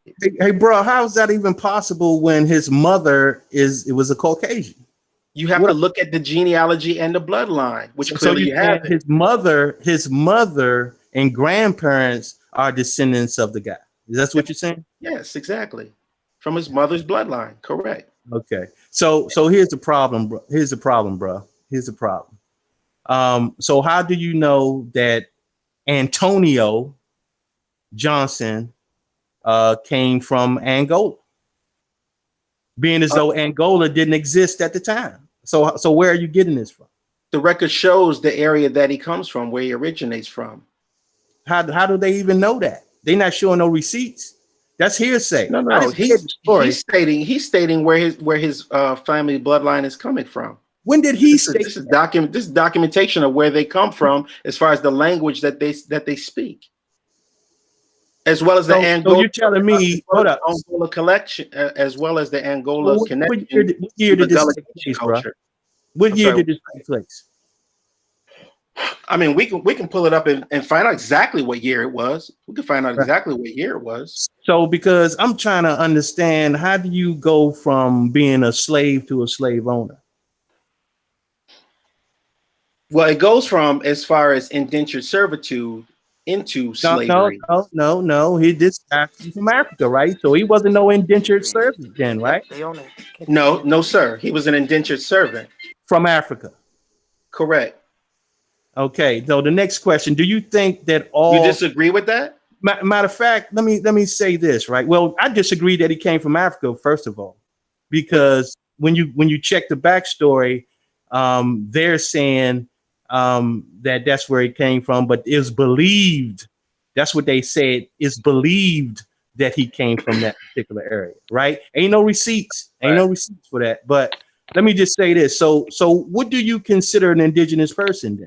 You saying that an indigenous person is what? With a mongoloid? All right. Well, let's deal with first things first. Let's take it back. You're disagreeing that Anthony Johnson's status was indentured servitude, you said, right? You said you disagree with that. I'm not disagreeing with that. Okay, so we're in agreement with that. I'm disagreeing with where his origin is. If his name was Antonio before it was changed to Anthony, then that would lead me to believe that he was what? That he came from where? All right. Well, let's deal with that. Let's deal with that. You're calling him Antonio, and if I say that he's Anthony, the reason why there's a difference is because that was under Portuguese rule.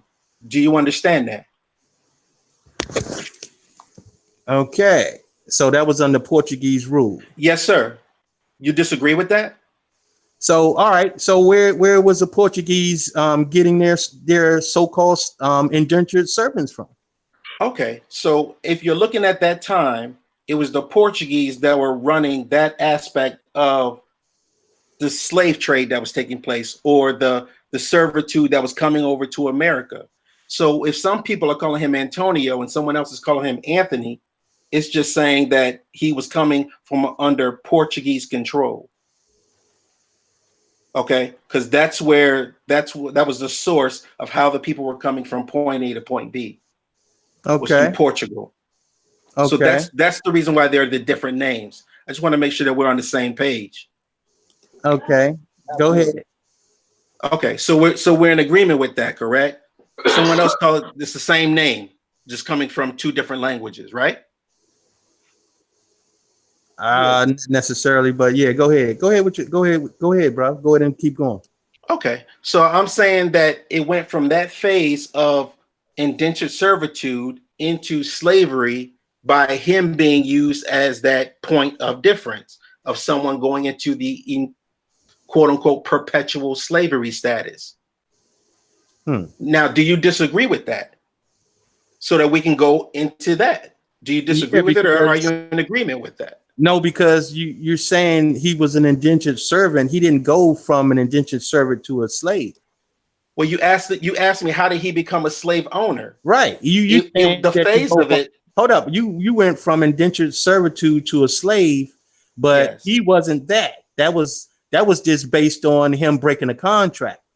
Not him breaking a contract, but a so-called servant that was under him broke a contract, and they put him in a perpetual slave status for breaking the contract.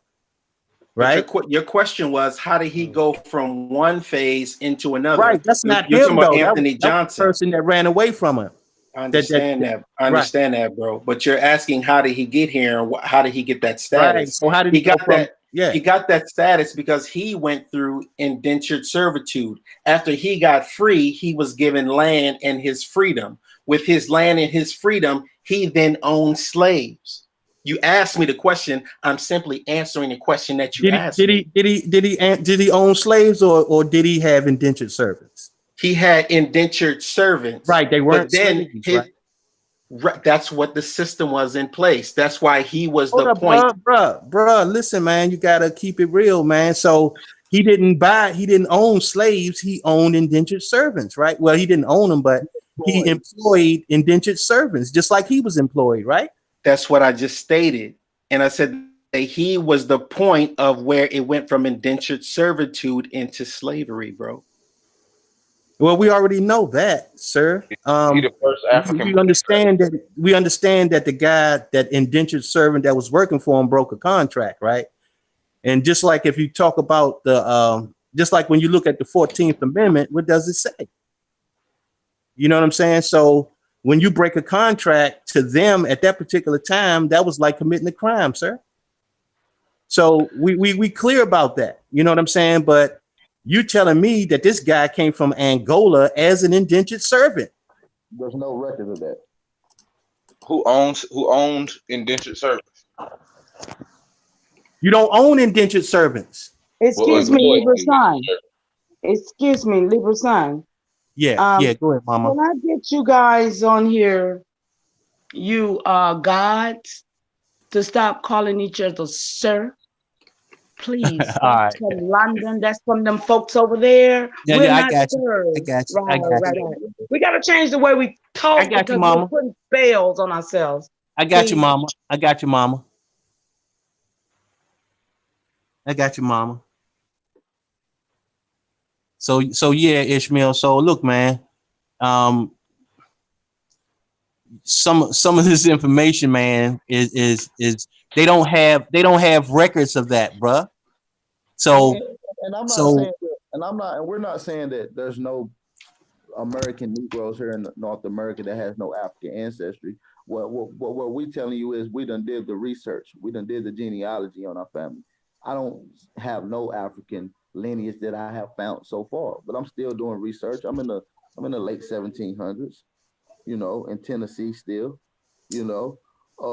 I don't see any African. I've never even heard African blood through oral tradition, you know. But what's ironic is I've heard other things besides African.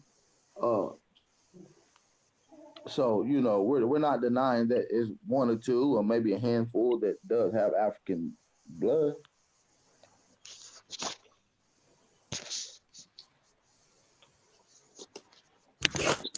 all right, so we can get off that a little bit, and I'm gonna go back to so what do you believe that a native or indigenous person is on this land? Let's get to that. An indigenous person is a person who originates from the soil, who has land rights to this land and Okay, they and I'm go under various different names. okay, Some are I'm known asking you as. who that is. I'm asking you who do you believe that is? You just cut me off. Go ahead. To be indigenous, you can go under various different names. Some are known as Aboriginals. Some are known as Native Americans. Some can prove their bloodline to being tied to this land. I know that I can. And you have, so there are various other names that you can be, that you go under of being tied to this land. And you should have some form of land ownership or have some claim of land ownership also. Well, I'm going to tell you this. We didn't have that concept before colonization. I'm going to tell you that off the back. But let's get into who are these people that you consider to be Aborigine to this land? Let's get into that. Well, I mean, I'm tied to this land by being Muskogee. So is Muskogee Aboriginal? Yes. So they're the Aboriginal dark-skinned people like yourself. Yes, some of them are. Yeah. Some of them are. Yeah. Yes. Well, we trying to get down because, we know that we want people to stop believing that we are mixed with other people, but in reality, other people are mixed with us. You know what I'm saying? We're the original. I'm Okay? Muskogee. I'm Muskogee. And I'm here in the land, have never been removed, have never been brought here, have no African DNA in me. Because of the fact that African, you could tell, I mean, we're different caste people. You can go and pick and choose the people who have been took to Africa. But when you know that Africa was on the water while we was over here thriving, these people came in and tore up all our communities and put dams and theme parks and golf course and army base and all kind of big things in places where we inhabited this land. Man, if we don't get serious and get some passion and get some feeling out of the ground we walk on and out of the air we breathe, oh my goodness, if we don't get some inspiration that this is our shit, and the Africans that look like Africans, they ain't never can claim this. And them barbarians over there that look like barbarians can never claim this. Neither can a M-O-O-R or nothing claim this, nor a Hebrew Israelite. We got to be in our proper persona, people. We got to know that we are the people. I mean, if your ancestors ain't woke you up yet, then you need to go back to sleep.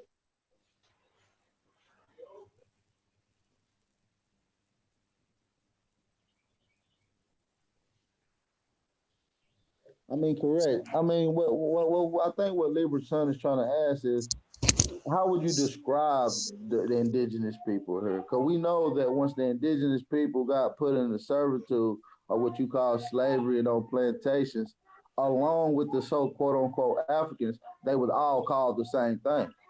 They was all called Negro slaves. And the reason you can say that and hard to distinguish who is who is because they resemble each other. Okay, you might say that, but in the census records, Walter Ashby Plecker did not change no Africans. He changed the people that was here. It wasn't Africans. Come on, we can see that. We look at our names. Africans didn't have the names we had here. These people came here and took the coat of arms that they knew was here when they got here. I got the documentation when the first Carter came here.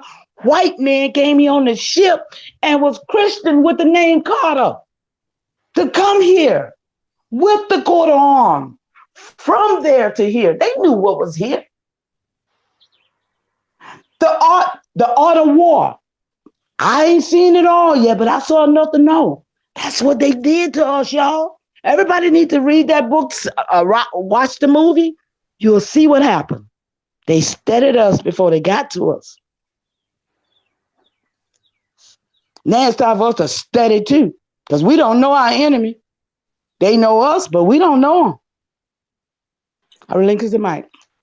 There's also a system in place of them relocating the indigenous people and taking them out to Oklahoma and also altering the records by doing that. So by the Dawes records, they would take our indigenous people and split up the families by the paper. And by them doing that, that's called a reclassified genocide. And that's a part of the series of what I'm dealing with in my lecture series coming up soon. So in other words, they took, my ancestry comes through Silas Jefferson. And they would take Silas Jefferson, and he was recognized as a Creek by blood. And he was a chief of the Wing Clan. And our bloodline comes from Alabama. But his siblings, they put them on the freedman roll, same mother, same father.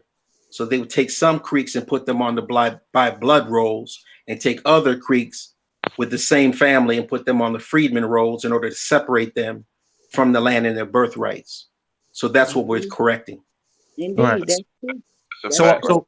So I'm gonna ask you this question, bro. So was your ancestor a full-blooded Aborigine or not? My ancestry, there's a mixture as far as how the Creek tribe operated in Alabama, in Conecuh, Alabama. It was a mixture. And the indigenous ones were sold out by the European mixed ones. So that's what took place within the Creek Nation. Hold up, when you say indigenous mixed, what do you mean by that? It's not a pure tribe to be a Creek. You can be a Muskogee and you can be, quote unquote, you can look the same as I do, as my ancestors do.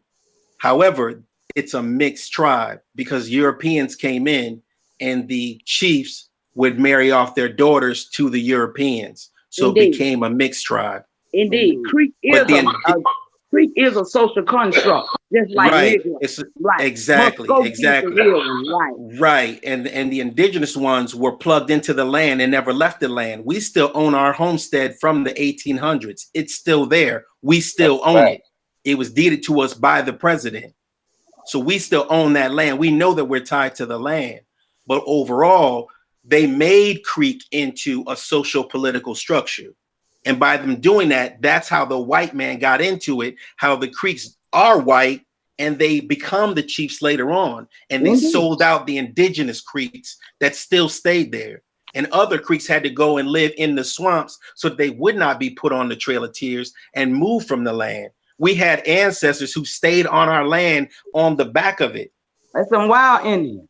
Yes. Right, and they stayed on there to prevent from being identified and being moved out west. I got you, bro. Then they became reclassified as Negro, Black, and Color. That's correct. Okay, so what I'm trying to get at, listen, man, I'm trying to get at this, man, because it seemed to be getting evaded, right? Do you believe that the Aborigine is the so-called black man and not mixed with anything else? I'm talking about, do you believe that the origin of the Aborigine is the so-called? The origin of the Aborigines, somebody said what? We can hear you, bro. Okay. Yeah. What was? Peace. Sorry. I want to know because I'm getting kind of confused, man. I'm trying to figure out who are the Aborigines, man. You know what I'm saying? Because you're saying mix here, mix there. Yes. You're not clear about who the Aborigine is of this land. Is it the so-called black man? The Aborigines are us. We are the Aborigines. There was a senator from Alabama that called us the Aborigines. Okay. And he didn't know that he was being secretly recorded by the FBI when he made the statement. Once he made the statement and he was on tape of calling us the Aborigines, it was the Negroes who made him apologize for calling us the Aborigines. That was the NAACP.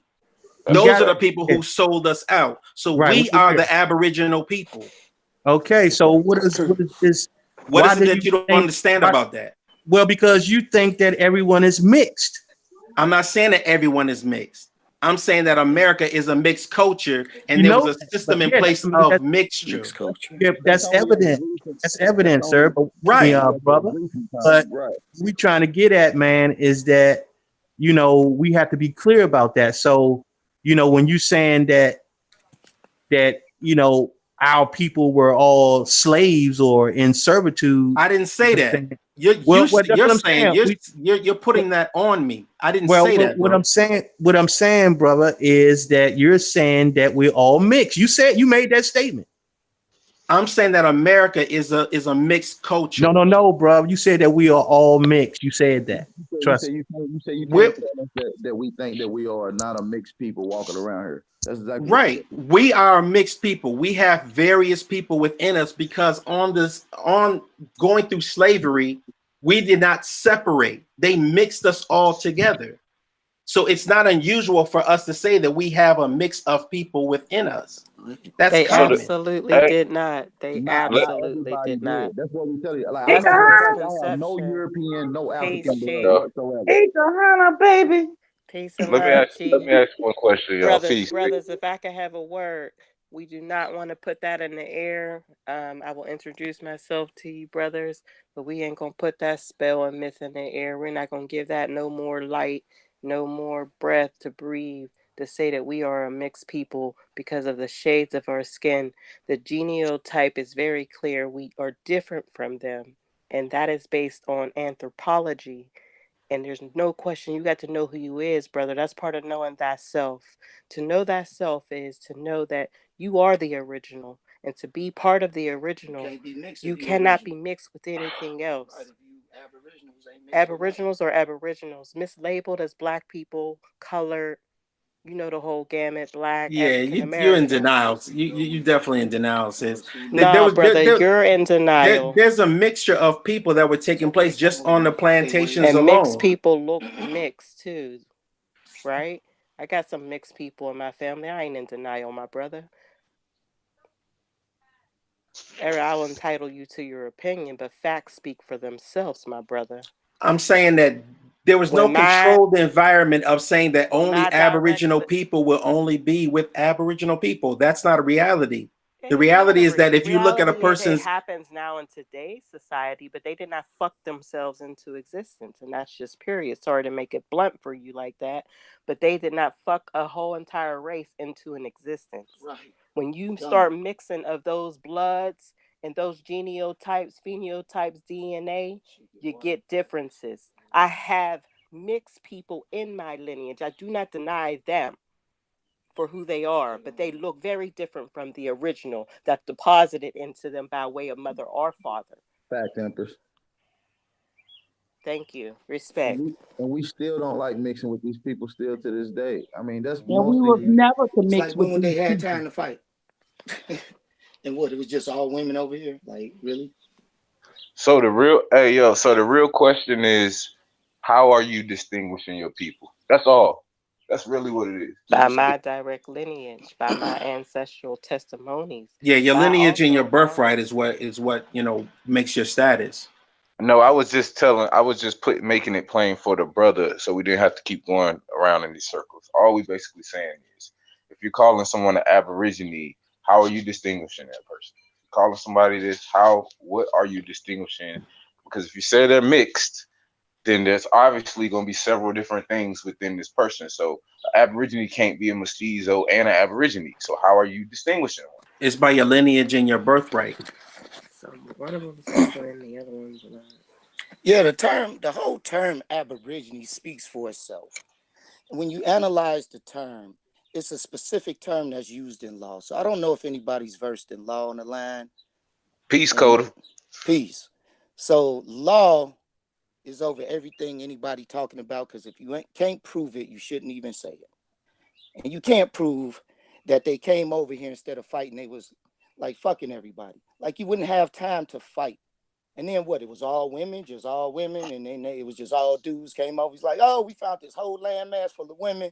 Let's get it in, people. And the Amazon.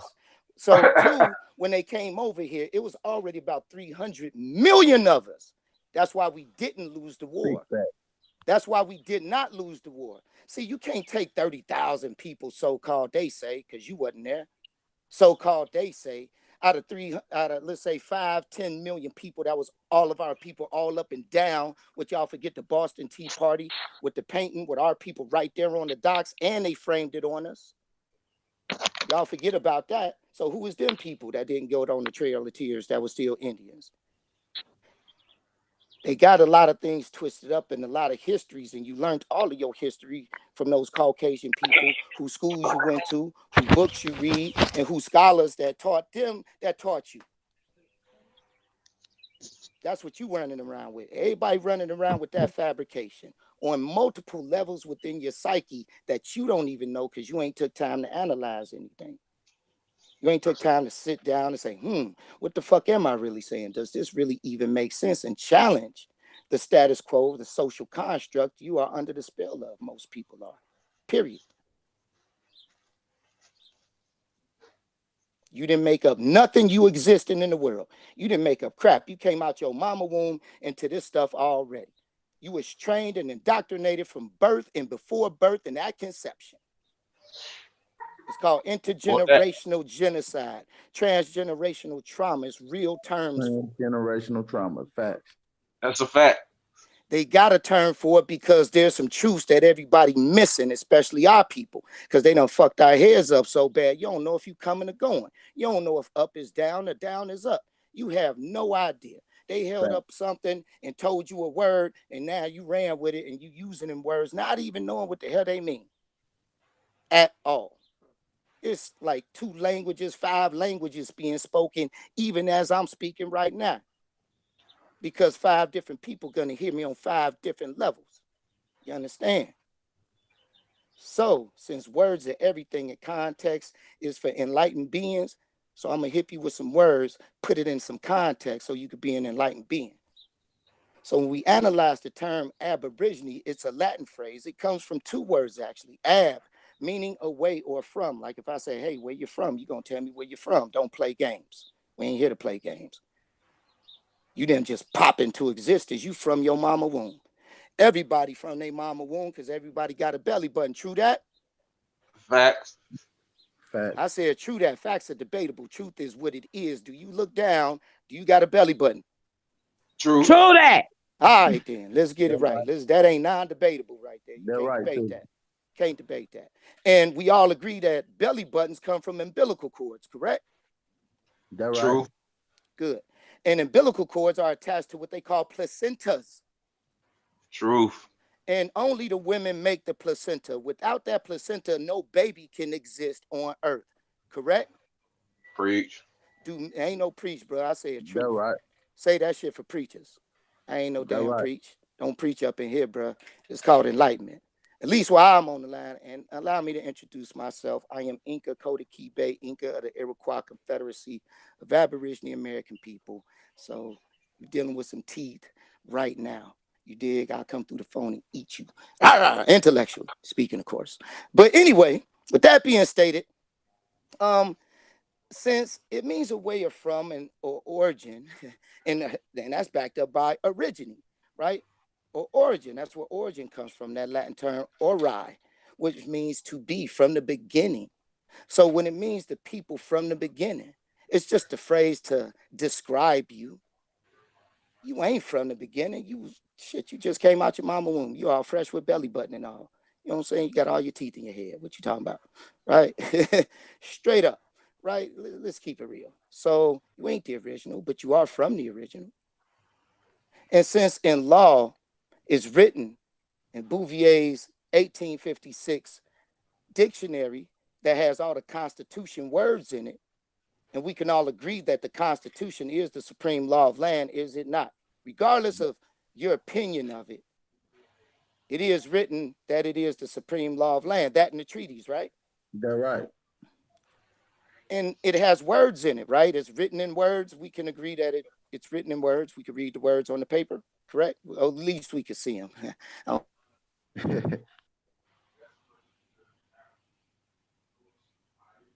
Right. Peace, my bad. Apologies. So when we see the words written on the paper, we have to understand what those words mean. And since that's a contract, it's a contract is what it is.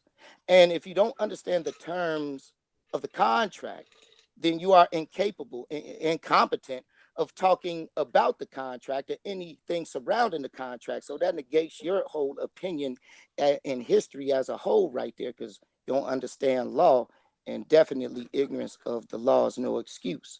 Since law and history goes hand in hand, if you following just history, you get lost in the sauce. If you follow law, you'll get a correct vision of the historical shit that actually happened versus the stuff that somebody made up and sold you on that happened. You understand? Because you did pay to go to school, didn't you? Your mama paid to go to school, didn't you? Grade school, high school. Come on, keep it real. Correct? Yeah, in the form. Yep, you had to pay. Ain't no in the form. Hell yeah, just yes. It's just yes. Don't sugarcoat it, man. If I call your mama up and say, "Hey, ma'am, did you send your son to school?" She gonna tell me, "Well, in the form," and she gonna be like, "Hell yeah." Which one she gonna be? Let's keep it real. Correct. Thank you. Again, you messing with teeth right here. I don't listen to that. That's garbage right there. So since that's what happened, she paid for you to get indoctrinated. She paid to have a birth certificate for you, paid to have a social security card, pay rent. Shit, you probably paying rent right now or something like that. Correct? Somebody paying something. Absolutely. Yep. Since everybody in that damn boat, I'm not in that boat. So I'm going to say I am not in that damn boat. So there's a difference between people talking about some shit they don't know about and people doing what they know about. It's a big ass difference. So I ain't here to debate Aborigine. I'm here to tell you from the experience what an Aborigine is. So ain't no debate about it. So let's analyze the word continuing, origi or ori, Latin for the beginning. You can't be second and first at the same time, can you? Nope. So since Aborigine, does Aborigine imply there's a mixture of something fucking else? Because if it was, then that would have been first, correct? In order for you to mix with something. Right or wrong? Right. So if you got this original thing, it's got to take some time for it to mutate into something less than itself, does it not? Truth. Then when it reduces to something less of itself, what? Then that procreates over how many billions of fucking years that evolution got to happen there, genius? And then for that to come back and then destroy the original? Are you kidding me? Man, go wake up, man. For real. Go run yourself into a wall and wake up, bro. Because that is some bogus ass, garbage ass story if I ever heard it. No, hey, this is grown man radio right here. So if I got teeth, I got freedom of speech. I got the right to tell the truth. And that shit backed up by international law. You don't like it, hang up the phone. Hell, that's what everybody could do. Y'all can hang up and it'll just be me on here. Copy that. So, with that being stated, they didn't come over here fucking their way into a whole nother race and we all mixed up. That's garbage and bullshit. Like the sister said, there's mixed people that because some sons and daughters want to go ahead and fuck around with Caucasians and Spanish and all that, and then they having babies. Them babies are still babies. And them babies look like they damn mixed. Period. They ain't looking like you or me, or maybe you mixed. Maybe you got a complex. I got mixed children. My son 21, bruh. His mama is a damn Spaniard, right? Straight up. People could tell my son is mixed because he looks something like me, but something like her and bleached out. So shit mixed. All of us ain't walking around like that. Open your damn eyes and look in the mirror. Because if you can't see that plain fact, you straight up a brainwashed. So raise your hand and say, yes, Coda, I have been brainwashed, brother. I apologize for that thinking. Go ahead. It's okay. It's redeeming and it'll make you feel better. Because my question to you is, if you're making that claim, I want to see some proof and evidence of what you're talking about. But all of our people that's on this line right now can look in the mirror and see that proof and evidence. So we are wearing our proof. So now you need to show us proof that they fucked their way and our way into existence. Proof that shit right there.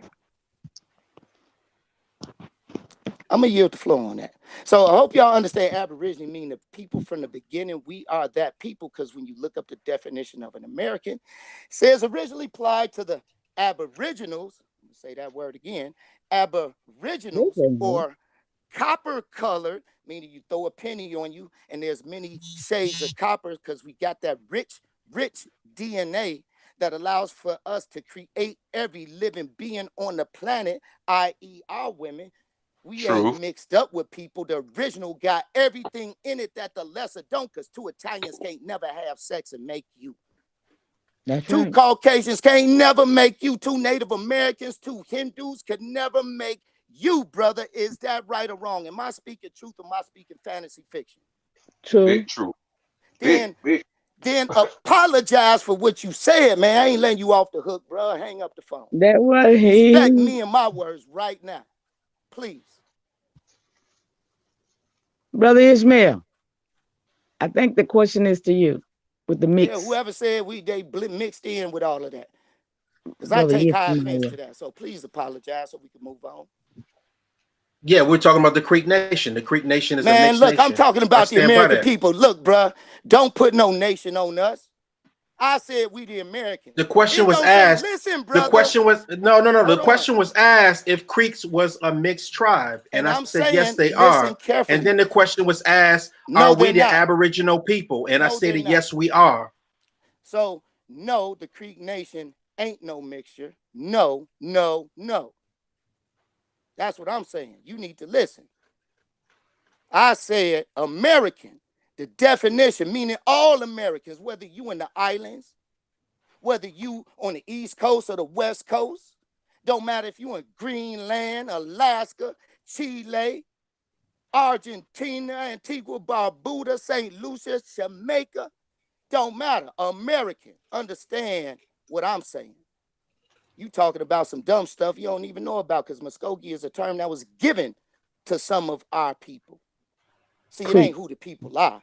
And it's a language, not to mention. It ain't even the damn people, it's just the damn language. So let's even get real with that stuff. So you can't be a people if you're a language. So there's a lot of people might say they Muskogee that's all mixed up, but shit, they ain't the Aboriginal people. So we are the Americans. The Constitution don't say we the Muskogee. The Constitution don't say we this tribe or we that tribe. It say we the people. That's right. That's what I'm bringing right here. So we ain't Muskogee, bro. That's division right there. We the people. We ain't the Muskogee. We ain't the Amazons. We ain't none of the shit they said that we is. Because that's all of they saying that what we is. That's right. Period. I'm bringing the ancestors back. You talking garbage from the 1800s, man. Get out of here with that shit. So since the Aboriginal people ain't the Muskogee, and at the same time, there's an Aboriginal people hollering they Muskogee. So that's cool. Nothing wrong with that. We can do what the hell we want to in our house, even if it is crazy. Right? Right. But the reality is, in law, we have never called ourselves by any name because the law don't cover Muskogee. See, the law don't cover Cherokee. The law don't cover none of these damn dumbass groups. That's right. Period. Because the Constitution states we the people, not we the whatever bullshit tribe, because all of them is BIA anyway, so relax yourself. That's right. They under peonage under the United States. Read article Title 25 of the U.S. Code that deals with that shit. You'll get a whole eyeball and understand it. Since you ain't from Alaska, you ain't no damn Muskogee, and all of them people's from Russia. So it don't matter. I done had talks with they chiefs and all of this shit. It don't matter, bro. You on grade school level. So anyway, with that being said, definitely the Aboriginal people are American. See, we are American, no matter what title one chooses to call oneself, whether you want to call yourself a Laker, a Bull, a Piston, a Steeler, whatever the fuck the team is. You hear me? Teams are just teams. They don't mean shit. People free agent all the time and switch teams. So fucking what? Big damn deal. Everybody playing a nationality game because anybody could change their nationality. So there's some things in law people need to know before they start yapping off that stuff they don't know about lawful things. So when you're talking lawful things such as nationality, heritage, pedigree, that's law right there. That ain't a casual conversation that you taking it as. That's being reckless right there with the conversation. This is lawful stuff we dealing with. This affects people. Don't be reckless.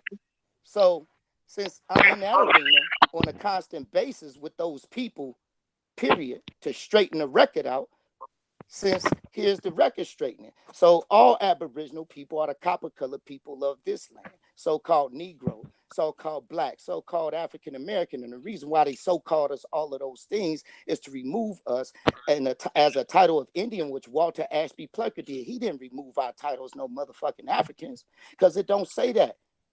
in the Virginia law books. It don't say that. It states he effectively removed the title of Indian from Virginia Negroes, which effectively took us out of the contract and federal fucking protection. Say it in black and damn white right there.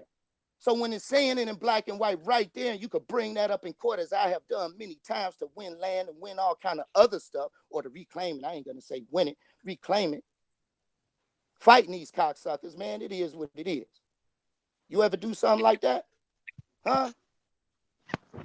Can't be yours if somebody giving it to you. The hell self-respecting Aboriginal person gonna live on the damn reservation or get some handouts and shit on your own land? The hell that is. How you gonna pay rent to a foreigner on your own land? Huh? How you gonna go in the store and pay taxes on food that came out your land, bruh? There's laws against that shit, man. Chief knows laws against that. I showed her his laws against that, and you still using it. You having any problems with it, Chief? Not at all. And they ain't having no problems with it. Did you need any tax exempt cards? Need any I don't of have that no stuff? tax exempt card. Don't need none of that. Ain't got none of that. Ain't necessary. She wearing who she is, inside Don't and need out. none. Thank you. Better understand who you are. That's And it's true. because That's of all true. this, us wanting to be mixed with something, man. That's just psychological.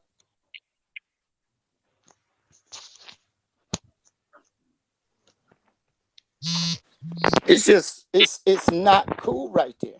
You know what I'm saying? And we have to stop that. That's all I'm saying. We really got to nip it in the bud. So we ain't mixed, even though it's a lot of mixed people hollering that they us. Everybody in America still ain't who you are, because everybody in America calling themselves American. And they got ourselves calling us from Africa some damn place. Yo. So I'm a yield, man. I'm gonna let y'all have that, man. But it was great talking to y'all. I think the battery getting low. Peace to the panel. Hey, what's up, man? Shagai Tadede. How y'all doing? Ty, Doing? what it What's up, do? man? Man, what y'all do to Unc, man? Unc, you all right, man? We need to get AP to get the straps, man. What's good, bro? Y'all got Unc Ty heated. Data, what's up? How y'all doing? We always got What's it coat the off, strap, bro? Ty. Somebody gets coat off. Well, Unc, go. Unc, you out there? They calling for you. What's going Hello. on, Ty Data? How y'all doing? I'm just Peace. getting What's myself good? up What's together, good? doing some. How you doing? Gold, how Oh you man, doing, man? fantastic, brother. How about yourself? All right. I had called you the other day. I was trying Man, I to missed give. that then. I'm sorry, my apologies. Man, my Yeah, apologies. it's Yeah, all you was good though. on my mind too. I wanted to hit you up. Might have been a couple of days ago. They said I don't want to get all sidetracked, but definitely with the Seer the Duketeers, I just wanted to rap to you a bit about what that was like. Oh That man, I'm getting experience. chewed up for that, bro. And it's what makes it so bad, man. He too smart, bro. I didn't know nothing about what he was saying. I was trying to keep it on the future and stuff like that, but he went way over my head. So yeah. No, So that's what I'm they still do. getting I mean, flack I for wish I that, was bro. on that call. I would have straightened him out. All right. Yeah. I'm still getting flack for Ain't that, nothing you bro. can Like, do when you pulling up the material right in front of the face, right? Because I'd have hit that screen share on his ass, and then it'd have been a wrap. Like, all right, what you gonna do about this law, that law? Here's this documentation right here that states this. Oh, and here's where they fucking beheaded our people right here in 1522. And here's the dude that gave the order, Carlos Quinto. But this is what this dude looked like, a Negro, right here, Negro, like dude from Africa. Right, them or Portugal actually, because wasn't no Africa, Barbaria and all. So definitely, yeah. Oh man, I'd have had a whole field day with him. right, where Chief at? Chief probably went to sleep. He might have went to sleep. Oh, okay. Oh, okay, yeah. Yeah, I so just, that's what's up, man. So Oh how yeah, did I was that just go? coming in to say hi, man. How everybody doing? Copy that. Yeah, I got a little work to do. Just saying hi, everybody, because I know I had a busy little weekend, but we out here, man. We out here. Appreciate the people on the panel. I don't know, man. What set you off? What set you off, Coda? I ain't never seen you snap like that. He regular. He just enlightening us. On some things that maybe we weren't privy to. What's that? What was that? I ain't hear that. I'm sorry. I was saying, what set you off? Because I'm like, Coda in that snap. It's like somebody said something. Like, man. But it's all good though. Peace to the to the panel, everybody. I'm sorry. We got cut off. I got cut off for a second. It was a call He coming asked in. what set you off, Cody. He said somebody must have said something to set you off. Oh yeah. When people want to debate about Aboriginal, it's not somebody or someone. Don't get it twisted like that. I don't hate nobody. But when the truth ain't right, or when the story ain't correct, and there's too much insistency, like you insisted upon this side, somebody's insisted upon this right here, and it's not accurate, then the truth just come in and squash the whole thing. It's kind of like, Big Brother breaking up the fight. You know what I'm saying? It's like ain't no fight because you stupid and you was stupid. So now hug and make up and go play. Right? It's like that. So that's what I did. So it wasn't any person. It's just, Aborigine means we are the Right. American people. And it states that in many dictionaries. I mean, you got to be blind and ignorant or just plain retarded not to establish that line.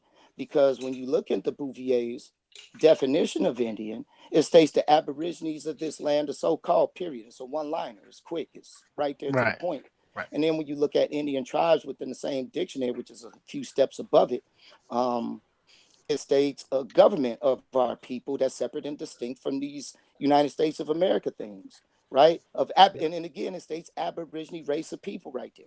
You know what I'm saying? So now you got Aboriginal and Aboriginal in there. When you look at the definition of American, the connected states belonging to the Aborigines, right? And that's in Noah Webster's 1828 definition. But if you go to Etymon line, type in American, it has a very similar definition, and it states the term Aboriginal. Then you look up Aboriginal, oh man, and then it just gets real interesting. In the 1728 dictionary that we have here, a hard copy, 2 volumes, right? When you look up the term Aborigine and Aboriginal, it never points to Australia because Australia is a brand new thing right there. Just to let y'all know, it's really brand new. The problem is it's a lot of young minds on an old planet, and we ain't got no respect for the old planet. You feel what I'm saying? Right. We've been taught a lot of myths called school and society at large. True that? Right. Yeah, I'm gonna go ahead and get out of here. I'm gonna go ahead and say shout out to everybody. You know what I'm saying? Y'all make sure, you know what I'm saying? If That's y'all what's ain't got a up. Tribe Up app, you know what I'm saying? Y'all can go to the app, that page, Tribe Up app. That's our own little personal little social media. You can start your own tribe on there. You know what I'm saying? You can do, you find your little family history. It's a lot of stuff you can do on there, and it's ours. That's the main part about it. It's ours from the root to the tip. You know what I'm saying? It's all ours. And so definitely get yourself a Tribe Up app. You know what I'm saying? It's going to be one of our futuristic tools in the future where, we just come up to you, hey, bro, what's your Tribe Up? And if you got a Tribe Up, I know you on my level, bro. I know you woke. You know what I'm saying? I know you living in my world. But on that level. But I just want to say, what's up? Peace of the chat, Love everybody. you, Ty. Chief is running this stream, so I don't know. It cuts off every 8 hours. So Libra, if you wanna, if you wanna keep it going, just call me, let me know. And we can, what I'm saying, I could probably redo it if it cuts off. Will this work? Or I ain't gonna be around for so long, man. I gotta go to work. So. Okay, well, any one of y'all want to keep it going and it cuts off, just give me a call. I could plug it back on for you. All right, Ty, you know, That's what's up. That's what's up. Peace. That's what's up. Yeah. So to get back to it, nothing, no one in particular, but we need to know that we can't debate over a word when it's already written time immemorial for the creator of that particular word or phrase. You didn't make it up, so let's stop claiming stuff that you ain't make up, right? Since you personally didn't make up the words personally, nor the English language or Latin or any other language, then we got to respect those languages. And out of that respect, let's learn what that thing is that we use all the time. Let's not just get the item, bust the package out, don't read the instructions, just start using it because you might be using it wrong. And some people use things wrong for a long time. Don't y'all agree? Facts. That right. So if we are to change and grow, you got to let go of the past and let go of certain isms and schisms because it doesn't do you any good. True. Receive the information. Don't get caught up in nobody's emotions and feelings because they said this, that, and the third, and they ignorant. All you got to do is post a definition and keep moving. Ignorant people, retarded people, stupid and dumb people gonna always stick their hand in the fire no matter what you tell them. So tell them once and don't worry about them. Move on to somebody who you tell, and they be like, man, thanks, bro. Ooh, would have burnt myself. Them the ones you want. True that? True. Unless you want to hang out with the people always sticking their hand in the fire. Well, that's always a choice too. But Yeah. That's what's wouldn't up. be an intelligent one, I tell you that much. But regardless of that, but the term is very close to us because in law it does refer to you as who you are. It's not who you are. You're immemorial. We're infinite, and you can't name infinite. And everybody through history, whether they called us the Olmecs, that was a language. Whether they call us the Toltecs or the Aztecs or the Mayan or the Incan, them are languages and rank structures. Whether they called us Blackfeet, Chickasaw, Choctaw, Chippewa, Cherokee, Saluki, Salaki, and all the million other ways to say a million other things, depending on who came through and said what, and called you whatever they called you, just because they ain't never talked to you. They ain't never sat down with you, and when they attempted to, they said they couldn't even understand a word we were saying. And they couldn't write it down that it would make sense to them. So they just called you any old thing. That's like me talking to you and say, clap, clap, clap, clap, clap, and you would be like, what the fuck this nigga talking about, right? You'd be lost. Don't know. And it was like that to them. So they would I'm just going to call you glip glop.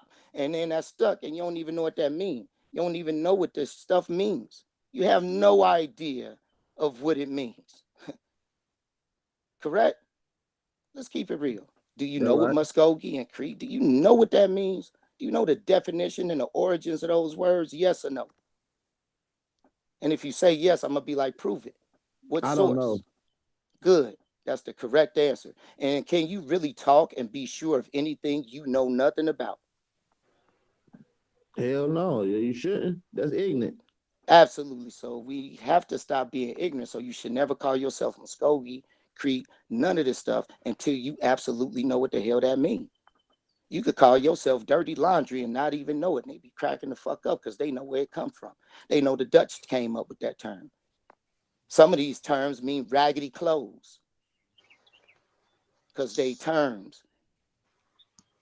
You see what I'm saying? They got meanings behind the shit. Is the brother Ishmael still on here? I can't really see the.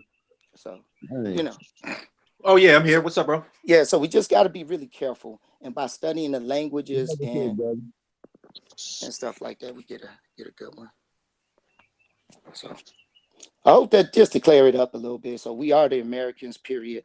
We are the Aborigine peoples, period. I've tested that time and time again in courts with other people in stores. I don't care where you go. All the white folks know it. Everybody know it except our people. And our people are the hardest ones to tell that they Aborigines because they don't want to be God, I guess. So that's it. I don't know. They don't want to be the landlord of their own destiny. They always want to pay somebody and shuck and jive for somebody so they can make this fake ass IOUs that they ain't never been paid so they could give IOUs to other people to get some perceived benefit. I don't get it. I don't get it. No land, no resources, no nothing. Always scrambling to get the next new. Never making nothing. Always just getting the next new. You feel me? Copy that. Man, let them turn the electricity off. Everybody out of job. Ha! Everybody, right? Everybody depending on the electricity to do their business with e-commerce, all this other global. Man, that shit done at the flick of a switch. Psst, pop, sit. Keep that real. Next time you in a power outage, think about that long and hard. What you gonna do now if they stayed like that? Think about those circumstances.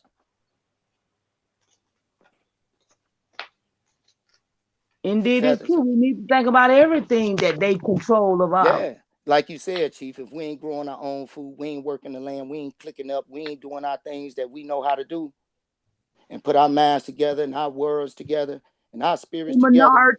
We just minorities. Nah, I ain't no minority, nothing. I'll be doing that shit. I ain't no minority either, but if we ain't doing what we supposed to do. Man, look, it ain't a we thing. When it come down to it, it's a we thing. But when it come down to it, survival is all gonna be about you. Yeah, right. You're right. Man, look, because you are where you at when it go down and the shit hit the fan. Ain't nobody else there with you. When I was there with you, then it would have been me and you surviving at that point. You feel me? But reality, when it go down, if it was to go down at this exact moment, ain't no we, there's what you gonna do. See, It's that's a right. reality. And if you That's don't have a right. we to do it with, then it's called death. Hmm. Period. No gas station, no lights, no food. What you gonna do? Nothing growing, nothing. Man, look, it take 8 weeks to grow something. What you gonna wait 8 weeks to eat? Yep. Oh man, yeah, some Okay. people will, and I ain't gonna lie, you can't wait 8 weeks to eat. Water, you got to figure out your water needs now. You can't go without drinking that long, so shit, water is very valuable. Water would be more than gold at that time. Trust Hmm. that, because you Right. can't eat gold, you can't drink gold, but you could drink some damn water. And I'll just wait till you die, and I could come and just take the gold. Gold and Right. rock, shit, that should be around 1,000,000 years after man gone off the planet. Trust that. Gold and Hmm. diamonds don't matter. Wherever they at, that's where they gonna be at, unless they sending them in space or something. But then they'll be in space forever, so it don't matter. You feel me? It's just a thing. Can you dig it? So with that being said, we got to come together, and that's the only way we're gonna push forward.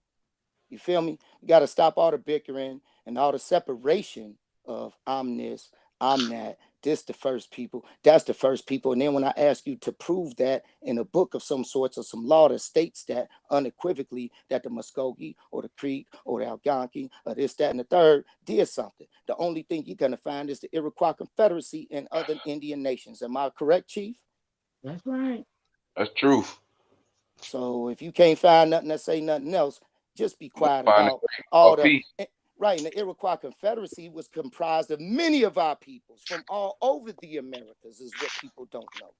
See, it was like 10,000 freaking tribes, so-called, what they would call tribes, but it was just our people doing our thing, coming together for something better than ourselves, because we was fighting these cocksuckers everywhere at the same time. You hear me? It was full-on invasion. And y'all True. don't even understand half of it or a fraction of it from the beginning. You getting it from 17 and 18 and who getting it from the 1100s? Who really getting it from that period of time in America, not in Europe or Spain? In True. America. Who know that story? Who got those evidences to support? Who has that literature? Who got that in stone and in artwork and in murals and in cities? Who got that information? Where can I find that information? Well, I got that information. I can show you where you can find that information. And if you want to travel, you can see that information firsthand and experience it yourself. That's what I got to offer. Everybody else selling wolf tickets. Because they ain't showing nothing. They ain't proving nothing. It's just talk. Talk is cheap, man. Come on. Let's spend our words wisely. You feel Let's me? show and prove, y'all. Let's show and prove. Absolutely. Y'all remember when we used to go to school? They had show and tell. Oh, there you go. Show and tell. Let's show it before we tell it. Man, we got a saying in Chicago, man. Hey, don't talk about it, be about it. You feel me? Don't talk about it, be about it. That's how we roll. So once you be about it, then you can talk about it. That's how it works. A lot of people got it backwards. They want to talk about it first and then might do something, right? Fake it till they make it. You got to do it, and then you could talk about it. You could talk about what you did. Don't tell me what you're gonna do, right? That's cool. That's great thoughts, but you might not get around ever to what you're going to do. You should be like, hey, you know what? I'm in the process of doing this, and I'm working my way towards this goal. That's a great trajectory. That's something foreseeable. That's something you ain't gotta be there, but man, you started the journey. Great. Let me give you some pointers along the way. Man, cool. You know what I'm saying? That's called building right there. That's building. That's unifying right there. But if it's always, man, you know what? I'm gonna do this and I'm doing this. Yeah, I'm a me, me. I'm a me. Come on, man. Where do we at? See, that don't encourage any help. You want to pump yourself up. Those may want to pump themselves up. That's that hot air right there. That's gassing up right there. You ain't about to go nowhere. You feel me? Because it's the I'ma show. It's all about the me joints. Nah, man. Got to be about the people. Got to be about the ethos. It got to be about your essence, the spirit.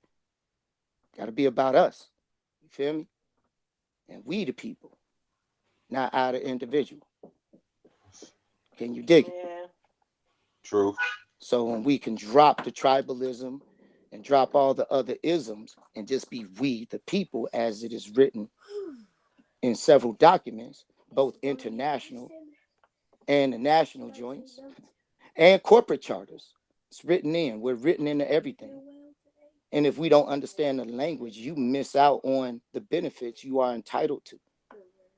And it doesn't mean monetary at all. Because can't nobody give you an IOU for some shit they stole from you and for your ancestors and cousins they murdered. Oh, you here because yours survived. You ain't here because anybody in your lineage died. Damn Everybody right. in your lineage was alive when they had the next one. That's how you here. Everybody. That's how we all here. So when we say we, slavery, and our ancestors died, no, they didn't. Because if they did, how you still here? Damn right. So that's a myth right there. That's a big ass spell they threw over every damn body. Because we looking at each other and still extincting us right in the front of our fucking face. I went to a powwow and one of the chiefs attempted to extinct me in front of my face. Laid out on him. And that motherfucker said, yes, we're just a organization, a political unit, blah, blah, blah. He's paying clean and shit. So I laid it the fuck on him. He thought I was just some little peon and shit. You know what I'm saying? Had that motherfucker Cowtown bound down to me at his own motherfucking powwow shit. Fuck that nigga. You know what I'm saying? It's my land, B. This ain't yours. My people invited your people here. When you know your history, everybody can't say shit because they know it too. They know if you know it or not. That's how they get over on you. Mm-hmm. Exactly. And those who don't know it, those who can't show it, those who can't say it out their mouth and go ahead and flow it.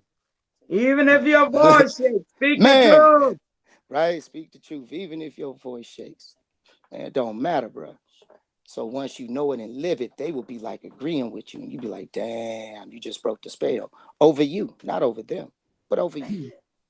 Over your own self. Absolutely, because you your own hardest person that you have to convince, because it's you. You the one debating. Everybody's the one saying this or saying that, and they saying this and that and the third. That's what you think, because you said it, and only you know what you mean when you saying shit. So fuck. If you can't prove it, if it don't exist in the truth realm and law, where you could be like, let's take this in an international venue of anywhere and amongst kindergartens, and everybody could be like, oh yeah, that's plain and simple. It says it right there. Yes. You know. But they effectively taken ourselves out of that aspect of the contract. So we don't even have that authority as African Americans, blacks, or any foreign title or tag. That includes American Indian and or Native American. Period. It includes those. When you look at the Department of Commerce and the Office of Management and Budget for the 2020 census, it states that American Indian and Native American, Alaska Native, and all this other stuff up in it, Black, African American, Haitian, all of these terms are socio-political constructs and are not to be taken as scientific or anthropological in nature. It states it in black and white, and ain't shit nobody could do to change that. All you got to do is understand what that is saying and raise your elevation up. Because when you understand that all of it is a socio-political construct, that means ain't none of it real. So Muskogee, Creek, Cherokee, all of that is bull.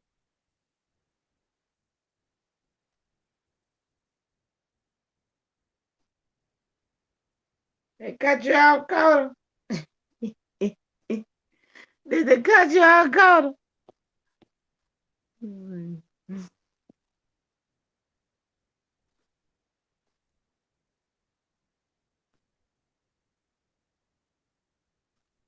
Did they cut you out, Coda? Everybody still there?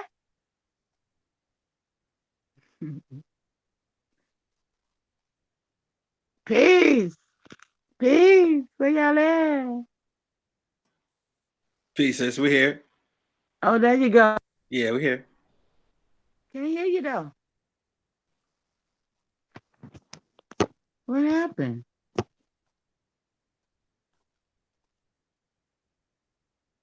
I don't have no sound, you guys.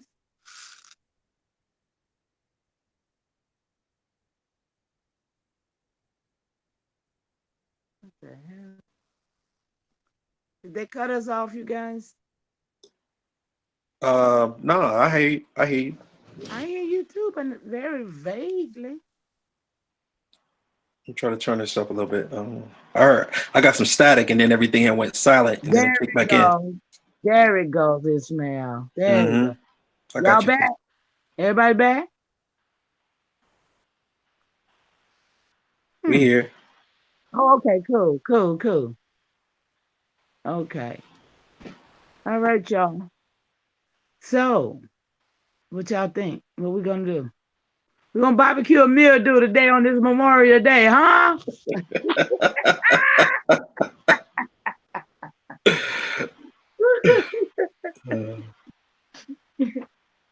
Y'all, it's good, man. I'm loving it. Y'all, I tell you, we got to get it together though, you guys. We just really got to get it together. We got to get on one solid page where we can move as a people. I And think it don't matter who we say we came from, we know we are who we are. I think the focus is definitely to properly confederate and to get organized as a government. That's the traditional way. That's the most effective way. Indeed. And that's why, out of all the people, I haven't met anybody. That was my teacher. I will say him. I will say he's the teacher that I've been following for his teaching. Not so much as I mingle with everybody and I learn from all of you. Don't never get it twisted. When you're a student of all great minds, And but I agree 100%. Yes, but this brother, I've been studying with him for 3, going on 4 years now. And he ain't lied to me yet. I've found no lie in that brother yet. Not that I'm looking for one, but what I'm saying, he's genuine. And he spent 19 days in Georgia. He came to see about me because I put it out there. And he came all the way from Pittsburgh to see about me. And he stayed with me for 19 days.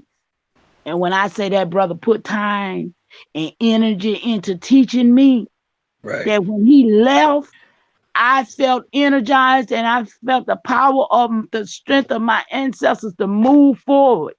And that's where I'm at right now today because that brother invested in me. Ain't nobody else coming around. Everybody, they hear whatever, they already in Georgia. But that brother came. I had 2 sisters that come from California. That's a long way. Right.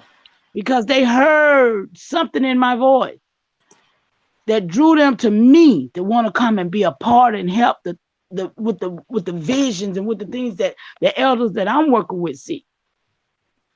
I had 2 came all the way from Chicago. I had somebody come from South Carolina. I had 2 already here. So I had like 7 soldiers right here with me, plus the 2 sisters that came from California,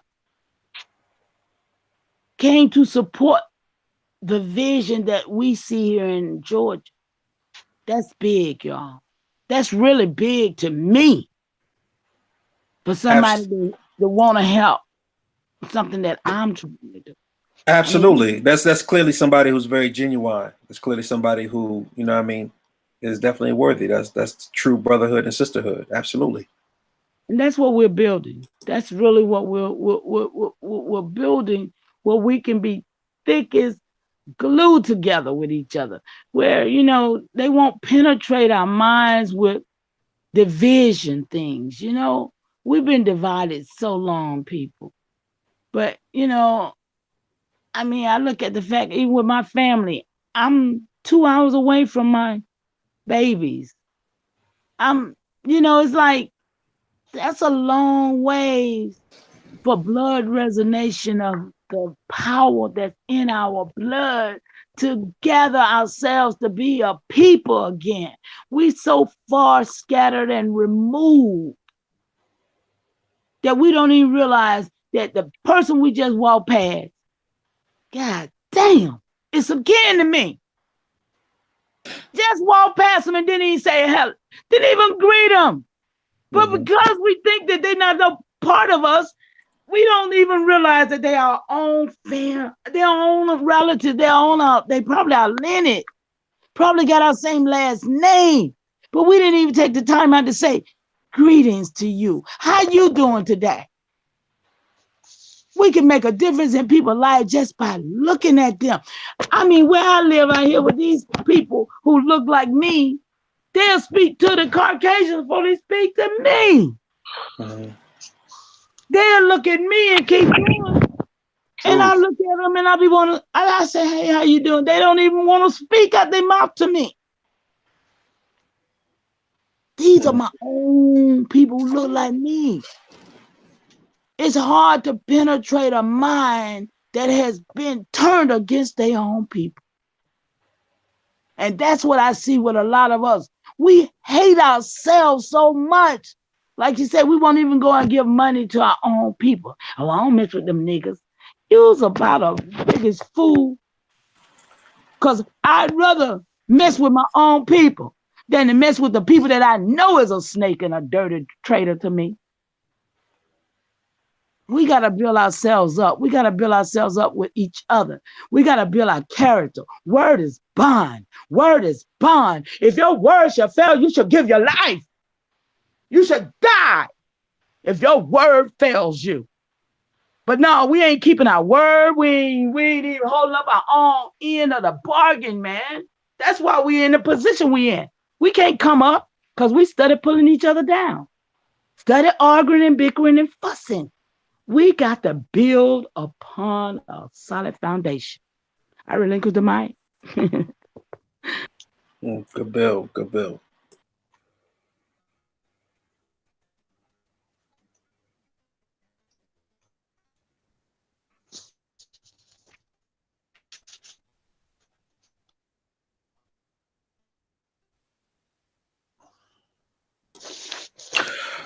I got a question. What do you think about the opportunities to build with the family that was relocated and sent out to Oklahoma, as far as and also the family that that don't know, you know, or maybe been robbed of that indigenous birthright? There was systems in place that, you know, took us out of the land, out of, you know, we had a lot of strongholds in the South.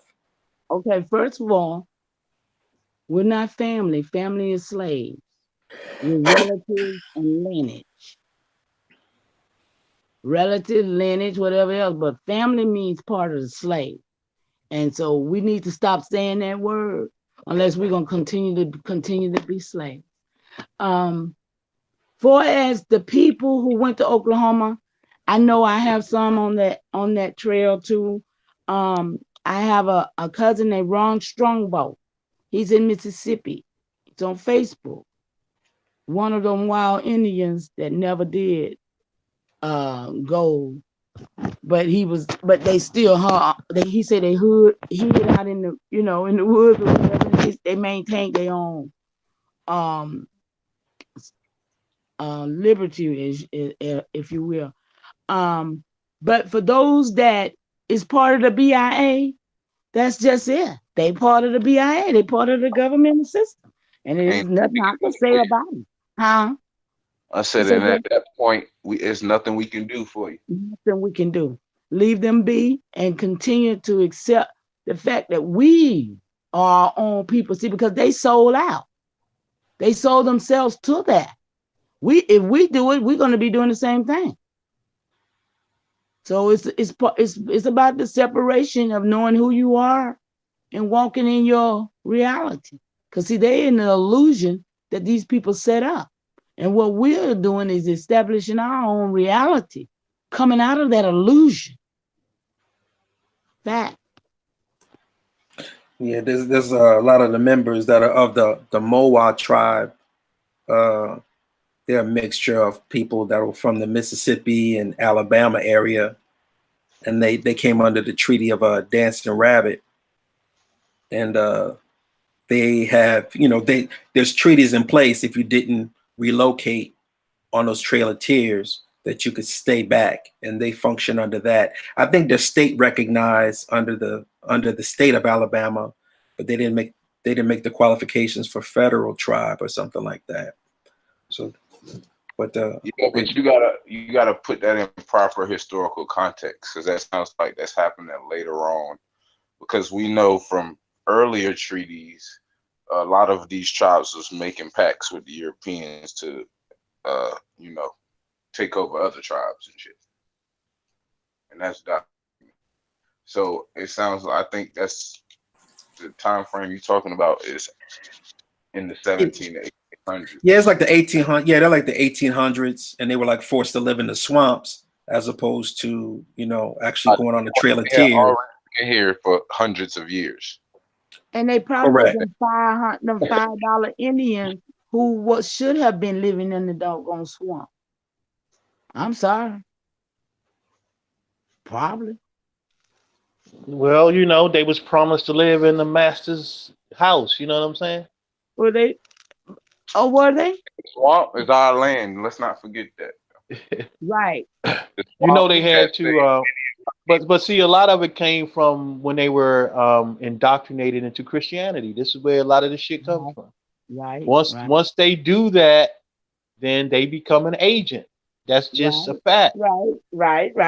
No doubt. And if you study socialization, agents are just that's a good point. Are just institutions to, you know, basically propagandize information. Exactly. And that comes in many forms, even from your own parents. Exactly. On your birth certificate, there was an agent. You know, AKA informant. AKA, yeah, exactly. But the only difference is with an informant is an informant informs of a crime being committed, right? Right. So that means that they have your parents list as an informant on your birth certificate, then there is definitely a crime being committed. And see, these are the things they can't walk away from. You see what I'm saying? Because that's why I'm saying they incriminating themselves. Right. But and they don't realize it, that everything they say and has written down and visual using visual genocide and the like, you know, it's all going to be used against them. You know what I'm saying? Anything you can, anything there you you say go. can will be used against you. Exactly. So it is written, right? Right. So yeah, so that's why, you know, a lot of times what I try to do is I try to open people's minds up, right? Because, you know, based on this artificial construct, you know, they have you to believe that you are supposed to do certain things, right? And that you have to do certain things. But it's really just a psychological game. You know what I'm saying? And that's basically, you know, the example I was trying to make is, you know, when all these forms and contracts that they have you fill out, it's just a psychological game because they're giving you your options, right? They're designating your options for you. They're designating your identities. You understand what I'm saying? So my point is that you have to kind of rise above what they're trying to give you. You understand what I'm saying? So it's not about, you know, because they give you these choices. They always want to give you predetermined choices, right? And you be having to say to yourself, damn, what if I wanted to choose something that's not on this? Right. You know what I'm saying? Like, this doesn't suit what I'm trying to do. They're not going But to let you put what you want to put. You got to use their choice of words. Right. But who says we got to do that? That's what it is. They try to usurp your identity and trick you into giving up who and what you are. Right. Exactly. Absolutely. Well, it's specifically and thoroughly spoke about in social engineering. And they tell you exactly how they did this shit. In order to take over a society or a civilization, first you must use what the term is called rate. Just study what? They cut you out, baby. Say it again. enculturation. Oh, okay. Is when a outside culture comes and observes a more vastly or majority culture, right? Yeah. And after a certain amount of time, they're able to implement what is called acculturation, which is basically now instead of observing, they're actually practicing. Vulture. Okay. Once that process is done, then they implement what is called socialization, right? And socialization is basically changing the paradigm and creating the matrix. It's having different people internalize a already pre-manufactured concept and understanding, but actually attaching their physiological, emotional, and every type of energy that they have to these ideals and concepts. Once they are able to implement that, now you have basic control, right? Population genetics and control at that point. But all of this is basically broke down in socialization, social science and shit. They got it all in the book. I mean, they tell you every fucking thing. And then when you apply it to the history of our people, I mean, you can't get past that. You just can't get around that shit. That's basically what they did. They implemented a social experiment, like Lieber was saying. Yeah. Well, what about the Order War by that Chinese?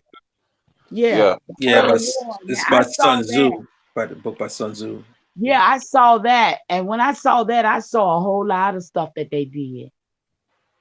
Right. Yeah, because I saw the movie. it depicts strategies, right? Yeah. Right. Well, it's like right. Cody was saying, and I've been saying this for a long time too. Like, well, they like to give the misconception as if they just tripped and fell over here, but in true reality, it was a conglomerated pact of several civilizations from one side of the motherfucking world that was to take over another side of the motherfucking world. Right. That's what we commonly known as the Eastern Hemisphere. Right. Right. And I'm not even sure of that.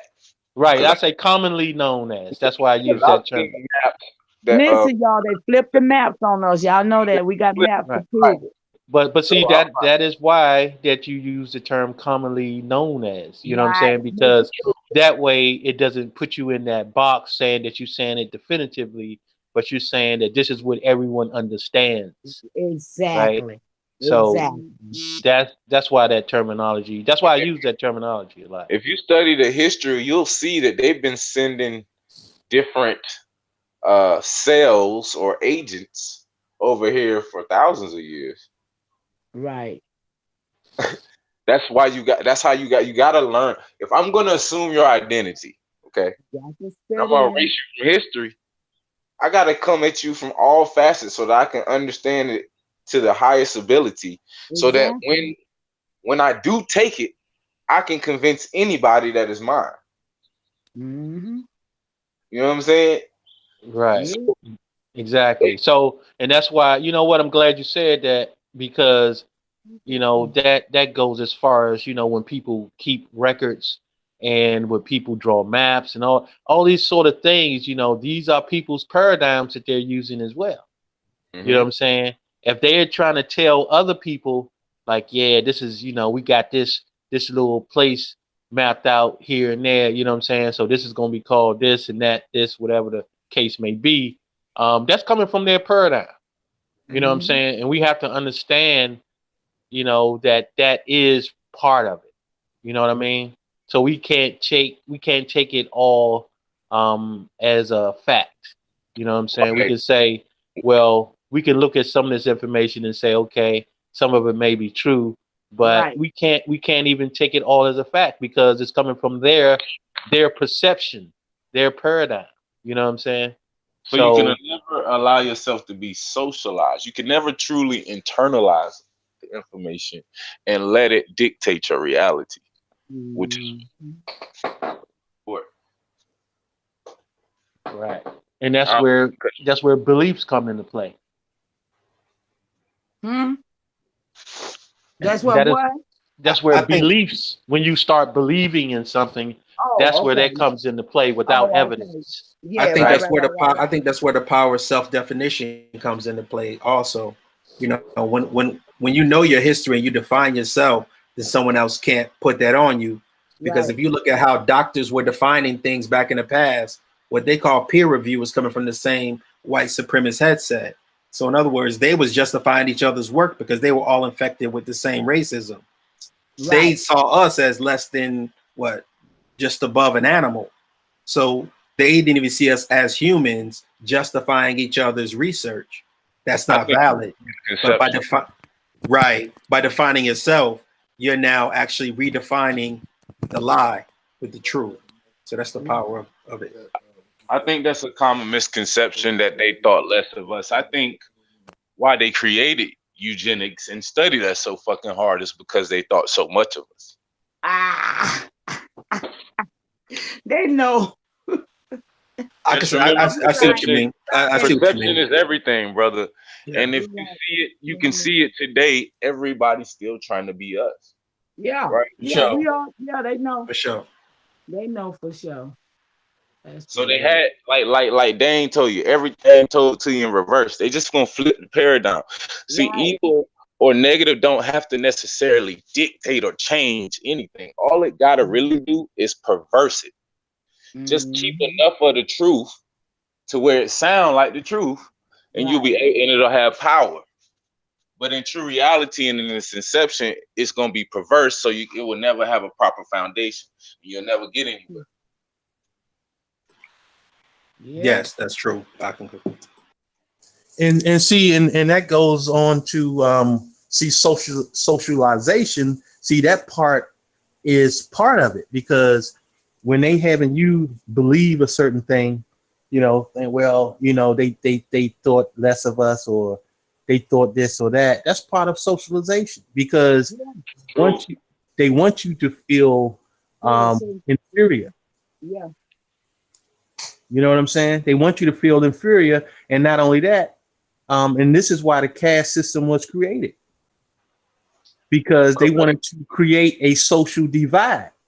But not only that, Libra, they wanted to create a constant frequency of pressure. Right.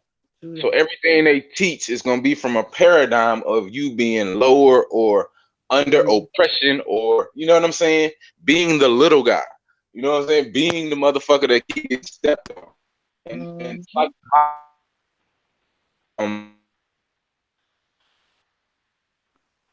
They cutting you out, baby. Yeah, you're just making a good point. I want to Yeah. hear that. Say it again, please. They cut you out. Damn. Yo. No, I feel where you're coming from. Like in 1697, that was the first use of the term white man, as far as it being a part of the doctrine, and that was used in Barbados.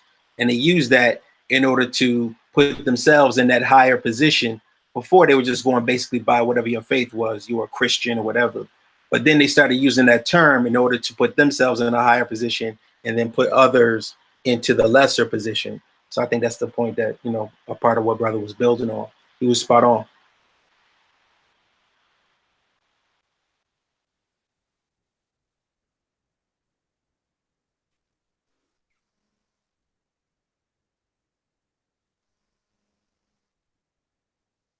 Appreciate the bill, you guys. I can't see who's on the chat, but I love you all. Appreciate y'all. We're gonna do this.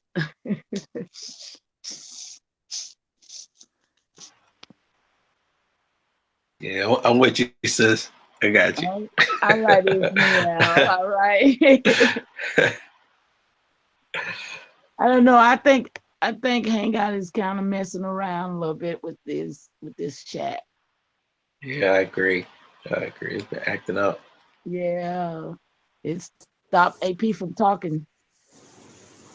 That's ATV, AB TV. AB TV, okay. I said, I was trying to figure it out. I was like, is that AP or is that? Yeah. So, I mean, you know, like I say, man, the caste system was created so that the people wouldn't join the forces together. You know what I'm saying? And that is, you know, so you can't join forces and fight against the controlling force or the 1%ers. You know what I'm saying? That's right. That is why they created this system. So that way you have people fighting amongst each other, instead of fighting against the oppressor, you might say. You know what I'm saying? Yeah. That's correct. what And the finish line keeps getting moved back more and more. You know what I mean? So as soon as you think that you get to one goal, since they write the rules, they push it back even further for their own survival and for control. right. It's just a form of layers. You know what I'm saying? This is what they use to insulate themselves, right? So it said, in order to get to me, you got to go through this person, these people, and that people to get to me. And that's where a major part of the reclassification was taking place. They were taking people and actually adding them to the population to either strengthen their numbers or adding other people to another population to make them, in a quote unquote minority position. Well, let me say this, right?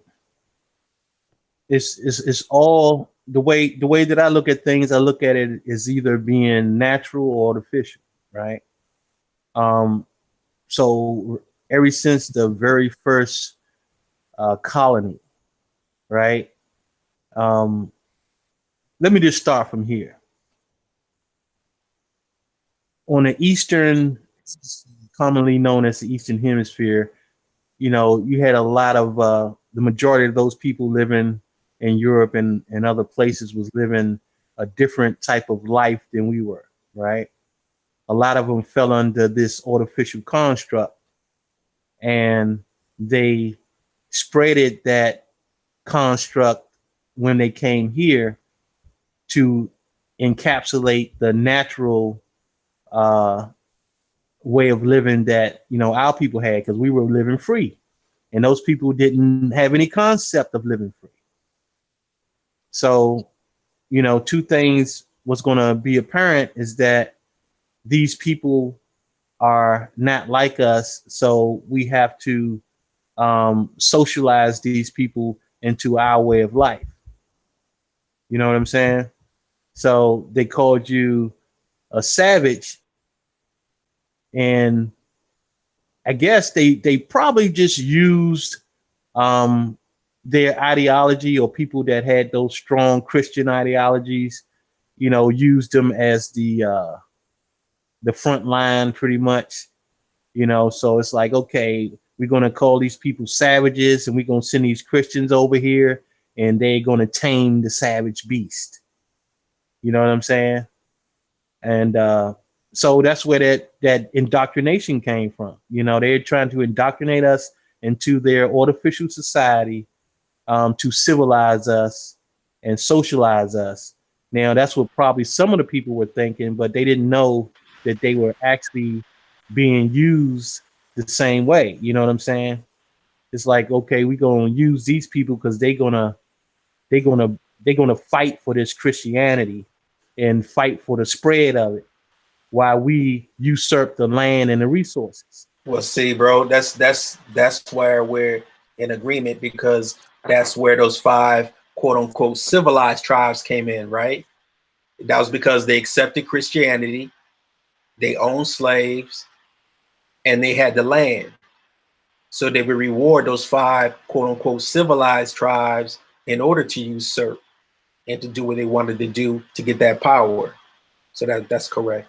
I agree.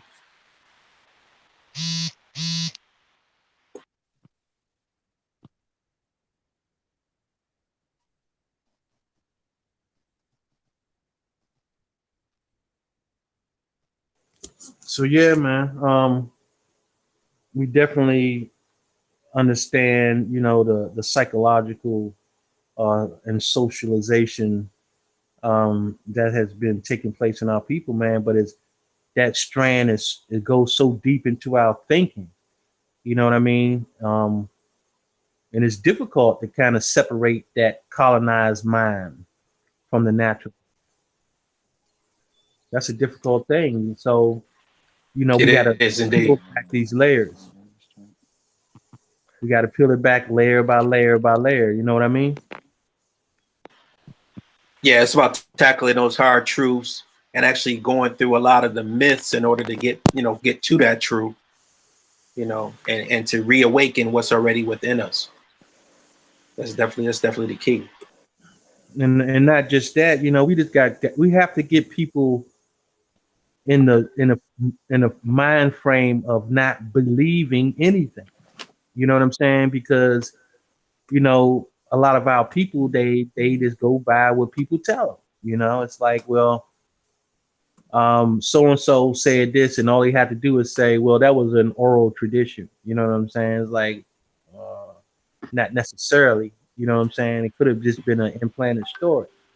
You know what I'm saying? So sometimes we have to learn how to really investigate facts, man, instead of just going by something somebody said, even if it's facts.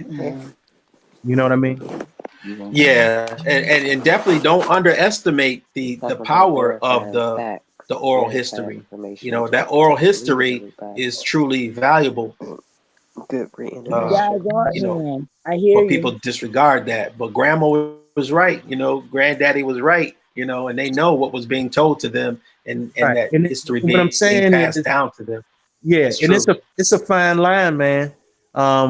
But that's why we have genealogy, because not only do we look at what grandma said, we can go back and really prove what grandma said. You understand what I'm saying? Yeah, exactly. So it takes a little more than just the storyline. Like we got evidence, we got history. You know what I'm saying? That's what's coming to the surface. Exactly. Right. So we investigating history, to see if it lines up. Yeah, we can hear you, Ad. Peace. What's good, people? How y'all feel? Check. Back in. All right. I see Sister Empress in here. You didn't go to sleep, sister. She said you ain't go to sleep. I didn't go to sleep. I'm still wide awake. What's up, Auntie? What's up? Peace to the panel. Peace to the peace. I'm good. I want to. How you doing, Israel? The chat's out there on your apology. From when you first started. They want an apology. They cold ask for apology. Yeah, they keep saying they want apology. What? Oh, well, no, I ain't never too big not to apologize. So if anybody was offended, I most certainly do. We apologize. love you, Ishmael. I was cut off before making, continuing to point on it. But if anybody was offended by anything I've ever said, I sincerely apologize. Got no problem with that. Oh, that's all right. That's all right. That's what's up, bro. Yeah. Peace to everybody. I just nobody's above correction. I know we spoke on y'all was speaking about the house Negro and all that. I want to let y'all know those house Negroes really own the houses. They just put them out right there. Yeah. Oh, that's a good one. They didn't pay them tax when they was getting those white slaves. They wasn't able to pay those taxes. That house Negro owned that house. That's why you call it a house Negro. Yeah, that makes sense to me. I like that. So when they always talking about the house Negro got treated better than the field Negro. Okay. He should have. That was his house. Okay. Makes sense. There we go. That's what I'm saying, because they switched the paradigm on it. Yep. Got us believing in an inferior position, man. That's everything they told to us was about being lesser than. Yep. Right. It's gonna always be under that type of frequency because it's necessary to maintain that frequency and control. That's why it's to keep them above us. You know what I'm saying? There's so many different different agents or tools that they utilize to project a certain frequency to maintain control. This shit is chess, not checkers. And it goes on every level that you can think about. From biologically to physiologically to emotionally. And it's all necessary in order for this shit to maintain itself. Okay. Well, I'm gonna get back off the panel. I just jumped on the. They kept putting in the chat, but y'all not paying attention. So I knew I I'm had to sorry, ring. I just guys. wanted to let y'all know. You know, they kind of upset because we know we indigenous. Everybody keep hollering. People started in Africa. Life started all over the planet simultaneously. It didn't just start in one place. Yeah. How can you populate a whole globe like it? Globe, flat plane, whatever anybody want to call it. You know, I know we got some flat earthers or whatever it is. I just say this ram. How about that? Right. Facts. So Lewis Coleman, what Indeed. proof are you asking for, brother? You seem to be in the chat, Still good? kind of confused a little bit. So what kind of proof are you looking for, brother? His genealogy. Oh, he's not going to do his genealogy. He's a believer. Oh, he's a believer in DNA that you could But spit in a tube and tell me who my people was 100,000 years ago. He one of them. Yeah, probably so. And I you mean, and that's your ancestors, fact. and you and your ancestors didn't even eat the same food because the food today is GMO. He's one of them. Oh, okay, Yes, that's what I thought. he asking for proof of. Let me see. What tribe and where's the proof? People can say anything, just want proof. Oh, they asking for proof of being a part of a social construct. I guess you know what I'm saying because It's physically impossible. Well, so the truth of a social construct, like where's I the proof stated, that your African card, buddy? I right, want right, want, right. want, want You to know what see I'm saying? your African card. Right. You know what I'm Hey, saying? hey, check it out. Where's the African flag? Where's that at? That should be even That's more what they proof. always talking about. Somebody flying a flag. Where it is, yeah. Yeah, ain't no African flag Well, because every he's nation probably state over there got their own flag. yeah, he's probably ain't even on that level yet. He just asking for some damn African card or some shit. They, I mean, some they still holler Egypt and West Africa, two different countries and two different cultures. I don't get it, but you know, hey. They still think that Africa and Asia is different. Right, Yeah, right. right. That's They the still bigger think picture. there's a such thing as Russia and China. That's man, that's the spot on truth of it right there. It's all the same. They all Asiatics. They call themselves the Asiatic black man. You got the regular Asians, you got the Caucasians, you got the male Asians. You know what I'm saying? You got a lot of Asians over there, yeah. so to Well, speak. one thing I'm gonna tell you, Lewis, is from the questions you're asking, you need to do some research, man, because you're asking elementary stuff, man. That's elementary. What tribe of you a chief of and all that kind of bullshit. I mean, are you what tribe are you belong to? Is You know what I'm is saying? his So intention pure and he's trying to learn, or he just Oh, okay. Hold up for a minute, y'all. Hold up for 1 second. Let me fix this. This is the character that just posted something on the back chat about Coda. And he wanted to know, Coda, I sent that to you, that Morris shit. He said, and he wanted to know, is that your website? Provide proof why his website says Moorish America. That's not Coda's website, my man. Now you're finna bark up the right goddamn tree. Coda, get him. Well, I don't know. I haven't seen that one.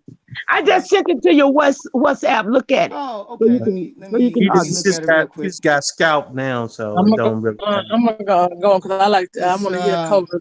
And I'm gonna get on that back up here in the chat and get on in the chat, y'all. I got them. Don't worry. I keep Okay, it you have blocked. the text. Oh, Nah, okay. he just got scalped, so you know that's what it do. You know? What, he gone? Yeah, he got scalped. Well, that's all he right. out of Coda there? still need to address this. Well, I can't even get on. It says http://ress.com CTAS more something, but it's not loading for me. The page ain't loading up.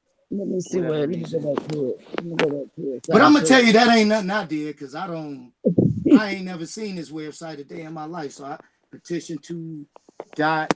It's like a petition website. I don't know. Let me see where it is. I just sent it. Comments. page 36. I mean, Yeah, if you want to know something, put his email in the chat, and yeah, definitely, because the website that I promote, I got two of them. One is codeblack.weebly.com, but the one that we primarily use is americanaborigine.weebly.com, and those been up for about 5-6 years. You know, and before that, I didn't really have no website. I'm gonna say no website that I had that I built. I built other people's website, but not one that I built or created or nothing like that. And certainly I didn't do anything with the Moorish American. Like I said, I used to be a part of the organization. You know, that was a different time in my life. Definitely that. And it was a while ago, so a long while ago. So it ain't like new revelation or nothing, but definitely I never did any promotion of Moorish science, anything, because it just all didn't make sense to me. And the deeper I got in it, as far as the lessons and all of that, because I was there for the truth. I told them that in the door, and they wanted to sell me on some Noble Drew Ali. I wasn't buying it, so I went the law route. I did that, and they were still telling me I was from Africa, but I wasn't really buying that either. And then when I went to the Adept Chambers, then, hey, you really from here? Yeah, I really kind of felt that. But you really can't tell these people, but I really am. And that's what I did, you know. So I left that joint because they was on something. Definitely, when you find out the truth, it's like, oh man, that's messed up, but I had to go through this so I could find the truth. So that's a good thing.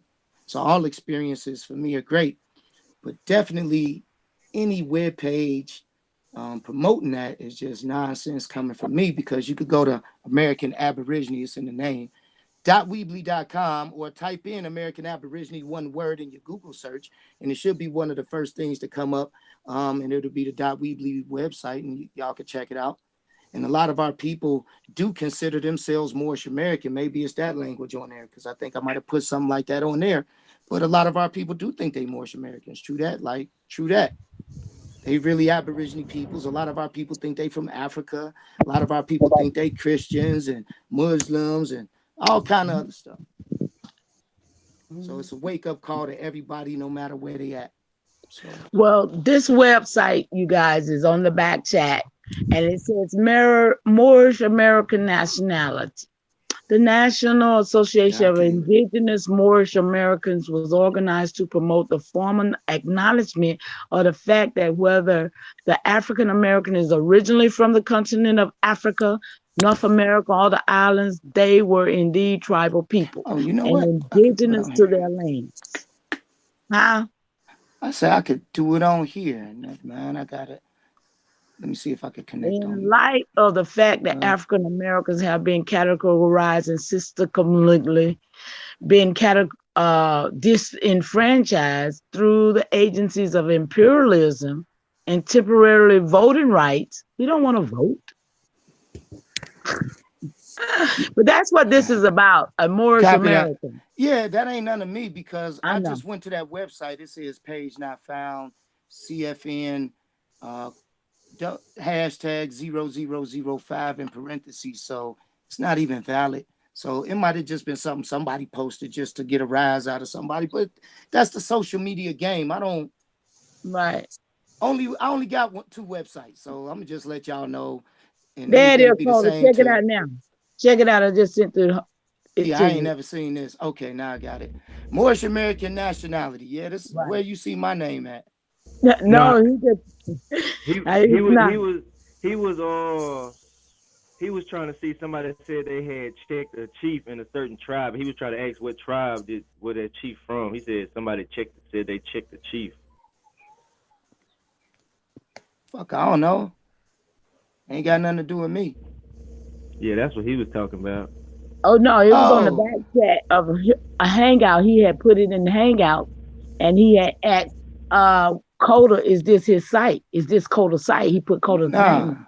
No, this ain't my site. Nah, I ain't got nothing to do with this. Oh, I know. Yeah, here's the thing too, people. You know, we got a lot of new people, you know, that watch and come in and ask questions. But the thing is that, you know, you got to go back. We got plenty of videos for you to go back and watch. You know what I mean? Because you can't, you know, just come on and ask these the elementary questions that, you know, have been answered 100 times before. You know what I'm saying? At some point, you got to go back and do some research. You know what I'm saying? If you really want to know what we're talking about, go back and do some research. We got plenty of videos, plenty of channels for you to go back and research. You know what I'm saying? So that's just, I'm just putting that out there. And peace to the sister. What is it? TIRC. That's Turk. That's Brother Turk. That's one of my sons. Turk. Oh, Turk. Okay. My apologies. My apologies. What's up? What's up, brother? Peace to you. Hey man, peace to the panel, peace to the chat, man. I'm just trying to chime in a little bit, see what y'all got going. I was just trying to see, man. I really want to ask. It's probably irrelevant, but I'm trying to figure out what's up with all these massacres. Like I'm from Louisiana, and I'm trying to catch up on some information, and I ran into like these massacres. Oh, that's a good question. I might be able to help with that. Tons of massacres, brother. If you really want to do research on massacres, I could do a great online presentation with the screen sharing. I could take you down some memory lanes of a lot of these massacres because a lot of our people were agrarian. So our lifestyle in America, you got to understand the American culture, pre-Columbian. A lot of people, most people, don't study that. Let me ask anybody on this line, do you really study pre-Columbian America? Yes or no? No. So we have no idea. Oh, you have? I done dove in it a little bit. Okay, a little bit. Oh, I know you have. No, we talking about not a little bit. I said really researching, not just glimpse. You know, I can look at somebody change brakes on a car, but that don't make me a mechanic or even qualified. You see what I'm saying? Like, I'm just being real with it. Is anybody really qualified? And has anybody spent years of research only on pre-Columbian history? No, not at all. That's where I am strong at. I spent 10 years doing it and still going. My daughter doing it now. So I'm just letting you know, we don't have anybody in the field, and I'm pushing my children into those fields. And they doing that. They in colleges and they studying that and traveling all in the Americas, uncovering, reporting back. I go with them every now and again. And that's the way we do it. No passport. Right. So it's real in the field. So with that being stated, pre-Columbian cultures, meaning before Columbus, before Cortez, before Pizarro, before Genghis Khan, right? Before all of these people, right? We was already here thriving in pyramids and all kind of stuff. Yeah. They would have you to believe that our pyramids are recent, have been vacant for a long time. That is not true. When they came here, according to the Mississippian culture, the Mayans, the Olmecs, the Toltecs, we've had grand cities. Natchez, Talameco, Tenochtitlan, Coosa, a lot of El Mirador, but the smaller ones are particularly where they constructed, like they constructed chinampas. In other words, they would flood a great area, build the city in the middle, and the agricultural plant material would be on what they call chinampas, which are our islands, man-made islands, to grow vegetation and to do our growth. It's like a giant scale aquaponics setup. You feel me? Large scale. We talking hundreds and thousands of miles, like for real. It's large. Anywhere from 100 miles or so, or up to 1,000 miles of these flood lands that we would do and create agriculture. And we had systems all in America, in the 5 nations, so to speak, or the 5 regions of America. The central government, it was a central government, so to speak, was in Central America, all around the Gulf of Mexico.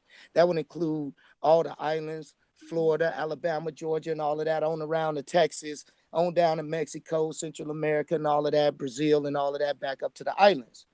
That was where the central hub was, Guatemala and all of that. That's where the largest cities are at. But as you fan out to the north, in those different regions, that was another different region. Some call it Oneida, right? Meaning the northern regions. Just means the northern regions. To the north, right? Then you got the regions to the south, which is South America, Chile, and all of that, right? That's South regions. And then you got the easterly regions, the islands, etc., East Coast and all of that, right? Easterly regions, and then you got the West regions, the west side of the land and the Western islands. And then you got the Central region. Those are the 5 regions. Can you dig it? And we all one people from that one central region.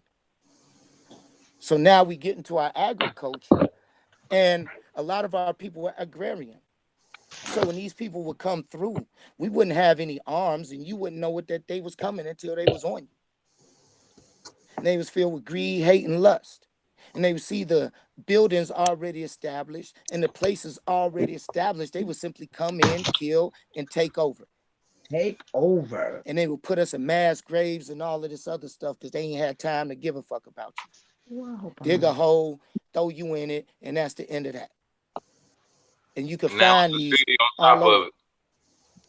Well, they build cities, art museums. I mean, you standing on top of it right now.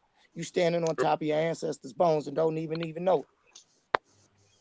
They built all our cities on top of the graves. We just ride and get high and want to throw a parade. Back in high school, I used to bust it to the dance. Now I hit the FBO with doubles in my hands. I didn't have a spread. Hey, What the heck was that? how you gonna come in here like that? That's like disrupt. Right. Y'all gotta Yeah. moderate that. Then he playing Drake. And then I saw Creek. Yo. Hey, Creek. How you doing, Y'all baby? up I in know I saw you. All right. No, I just jumped in the car. That's all. Right. How you doing? I was well. I was well. Thank the That's what's ancestors. up, brother Creek. Yep. We thank the ancestors. What's going on? Peace, What's good? What's good? What's good? What's happening with it? All right. Yeah, we got quite a few people on the panel here. Okay. Shout out. What's up, Chief? All What's right. Chief Holiday. Yeah, we got Coda, we got Libra's son, we got Turk, we got Ishmael, we got ATV, we got J Freeway. J Freeway. All right. All right. You. I got some big weights on here. Okay. Yeah, that's what's up. That's what's up. What brings everybody together? We just building. Coda was building on the massacres. before the Columbia, the massacre. And pre-Columbian. Before pre-Columbus. Before all of the madness. And when, I should say pre-Genghis Khanian. I probably should say that. Right. Yeah, That's the first. that's a good one. Yeah, right. Pre-Genghis Khanian and Kubla Khanian and all of those, because Kubla was messing around in Europe, straightening that out. He sent his son for reinforcements to scout out new resources and whatnot. And he heard from the people that was in Alaska, these people helped us out. Maybe y'all can, hit them up. And they hit us up all right. Oh man, they hit us up. They still hitting, as a matter of fact. Yeah, they hit us up, man, because we kept taking and impregnating those the mulattoes and them white girls. Nobody wants to talk about that. We when I weren't bring doing it that up, yet. it starts the argument. But I mean, it's the truth. It's fact. Well, we didn't do that. So we didn't do that yet. Because they wasn't here yet. You can't be all with them if they ain't here. Oh, you talking about pre-Columbus? Okay, all right. I did say pre-Columbian. We did say that, and you repeated that, right? You did. Yeah. All right. So we ain't talking about nothing. That's all the other nonsense. Because you know what? There's plenty of brothers still ain't messed with a white woman. That's all I'm gonna say. Well, so everybody ain't got it in them, bro. Just that's a subject for another time. But as you study the pre-Columbian, it would be clear that it didn't happen. That's why it's important to study what happened before, before they came, when they came, their stay and their continued stay to bring it up to present. So I have that information, and we just starting at the beginnings. That's all. Hey, Coda, one quick point. Because you was going into agriculture, right? When I was doing some research myself, I found that maize had been cultivated. The timestamp they put on it was 8,000 BC. It's older than that. Our civilization. Of course, I'm just putting that understanding so that our people can understand that we've been producing agriculture and vast civilizations for a long time. We ain't new to this. So here's the reality. The oldest pyramids are in America. True. Number one, 50,000 plus years old. That's why I said 8,000 years, don't start nobody there. That's no kind of understanding. That doesn't help you understand the gravity of millions of billions of years. You're just losing people. Again, our civilization allowed me to demonstrate the oldest are pyramids. Now, mind you, pyramids, this doesn't mean we got structures that ain't pyramids, so those just pyramids. Let's talk about the structures that ain't pyramids. Let's talk about the castles, so to speak, or these monolithic, what they call monolithic structures that are comprised of stone, hundreds of thousands of tons, and there's walls and structures built like factories and shit like that. Let's talk about those ancient. We talking billions and billions of years ago, ancient. So we've been producing maize since we created the planet. That's what they do. So that's a better understanding for everybody that's listening. When you understand that you built the planet, now we just got to take the journey to show you those facts, evidence backed up by, you know, things that you could see and gravitate to. You feel me? But that is the statement, unless you claim it not to be infinite. Good, sis. Ain't nobody claiming not to be infinite. Infinite people do stuff for a long time. Our calendar, what they call the Mayan long count calendar, measures time in what they call galactic cycle ages. So it takes 250 million Earth years for, let's say, the Earth to travel around 360 degrees around this thing called the Milky Way galaxy. So if you ain't living a long time, so that's 1 year to our ancestors. If you was 5 years old, that puts you at 1 billion and change. Can you dig it? So there's some things we need to know about us, period. And these things were viable up until like the 1700s. And a lot of people don't know that because they hear that a lot from a lot of people. The Mississippian culture, the Coosa Nation, all in the Midwest, all up and down the East Coast, right?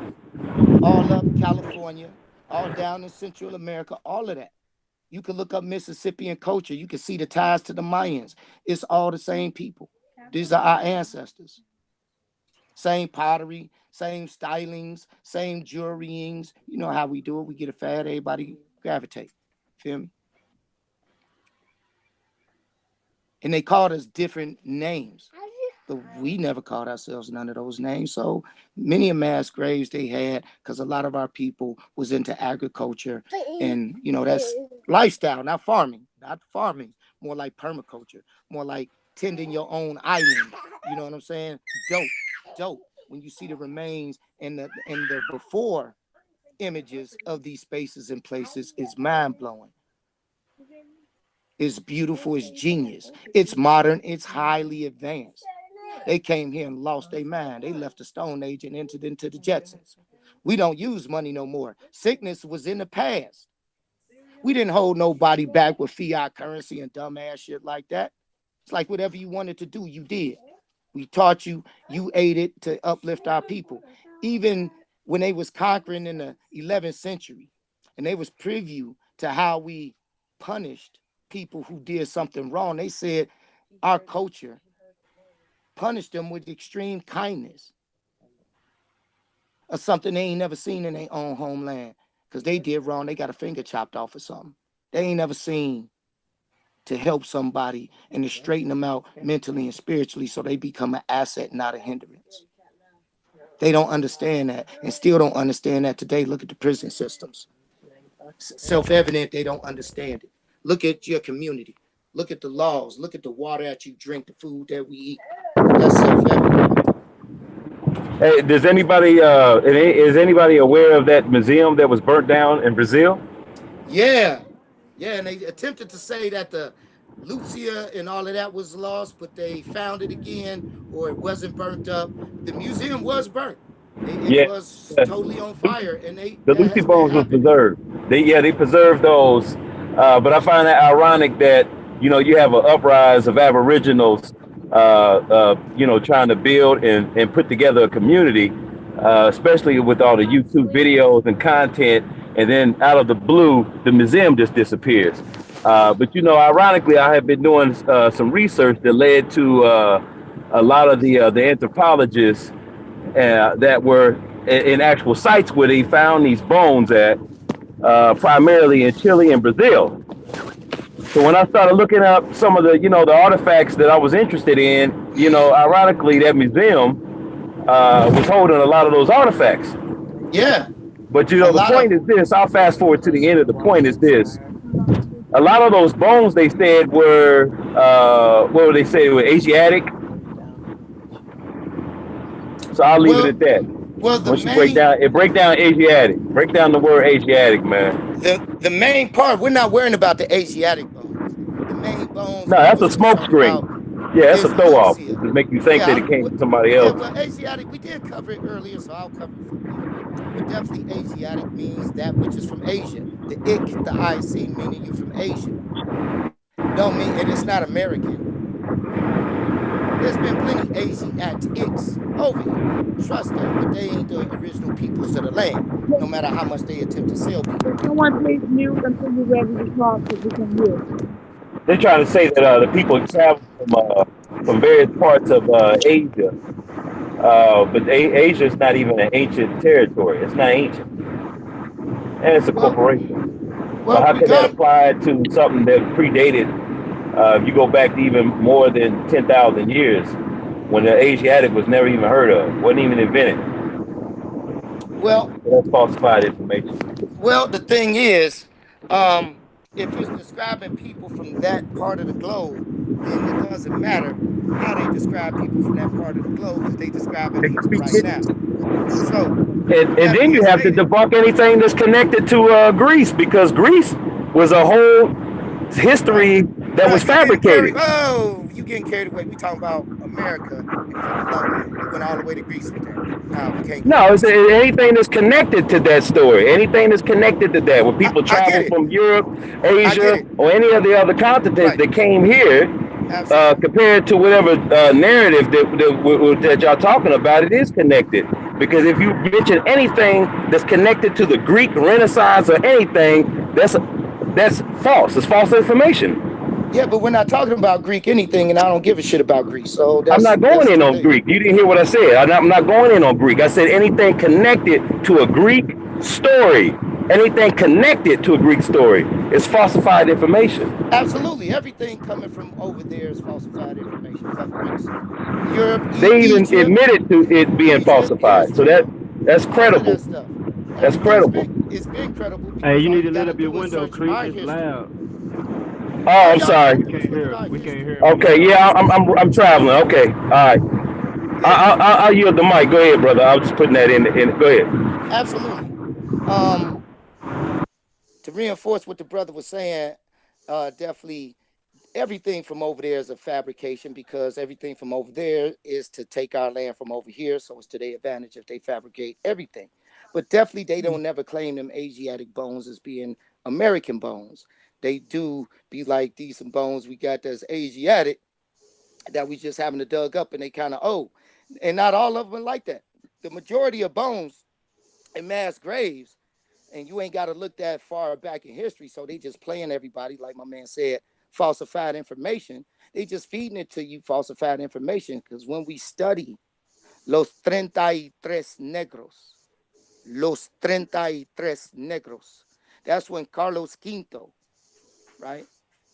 A Roman emperor, the Holy Roman Emperor. He ruled the whole thing, the Byzantine Empire, Tartary, all that stuff. The whole of so-called Asia to include Africa. So-called. All of that so-called landmass right there. This dude was running the whole joint. When you look at him, I'm going to call him a nigga, right? He's a black dude, so to speak. Now, he's a black dude, supremely wicked, ignorant. But this black dude.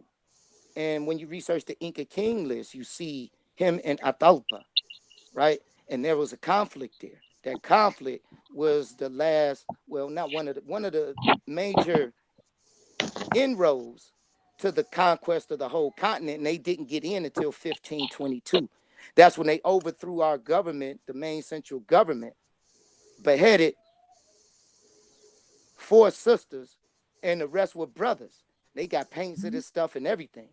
That's why it's called Los 33 Negros, the 33 Negroes, the Incas. They slain them. hung their heads on pikes.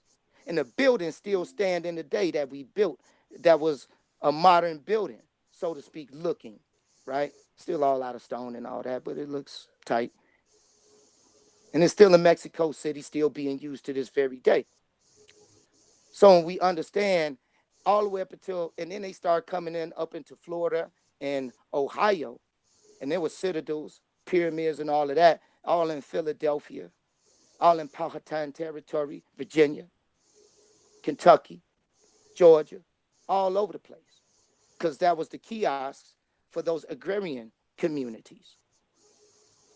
And whatever was needed came through there trading, and everybody traded up and down the river. So our waterways was serious. Our waterways was roadways back then. Serious, well maintained, easily traveled and navigated with no problems. You feel me? That's the type of society we was rolling with. They ain't never seen nothing like it, ever. Never seen, and you ain't seen nothing like it to this date, and ain't nobody ever gonna see it until we do it again. Research Chinancas. Just research that word. Let's do it again, y'all. Let's do it again.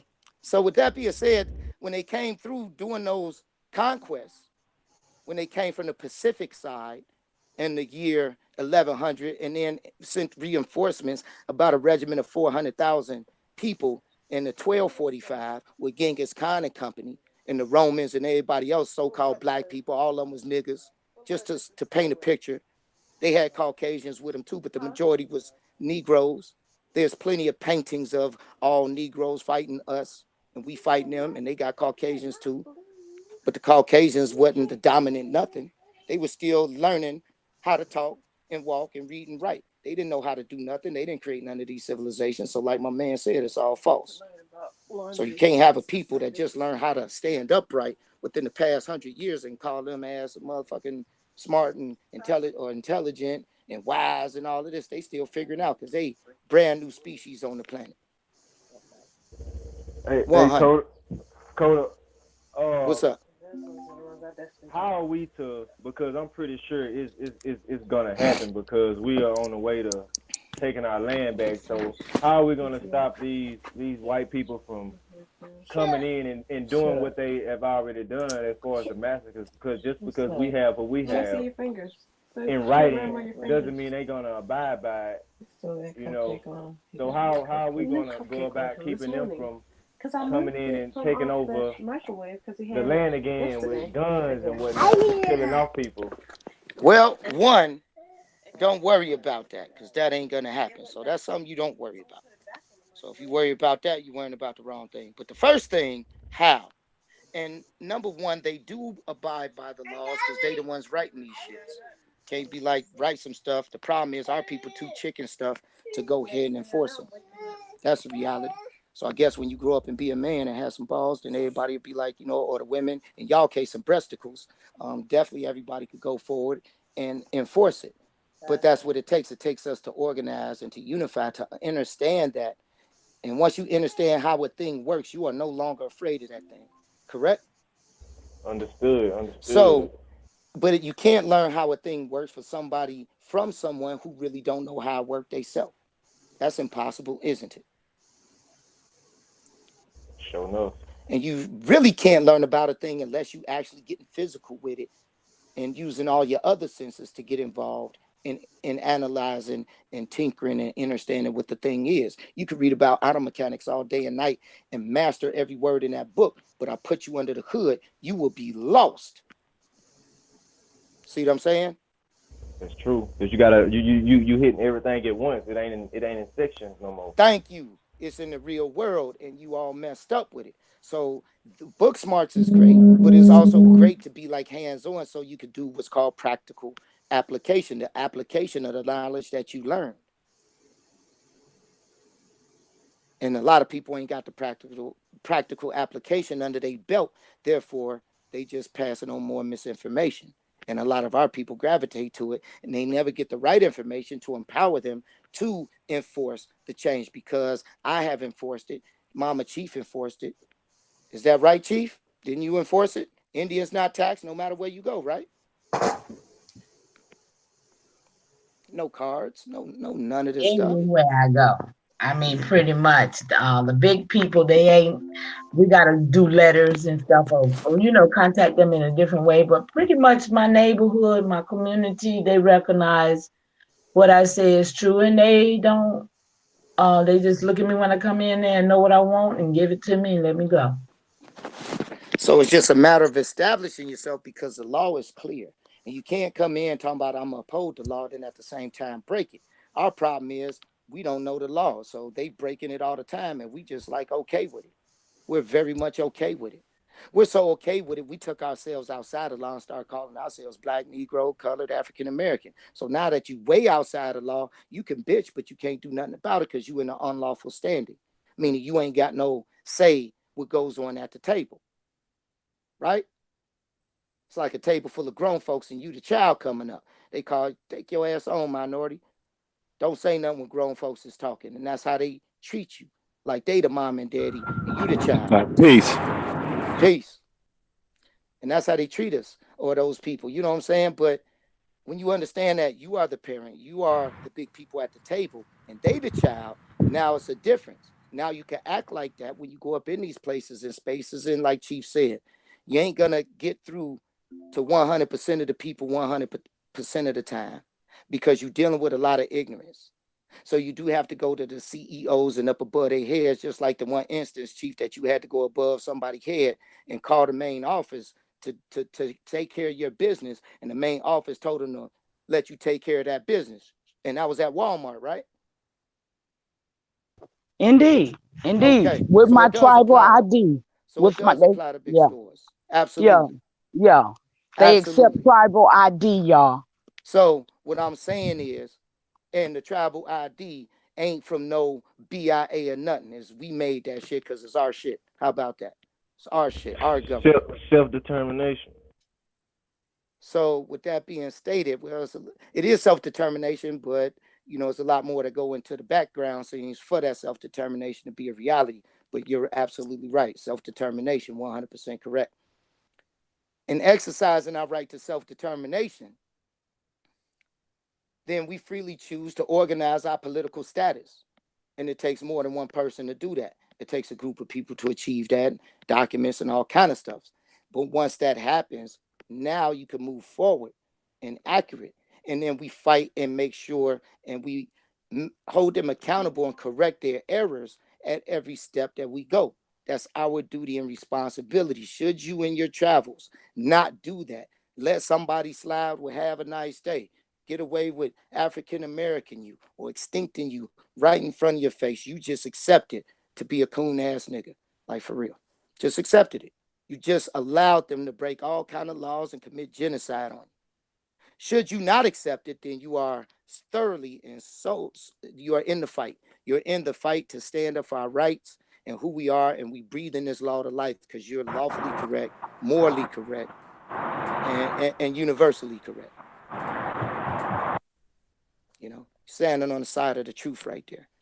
So they have to comply with these things, and they do have punishments and laws that you can hold them accountable. One is a lot of the punishments for those people come under the title code, the United States Title Code of 18. I don't know if anybody's familiar with the U.S. Title Code 18, but it deals with the punishments from when they breach the contract. Our problem is we don't know about these. Two, the lawyers ain't about to hip you to the square because they still working for France too. So they just gonna African American you, give you this bullshit civil rights and slap you on your ass and there you go. Give you a couple of bucks, you out of there. Right? You don't hear nothing more from Mike Brown and them, do you? Do you? At all. At all. You don't hear no more from Trayvon Martin, do you? Do you? I'm asking y'all a question. Do y'all? Is it all over YouTube now? I mean, what's up? Nipsey Hussle ain't even on YouTube. Thank you. You see my point. So you see my point. It's all distractions. It's all garbage to keep people talking about nonsense. So y'all about the nonsense talk, or are we gonna be doing some action and building? That's the question. That's the only question I got. Because if y'all want to build, then I'm gonna teach y'all. If y'all don't want to build, I'm gonna be like, I could talk about fantasy with somebody else, but I choose not to. I'm just gonna build.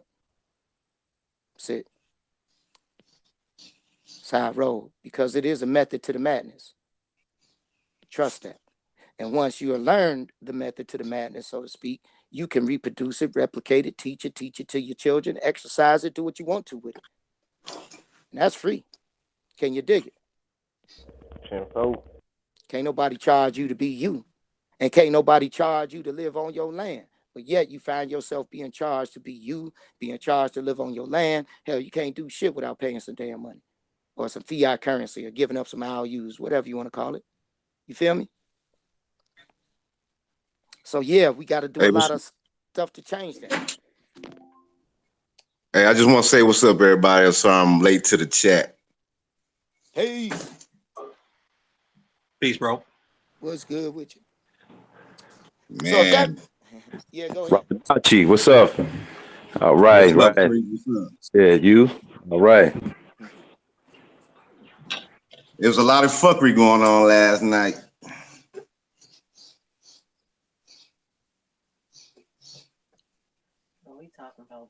Heard. Yeah, we ain't talking about the fuckery, man. That's cool. Right? Yeah, we was in class last night. Good. I'm glad. We moved. They didn't move on from that, man. We didn't move on, fam. Yeah. We on the building. That's good. That's good. That's good. I just want to let the negative energy out the way. Oh, it's been out the way. Brother. Oh, you just brought it in. Good for that. Right, you just mentioned it. Girls it's all and- good. It's all good though. Nothing but love. So definitely moving forward, as us moving forward as a people to get some real changes, to make real changes, and to keep these people accountable, like you were saying, brother, it is going to take some intellectual work on our part, but it is possible. And we're here to say that the people that know me, that understand, that have been in my presence, and I've been in theirs, and we have worked together and faced and been in the belly of the beast, staved off gentrification in certain places, having conversations with the city councils and planners and the people that be making all the so-called rules and decisions and straightening their asses out, talking to the senators and governors, having meetings, like ongoing meetings. We ain't talking about just one meeting, they forget about you. No, series upon series upon series that they got to do, right? So that's what we doing, period, to make it better for our people. So when we travel or move or do anything and they understand who we are, they see our feathers in our hair, and they understand that you representing the real, they step off, period. Because even Native Americans get treated by the popos, because they are U.S. citizens. Trust that. So, since we have demonstrated as much and will continue to do so until people get it, until other people see it, and more people get in on it and understand it, then we can make a change. There is a prerequisite for before demonstrating, right? Oh yeah, it means, God, you got to know it. Can't do nothing before you know how to do something. Yeah, because a lot of people just try to go out and start spitting information when they still got their license and social security card. Well, how many people do that? I would say to everybody on YouTube. So shit, miss me. Right about that. So since I don't have one of those things, ain't never had one, don't have none of that stuff. I travel with no social, no nothing. I don't have nothing tying me to any corporation, anything. Everybody done seen my whole of wallet, or what I call a wallet. I can testify. He don't even carry a wallet, y'all. He carry a little zipper with his ID in it, okay? With his travel ID, y'all. I'm gonna bust him out. He don't even carry a wallet, y'all. I don't even carry a wallet. And I'll be traveling and doing my thing, man. Shit, don't shit stop, but nothing. Don't nothing stop, man. Just don't nothing stop. It's beautiful. So passport. Don't need no passport, y'all. Nothing. We don't need all that stuff. And it's That demonstrable. one, they're big. That's big right there, no passport. No, what's big is getting your own land, and we got that too. And what's big is, getting the average everyday things in life, like food and clean water and access to good health, holistic health, and good herbs, and that's big. That's big. What I'm doing is that's small fries. I'll show you big. You ain't. I can't even talk big on this line. So it's just a bunch of stuff that ain't big. Let's say that's the tip of the iceberg. The big shit is underneath the ocean. You feel me? So I heard you say something about clean water. Is there a Yes. process of, because water come out the ground. Of course, we all know that. But is there a process of cleaning this water? Yes. Chinampas, again, when you research that technology, it can be a cure for a lot of things, but there's a lot of things that has to be changed and that we have to do in order to achieve that, because it takes a large area to achieve it. And unfortunately, a lot of the large areas is, towns, cities, the drill, suburbs, etc., so on and so forth, developments. So now that takes large tracts of land. Takes large tracts of land. We talk 100,000 acres plus tracts of land. We ain't talking about no one house, no block.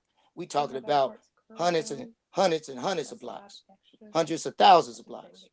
Like, that's a lot of area. We talking, some mileage right there.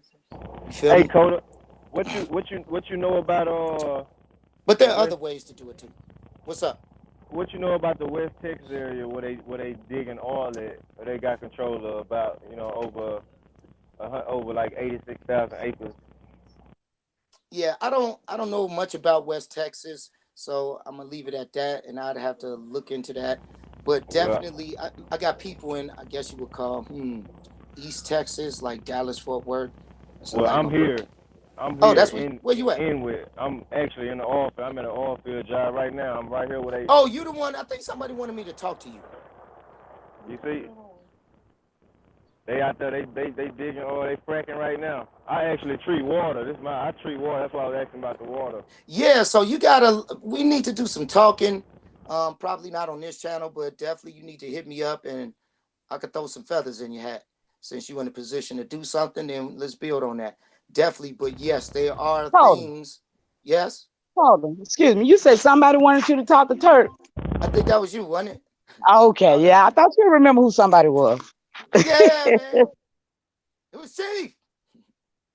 It was Chief. Yes, it was. Okay. It's like somebody said that. Who the heck said that? But anyway. Okay. Yeah, but definitely. No, so we could build. We could do a good. Yeah, we could do a good build session. Google is always janky, and like Chief Warhorse say, I'm gonna repeat her stuff. She said, back in our day, we ain't go and tell the white folks everything, right? You hear what I'm saying? Oh yeah. So with that being said, but definitely some feather in your hat, so you could go here and do it and utilize and experiment around with it, and then you can see the vast differences yourself and be like, oh my God. And then you have to use your status to import the raw materials, because the U.S. be like, we banning corporations from doing this, but they can't ban Aborigine peoples from doing shit. So then you get over it like that, and then you get to establish your own, and they get to help you, and you can branch off. Ain't got to be in the oil fields, and then you can go all around our beautiful land from north to south, and we can clean up the water. Yes, you can. Yep, we could do that. Down. So down with that. Oh, I'm yeah. not your sir. I'm your brother, man. Let's not do that. Gotcha. Copy that. So how Yeah, does tell that them why sound? we don't do sir. Cole, tell them why. Yeah, this is okay. That's good. Thank you, Chief. The reason why we don't use sir, because sir is a title of knighthood under Rome and all of that stuff. And I'm not a Roman. Are you a Roman or from England? Nah. So you could call those people sirs, because those are esquires and all of that stuff, and knights and Sir Galahad and the sirs, right? I'm not a sir. And sir also, sirs and misters and all of that is also was created for taxes. So again, I don't pay taxes, so I'm not in none of that ball game. You should, practice getting rid of those certain words out your lexicon, and it only applies to certain people, right? You can call all the Caucasian foreigner sirs all you want to, but I'm not even going to acknowledge him with that title of nobility. I'll call you Jim or Joe. You feel me? I'll be quick to Jim or Joe you. Hey, Jim, how you doing, Bob? Whatever. Sir means asshole in Arabic. Yep. Either way, I ain't messing around with it. Y'all can talk about what y'all talk about, but definitely according to etymology, sir is very much not an Arabic word. So even though the Arab people might have adopted it and threw that slang on there, that ain't the origin of the word. Arabic is Newer than English, actually. Arabic is newer than English. Holy shit, a lot of people don't know that. So anyway, since that's the extra new booty on the planet, the so-called Arabic stuff everybody talking about, yeah, that's what that is. So, you know, do your thing, Chicken Wing. Do your thing. Copy that. So it is what it is. It just means nobility of Europe and all of that stuff, and and it's not an acronym for anything. So, you know, that's being a reality from the people who wrote and came up with the term, sir. Can't argue with that. But anyway, getting back to the water and Hi, to Rob. restoring our land, I was speaking to Rob. How you doing, Rob? Pretty good. How you doing? Pretty good. Welcome to the panel. Thank you. Thank you. Okay. All right, Coda. I'm sorry. Oh, it's all good. What's up, Rob? And be like, what's up, Rob? What's up, everybody? Check that out. So definitely moving forward to cleaning up the land and the waterways, etc. It's going to take a lot of people. It's going to take not a lot of people, but key people. I'm going to say key people. Now, we don't need like 1,000 people to make it happen. We do need about maybe about 100 key people. About 100 key people. We could be super effective. Can you dig it? Super effective on the behalf of so many others. Y'all feel me? Is this a live chat? This posted up live? Is this going to be something that's on YouTube or It's it's just It's gonna be on YouTube live. okay? All right. I yield the mic. Go ahead. So definitely, with that being said, we need key people to get this information and to get the training, to get the professional development, to get the insight, the enlightenment, whatever you want to call it. But we need to sit down and get it because it already has been rolled out and mandated. And there's international law backing it up. The Organization of American States have empowered us, the Aboriginal peoples of America, to do the task. And we have the mandate and the backing. That's something a lot of people don't have. They don't have any enforcement to the joint. You feel me? And that's what's lacking, the enforcement. But the reason why the enforcement lack is nobody knows the law. So they just going about what they think is true, not even studying nothing. So let's not bring that. If you can't show me in a book, a stone tablet or something shit, then let's not even talk about it. For real. Just something somebody said. So in moving forward, we have to understand these final points, and by going through the training to understand it, you become way more effective in your endeavors. Doesn't that make sense to you, brother in the oil field and everybody else? Oh yeah, it's clear. Oh yeah, a lot of sense. Because no one is above the law, no corporation, no nothing of this. And we need to have our liaisons in all of these places as it states in the international law. And all oil companies have to abide by international law, don't they, oil guy? Oh yeah, and the majority of these oil companies got Indian names like Apache and Anadarko. I know, because they doing it. They're doing it under our title as to tell the world it's really for us when it ain't. That's the whole fuckery of it. They're using God's name in vain, if you want to say it that way. Right. They doing horrible things in the name of God, if you want to refer to Revelations that way. But guess who God is? You and I. Our mothers is God. And the mothers before them, and the mothers before them, and before them. That's our heritage. Generator, organizer, and demonstrator. Absolutely. So that's our lineage and our pedigree and our heritage. That's where we come from. So with that being said, since everybody has to abide by the supreme law of land and international law standards, then it's our duty to organize and interface with these people straight the fuck head to fuck on, eyeball to eyeball.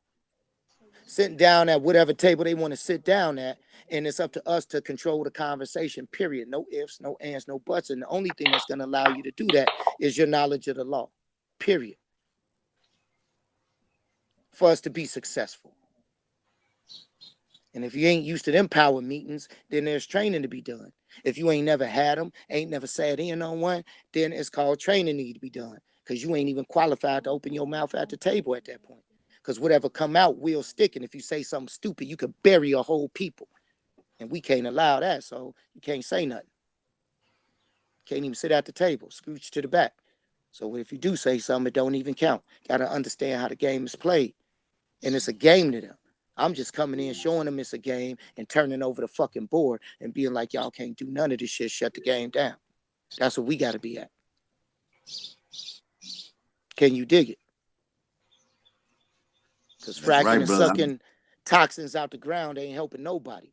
That shit ain't helping nobody. It's harmful to the environment. It's harmful to the atmosphere. It's harmful to us as a people. It's in the ground for a reason. It's the Earth's blood. No, it ain't the Earth's blood. Bullshit. The Earth ain't got no blood. Blood is just in the ground for a reason because oil ain't everywhere. If it was the blood, then you could hit a vein anywhere. No, That oil ain't. is everywhere, and I'm telling you that because I know you could you could drill a hole in the ground anywhere and dig up oil. It's just that this area is designated for that. Because I'm from Louisiana, and they sneak and drill oil. You know, Yes, Rob, they do. so Rob, you in the oil field too? No, ma'am, but I mean, excuse me. Oh, I'm sorry. No It's sister, showing no Kurt sister. talking. I'm sorry. It just showed the wrong face. I'm sorry. My bad. Yeah, they could put a hole in the ground anywhere and dig oil all around this place. And I figure they try to tell it. That's why they try to tell us it's a fossil fuel and it comes from dinosaurs. And they always try to say it's limited and it'll be gone in 50 years. But you got pumps that's been pumping the same hole for over 50 years. Well, because it's vast. They don't understand how vast it is. And the earth crust is super thick and super dense and super, they ain't got the modern technology to pierce, an eighth of the way through. Let's call it that. Like they ain't, man, look, They they're a don't million know. years outside. Thank you. And that's the problem. We going off They of what don't they know. say. So one, it ain't the earth's blood because the earth got so many layers to it. And when I drill for water, I don't get oil. I get water and ain't no oil in the water. So there's that. Right. And we gotta really say there's that because I got land. I'm on vast tracts of land. We putting holes in the ground. We dropping them 100 feet, 200 feet sometime. Ain't no oil popping up. We get a lot of dirt, some good clay bodies, making bricks and sculptures and all of that. And then we hit the groundwater. Boom. Ain't no oil in the groundwater. We Groundwater just had clean. The oil way deeper than the oil like 10,000 feet in the ground. No, I know, you got to get past the water to get to it then because and the water creates life. We just had a well dig on our property and they say 600 by 3. So they said we should never run out of water, but we didn't hit oil. So like you said, we didn't go 10,000 feet either. And you didn't have to go 10,000 feet. When they first struck oil in America, it was only 20 feet down, bro. And this is what I'm saying. They just be lying. You can't bring that because you could do the research. It'd be like the first oil struck in America was dude fucking digging for water and pop, hit a vein, and there it goes. So it wasn't even deep. So you ain't got to go 10,000 feet down. They got to do it now 10,000 feet down. They got to move their oil rigs deeper and deeper out into the ocean now. To where before the shit could just like stop a stone in the ground and get some oil up. That's real. No disrespect at all. I Right? trust and understand. You know what you're talking about, but these guys, they finding out new methods of digging oil. Like they used to dig straight down. Now they're digging down in horizontal. Yeah, they stealing. It's called stealing.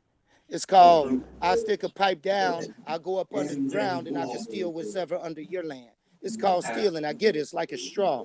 I do understand the new technology, and I'm not ignorant of none of this stuff because I fight oil companies. See, what you don't know, I fight companies that you work for, and I put them out of business. I could come down there and show you. I really can. No, ain't no right. I could come down there and show you, and everybody be out of a job. I could come down there and fucking show you. Matter of fact, I'm gonna come down there and show you. That's why I'm asking. That's why I'm talking to you about it. That's why I'm telling you. I'm gonna show you an oil company because I'm just got pissed off right now. See, that's the worst thing for me. See, I done fought these cocksuckers, Crystal Don't Block. get pissed off, Coda. Don't get pissed off. We need that. I done fought need these that. Come on, the tree Coda. chopping companies, bruh, because they ain't up to no good and they all be lying about all this shit. Period. They've been raping and stealing from day one. The earth got many blood and all kind of veins. They got silver veins, gold veins, oil veins, all kind of copper and all kind of mineral. That's what they call everything, veins. That's what they call it. But the oil, the earth is rich with all kind of stuff. You can't grow nothing in oil. You can't bathe in oil. You can't drink oil. The fuck oil gonna do us out the ground? Oil keep up the sediments. Oil conditions the soil so it needs it. But you dry that up and whatever's built on top is just gonna fall into a giant sinkhole. That's all that's going to happen. That's what And it's then doing. it's 'Cause no and trees, then it's no going to trees contaminate the grow. water. Then it contaminates the water because all the gases start to seep in past the oil, and the oil is like a gas Exactly. barrier. Once that gas Exactly. barrier is out the soil, that those gases get into the water, and then you get flammable water from fracking. So I understand it in depth because I fight these cocksuckers. Ain't nothing I can tell you better about your job than you even know, bro. And that's I real. believe you, and that's what's going So on right here. We can't even drink the water. that's what I'm saying. It's contaminated. I know. It's genocide. I know And what it is.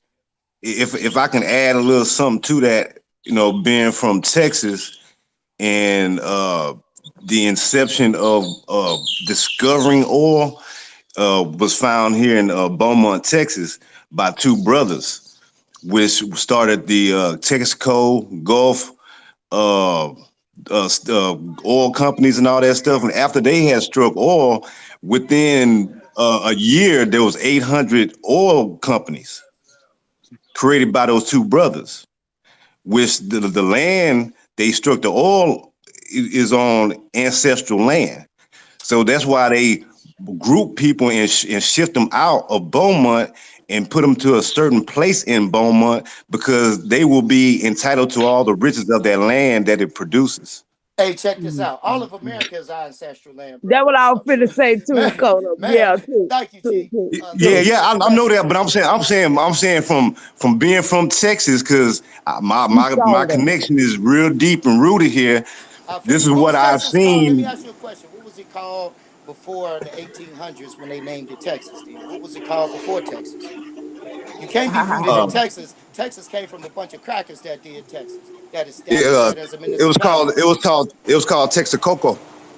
All right. So Texacoco may be where you from, but that still ain't you. That was something that the Mayans and the Aztecs, Oh yeah, our ancestors labeled that. I But know. Hey, trust me, bro. I already know that. Trust me, bro. I That's know what I'm it. saying. So Texacoco would be better where you from and not Texas, because you know the That's Texas all is he's a saying. municipality, right? Yeah, I know. Municipality. I'm just saying because a lot of people don't know that. If I say Texas, they were like, "What you talking about?" Good, Hey, and then you can hey, explain it, but that's the key. yeah. Say it first, and then teach them. So when they ask, don't get offended by the question. We got to get used to being teachers. Say a thing so people can say, "Hey, brother, what's that?" Oh, let me tell you, that's your in for a good conversation. That is what my ancestors called the region that you now call Texas. Exactly. Yes. That's a Yes. teaching point. That's a teaching Don't point. be afraid of the Yeah. teaching point. Embrace it. Just be like, yes, you're right, brother. I'll embrace it. Go ahead. It sounds better. It's good. I hear you. No, see, y'all don't understand. Right, you got to say it. You got to say this shit to know it. You got to say this shit to Why you feel afraid it. to say You got to say this shit to even know it in your soul. Right, So when it's he for tell you. you something like that, y'all think he just talking. He's trying to help you reinforce yourself. I mean, hold every man on this panel. I'm gonna interrupt you right there because I think you overthinking it, because the way I teach people, I don't teach people like everybody else. You know what I'm saying? Nobody does. Nobody does. Hey, so I gotta give them baby food, because if I give them steak, they can't eat it. Well, here's the problem. You don't have to give them baby food, because I ain't never gave y'all baby food since y'all been talking to me. And I don't know nan one of y'all. So let's keep it real. So no, you don't. Y'all learning leaps and bounds right now. That's bullshit. That's a Caucasian mindset right there. See, the problem is you don't feed nobody fucking steak. You feed them good ass water. You make them drink the water. They could drink the ocean, brother. Your body 97% water. Water is your true knowledge. Beef is tainted and stained. So stop feeding people meat. That's where your mentality at. Because you said meat. Ain't nobody told you to say meat. You thought of that clause all yourself. Yeah. And that's teaching. That's teaching, though. See, that's teaching. See, and you sit there told me and I understand no, that. brother. I know what teaching Can I is. finish what I was saying, we're though? not saying that you don't. Can I finish what I was saying? Can I finish what I was saying? Yes. All I was saying, my brother, is this. Every man that I be on a panel with, every man that I hear on a panel, it's always like a measuring stick. It's like that little thing you're measuring. And all of y'all are some brilliant. I mean, when I say brilliant, all of us as teachers, not us, I'm talking about y'all guys. You men. Y'all, when y'all get it, you get it, and you get it all ahead. But it's like every man got to be, when they get together, they can't build. They Kind of like they measuring who got what, who know what. No, Oh, that's apply not the what I do. knowledge. I don't do none of that. Apply the I le- knowledge. That's all I'm I saying. learn Apply the knowledge. I learn from everybody and everything. You know what I'm saying? You always learn something different. You know what I'm Indeed, saying? indeed, indeed. You Absolutely, always learn and that's something what different. that's why we're doing this exercise. So since you agree, go ahead and say the phrase because it is something different. Because like you said, you can learn from something different. So I just put the different challenge to you. So you should accept the challenge if that's the way you really feel, and go ahead and say it because it's just participating and learning. So what do you say? Yeah, I accept. I agree to 100%. Good. Now go ahead and say it. Since you agree, go ahead. And I forgot what we was on, but it don't even matter since you agree. Okay. So, but with Well, that being said, I give these people drops of water instead of drowning them. and that's You know what I'm cool. saying? Because They ain't gonna drown though. That's what I'm saying. They're onions. Onions require a lot of water. And our people have got yeah. accustomed to not having it, but we require, again, I said your body is made out of 97% so-called water. Yes. That's what I said. So you can't Mhm. drown that which is water. That's like water drowning water. That don't even make sense. So again, let's stop that. That's what I'm saying. That psychology that was implanted in you through the school system and all that. That's like can't have your cake and eat it too. I'd be like, hell yeah, the whole point of making cake is so I can eat it. So damn, yeah, I could do all kind of stuff. So drown their ass because you ain't gonna drown them. It's called hydrate up. Hydrate. You can't be out there sweating in the oil field without staying hydrated. And sometimes they make you hydrate, and sometimes people throw up, but they got to get the hydration in. I taught boot camp and all kind of stuff, so I know, bro. You talking to a master teacher is what I'm saying, and I'm teaching you. Because without all of that was just not totally accurate. It wasn't totally wrong, but it wasn't just totally accurate. So I'm saying, since you embrace differences, embrace what I'm saying. Don't get offended I by it. embrace it. Just embrace it. I didn't get offended. I'm And just if I'm speaking for wrong, myself. You know what I'm saying? and please do. That's all we can all do is speak for I'm saying because I've been, you know, but doing attempt my it. own Do path. something different. Just what I'm saying. So here's the thing. Here's how you do it different. Just take a bold step. And this is just an experiment as an educator, as someone who likes to embrace differences, and that's how you learn. Here's some different challenge for you. Go up to somebody, tell them the story of the origin of where you from, right? Texaco. Mm-hmm. And then when they say, oh shit, where's that at? Oh, the region that you know now as Texas. And my people, boom, boom, boom, who live in the region now as Beaumont, boom, boom. Watch how quick they get it. You don't have to go through the rigmarole and the shucking and jiving. You just cutting it straight to the point. I'm showing you the cut to the point. Get right to the point. It's called a spearhead right there. It ain't called a scatter gun, but spearhead. It ain't shotgun. It's daggone sniper rifle. It's precision. I'm showing precision, not sloppy work. We're doing precision work because we ain't got time to just get the roundabouts. You need people to get it. If I tell you 1 + 1 is 2, you get that. You get that. If I beat around the bush with it, you might not ever get it. So I'm going to give it to you the whole thing and walk you through the process so you can understand 1 + 1 is 2. Because if you got children, you know what it takes to teach them. And they don't get stuff when you say it one time. Period. Ain't nobody got that magic bullet. So let's act like you know. So let's really demonstrate real life. And what I talk is real life and not fantasy land. So let's not put fantasy land on the table. That's all I'm saying. So in real life, you give it to them because grown men and women can handle grown conversations. It's just the problem the person speaking it ain't got confidence in their grownness. So they timid somehow. So don't be timid. It's what the new lesson is. The new lesson is put who you are out there on your sleeve. Because when I walk around, I put me on my sleeve. I'm Mayan. I'm Inca. You feel me? I wear my garb out there. I walk around with no shoes. And when people say you can't come in here like that, I check the shit out of them, be all up in their shit with no motherfucking shoes on. All up in their fucking establishment. Not that I want to be, but fuck it. You know, I build a number of calluses. But anyway, it's my business. You feel me? Can't tell me what to do on my land. When I'm out there hustling wares, as I see somebody else, one of our brothers and sisters out there throwing the tent up and the po-pos roll past, talking about you can't have this tent, you got a license, this, that, and the third, you can't business, blah, blah, blah, will the rest you take. And we quail that shit, and the brother and sister can continue to sell their wares and not move, and the police got to push on. That's what I'm about. Ain't about nothing nobody else about. Ain't about that, because people seen and been walking with me, period. With their own eyes and seen that and participated and demonstrated. And I encourage that. So it's called learning. It's real teaching. It ain't fake teaching. A lot of people do fake ass teaching. There's real teaching because you could use this. You can't use the other stuff. Not in the real world. So like I'm talking to you for real, like a man that I don't know, and you getting the truth. And I'm not drowning you. Are you feeling like I'm drowning you, brother? Or am I speaking some real stuff? Oh, hell no. I'm not talking about myself. Brother, then you are just like everybody else I haven't met. So you are talking about yourself because you ain't qualified to talk about nobody else. Period. Because you don't know nobody else outside yourself and barely know yourself. That's real. Because you can't know yourself if you ain't never been taught who the hell you is for real, for real, for real, for real. Not through the hearsays. Not through the hearsays, but the for real, for real. We got an idea in our DNA and our bones who we are, but to really know and to see it and to confirm it and be like, oh man, I've been looking for this my whole life. That's helps with the soul, man. That helps with the spirit, and that helps with confidence, and that helps changing this fucked up reality we find ourselves in. So when you meet people, don't spare them, because it's never a crime to speak the truth, is it? Right? Never a crime to speak the truth, y'all. Is that right? Is that real?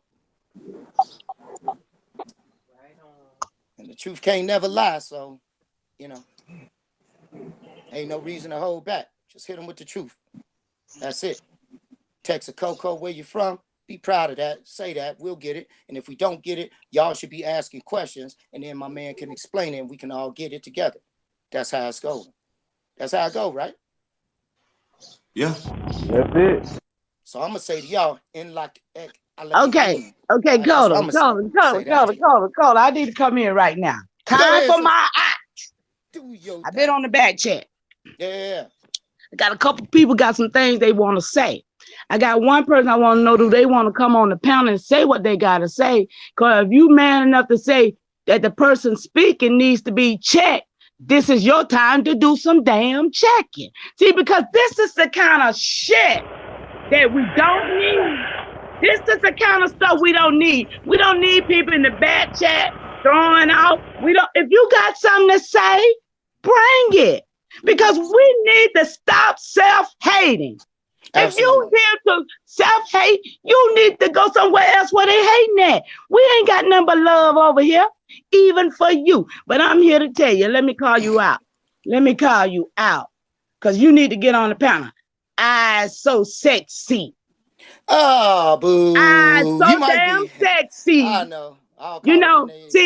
We need people like you to stay the hell away from us. I don't even want to know what you said no more. But that's some bullshit. And then I got one more I want to deal with. Ian or JN somebody. Yeah, baby. My email is in the chat. I'm doing more things than what you just heard. So if you want to know what we can do on the streets, because we boots on the damn grounds here. Boots on the ground. I'm so sick of y'all. I'm so sick. I'm about tired of even being here. But I'm here for the ones who really want to be with this. But y'all stupid asses need to go somewhere and play. I relinquish this mic because I'm really upset right now. And y'all in the back chat back there, come on, Empress, check them mothers. Yeah, because I don't need to have to do this.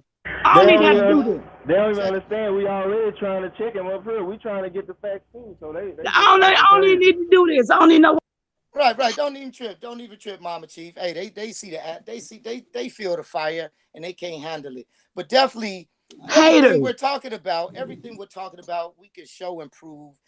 And definitely, this ain't my premium venue, because I'm still learning it, so I don't know how to do the screen share and all this, and I'm on this phone, so we ain't dealing with all of that. But definitely, if you guys want to hold a real class on this chat thing and break down and have people ask certain questions, we'll moderate them. Definitely moderate the questions, because there's a lot of ignorant questions out there that, every question deserves an answer. Definitely it does. And most people can answer it for themselves because they just don't make sense. But anything that is relevant to understand that we ain't from Africa and all of this other stuff, yeah, that's welcome. That's definitely welcome. We could prove all of those things on maps and artifacts and within the law. A lot of people just talking. They still run around with a driver's license. They still running around checking African American, or my favorite, other. They just straight up other. They ain't even from planet Earth. You don't know where you from, just other, right? Must just checking the other column. You know what I'm saying? So, must be like getting child support and children taken away from them. And, the system be telling them what to do all the time. And they job be telling them what to do all the time. And they just get treated like third, fourth, fifth rate citizens. And I'm pretty sure everybody on this panel done been there, because I know I've been there. So can't nobody come on with a job and say they love their job and their job is the greatest. Everybody complain about their damn job. So it's a plantation. You know it, I know it. Exactly. And everybody only getting paid IOUs. And is an IOU the same thing as actual payment? Yes or no? Hell no. So is a Federal Reserve, is that an IOU or is that money? Is that Federal Reserve note an IOU or is that Federal Reserve note actual money? IOU. Absolutely. And there's a check, and don't nobody get paid in the IOUs. If you get paid in checks, and some people got direct deposit, don't even get that. They get paid in ones and zeros, meaning digital. So that ain't even real. But anyway, a check is just an order for money. It still ain't the money itself. So it's an order for an IOU. And a money order and drafts and banknotes, all of this stuff is fiction. If you don't know that, then you don't know about slavery. And you just talking out the side of your neck. Too sexy for nothing. Hell, your sexiness begin and end at the store. So as soon as the store shut down, you get uglier than a motherfucker right there. So that's what you get. Can't throw no makeup and put no weave and shit in. You ain't sexy for shit. You dumb as a box of rocks. So if you're gonna maintain to be dumb as a box of rocks, I'm too sexy or whatever that is, definitely need to check yourself, because you ugly than a motherfucker right now, because your whole spirit ain't right. But you can redeem yourself. I'm not above apology, so you can be like, you know what, y'all, I'm sorry, and then we'll bring you into the fold, we'll dust you off, and then we'll bring you up and enlighten you, and then you'll have the best lineage, and you'll be like, man, I'm glad I did that. Fool, thank y'all for saving me. You could be like that, Africa America, because that's what you is. Sound like Africa America right there. Sound like some Africa America stuff. I'm too sexy. Oh man, that's like old school. Probably got the asymmetric haircut and all that shit, right? Boo for that. All right, but anywho, that was classy back in the day. That was classy. You just showed how old you was, Sifu. That's okay. I am old. Shit, that's cool. I call it seasoned, and it's cool. Call it seasoned, but that's experience. So it's like I look young, but that's just where it ends at right there. The mentals is, past elderly. Well, not elderly. What's the word we were saying? Not elderly. Elder. Wise, wisdom. The elders right there. I'm just down here. I'm just swinging with y'all, with the youngins, so to speak. But y'all brilliant, like Chief said. Y'all brilliant, man. And it's up to us to do our duty, because we fucked y'all heads up, man. I'm gonna go ahead and apologize. So let me apologize. This is apology going out to everybody. Seriously, everybody in the sound of my voice. I'm apologizing for my generation, and particularly my acts of stupidity, which I placed upon my children and others, and help propagate the lie of calling us African Americans and being involved in all this heinous ass bullshit. So I'm apologizing for my part in it, any part in it that I have done up till I woke the hell up and said, you know what, this ain't happening no more. So I'm gonna apologize to everybody for screwing their heads up, no matter what part I might have had in it. And now we moving forward. With that being said, I'm here to wake y'all the heck on up at any cost. And the truth needs no apology, so I don't apologize. Outside of that, I apologize for the lies I spread, but I ain't apologizing for no truth. Peace. This is Creek. I just chime back on. I missed the big segment of it, man, because I'm multitasking.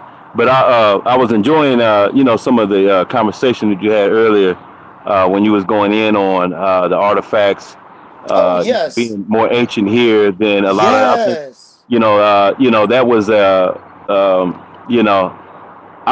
in my mind, I felt like a lot of people need to see that. Yes. And or even know that we have artifacts here. Yes. For some people that don't like to read or research, and they can get into some of even the pottery or some of the the old ancient artifacts to see where and then they can pretty much look at it and debunk it on their own just based on the artifacts by itself. A lot of people are never going to read. That's just the facts. They're not going to go and do all this extra research and any of that.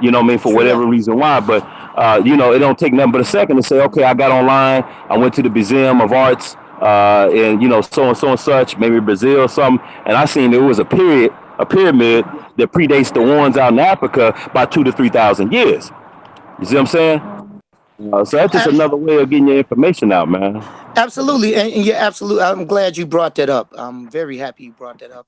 That is, oh man, that's like, thank you for bringing that up. So definitely, I agree wholeheartedly. And what I would like to do, and what I have done, and what I want to do, if anybody's interested, we do a class every Sunday on freeconferencecall.com.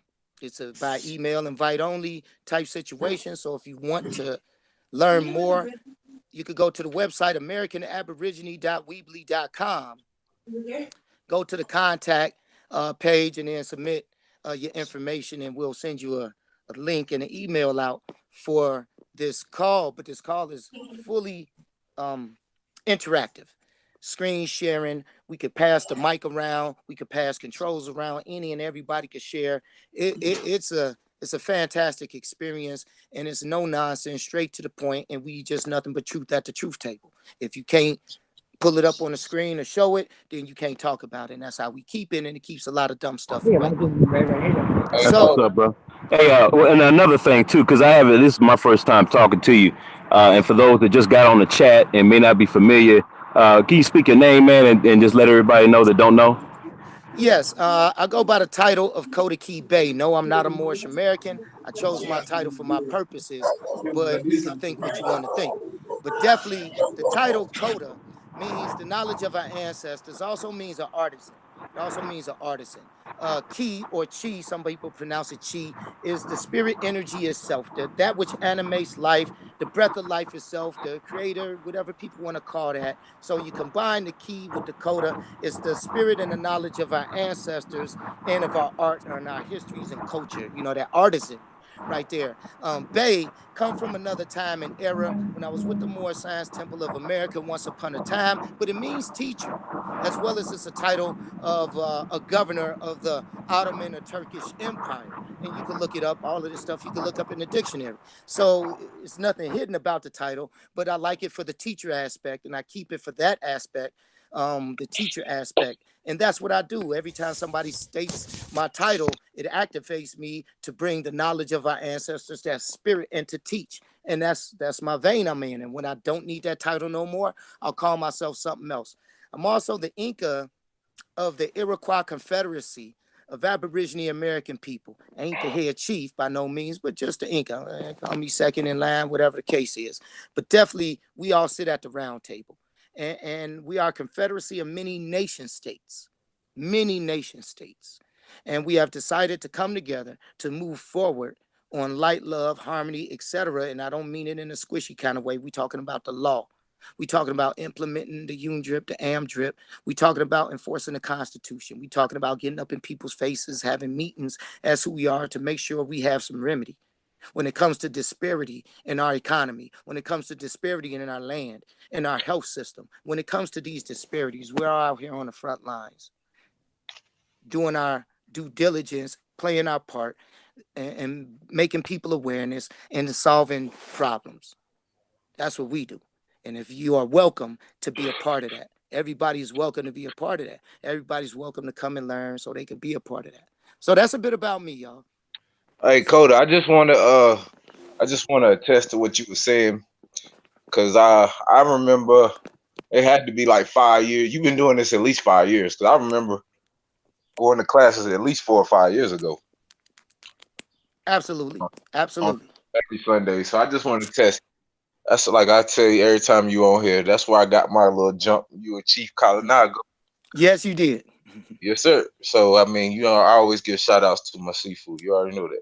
Yeah, appreciate you, brother. Yeah, you've been with us for a long time, and you know, and you can testify, man. I don't shy away from nothing. You can testify to my character, to what people say and the things I've done. You could testify, and I've never changed in all that time. It's been slow and steady, right? I mean, slow and steady. True. You know what I'm saying? Just slow and steady. And it's always been the same message. I've always helped people to stay in their houses. I've always been out helping people, man, at the expense of my own safety at times. You know what I'm saying? I don't mind throwing myself in it because that's my job. That's my mission. And if I could teach people how to do it and to empower them to help, then I've gained an ally. And that's important. And we can walk side by side handling the business. I got your back, you got mine. Because it's hard out here. It's tough out here. You know, it's real. I came up from gang banging, probably a lot of y'all did too, so ain't no need to talk about all of that. But definitely, we know it's hard out there. It's so hard, we had to click up with other people in the neighborhood just to survive. You feel me? Hard. And it's hard with each other. It's hard with the police. It's hard with foreign visitors coming over here. Man, we've been pushed into the corner and out of the house. We ain't even in the corner no more. We out totally out the house now. And then they got attempting to put us in another house that ain't even ours. And Lord knows what's going to happen to you. Hell, don't nobody know, man. You get over there, you don't know. You don't even know where you at. The land is foreign. And then you'll get it. Be like, damn, how could anybody come from over here to America and learn how to farm the land instantaneously? Farm some shit they ain't never seen before. Because you ain't going to go over to Africa and farm their land and expect something to grow with American seeds in your pouch. They ain't going to grow. And you're going to starve and die. They've been building civilization since the beginning in so-called Africa. That's what they claim, but yet they still can't farm and feed their people. Whoa, that's one of the elementary things of civilization is growing food. So why you always starving over there? Why they always hungry over there? Why it's always some type of crises or another and everybody fighting over resources? The same fucking resources. It's an oxymoron. Thank you. Don't even make sense. Don't make sense. So it's definitely, and when we had a meeting with the UN, the representatives from Nairobi had a good conversation with my man. We met in Chicago. And the brother was like, told me and he told this to me a couple of times, and the first time I really didn't get it, I had to sit back and analyze it through several meetings. It's like, damn, that's some statement right there. Why are you saying that? And I talked to him again, I finally got it. But he stated, you don't bring water from the house and dump it into the river or the ocean. You bring resources and water from the river or the ocean to the house. He said America is the ocean and Africa is the house. True. And he said that 3 times. This is a delegate from the United Nations, from Nairobi, Kenya, all of that. And there was a couple other people from other different parts of so-called Africa. And they laid it on me that their language stems from Portuguese. They're really Portuguese that came down and settled in the 17 and 1800s. And some came in the 16 and settled in those places. And some came before that. But their lineage, and he said their lineage, their lingua, is Portuguese. That what they speak in Kenya now is based in Portuguese. See, people don't know languages. Everybody talking, don't nobody understand shit because don't nobody take time to talk to nobody about what they stuff is. So you can learn from them themselves and not learn it from somebody who ain't them. You feel me? You do yourself a disservice. Let me ask you a real quick question. I remember when I was growing up, for Spain used to be Portuguese. And yes, then, absolutely correct. like now when I've been doing research and I went and looked for it, it's Spanish, right? It's They changed Spanish. it. Yep, they changed it. They always changing it. You're absolutely right. When I was growing up, it was Portuguese. I remember taking a Portuguese class. And the sister that was teaching it was from Chile. Mm-hmm. Yep. Was from Chile. And she was like, Spanish is different from the Portuguese, and Spanish is like the less proper of the Portuguese. Right. Portuguese was more prominent at that time. Or right. Right. And she was from Chile, and she was like, yes, her people from the mountains of Chile, and a straight up sister, Afro. I mean, look like your mom until she opened your mouth, right? And then you hear the accent and all of that. But fantastic woman, and she was telling me that when the Portuguese invaded, when they came across the Pacific and was doing the island hopping campaigns, from what you would call northern Turkestan, which is the eastmost point shore looking at Alaska. That area is called northern Turkestan, right? So they came from northern Turkestan with the Portuguese language, and when they was conquisting and forcing stuff on people, that became the indoctrination centers that they created in the schools. That's what they was forcing everybody to learn was Portuguese. Absolutely correct. And they still teach it in those places in Chile and Colombia and Cuba and all of that today. Still. So my question is this. would Swahili be an offspring of that? Absolutely. All Swahili was made up by the white folks, man, straight up and down. Just like, I ain't even gonna lie. Period. They made it, they created the curriculum, they put it in the schools, and they shoved it down everybody's throat just like religion.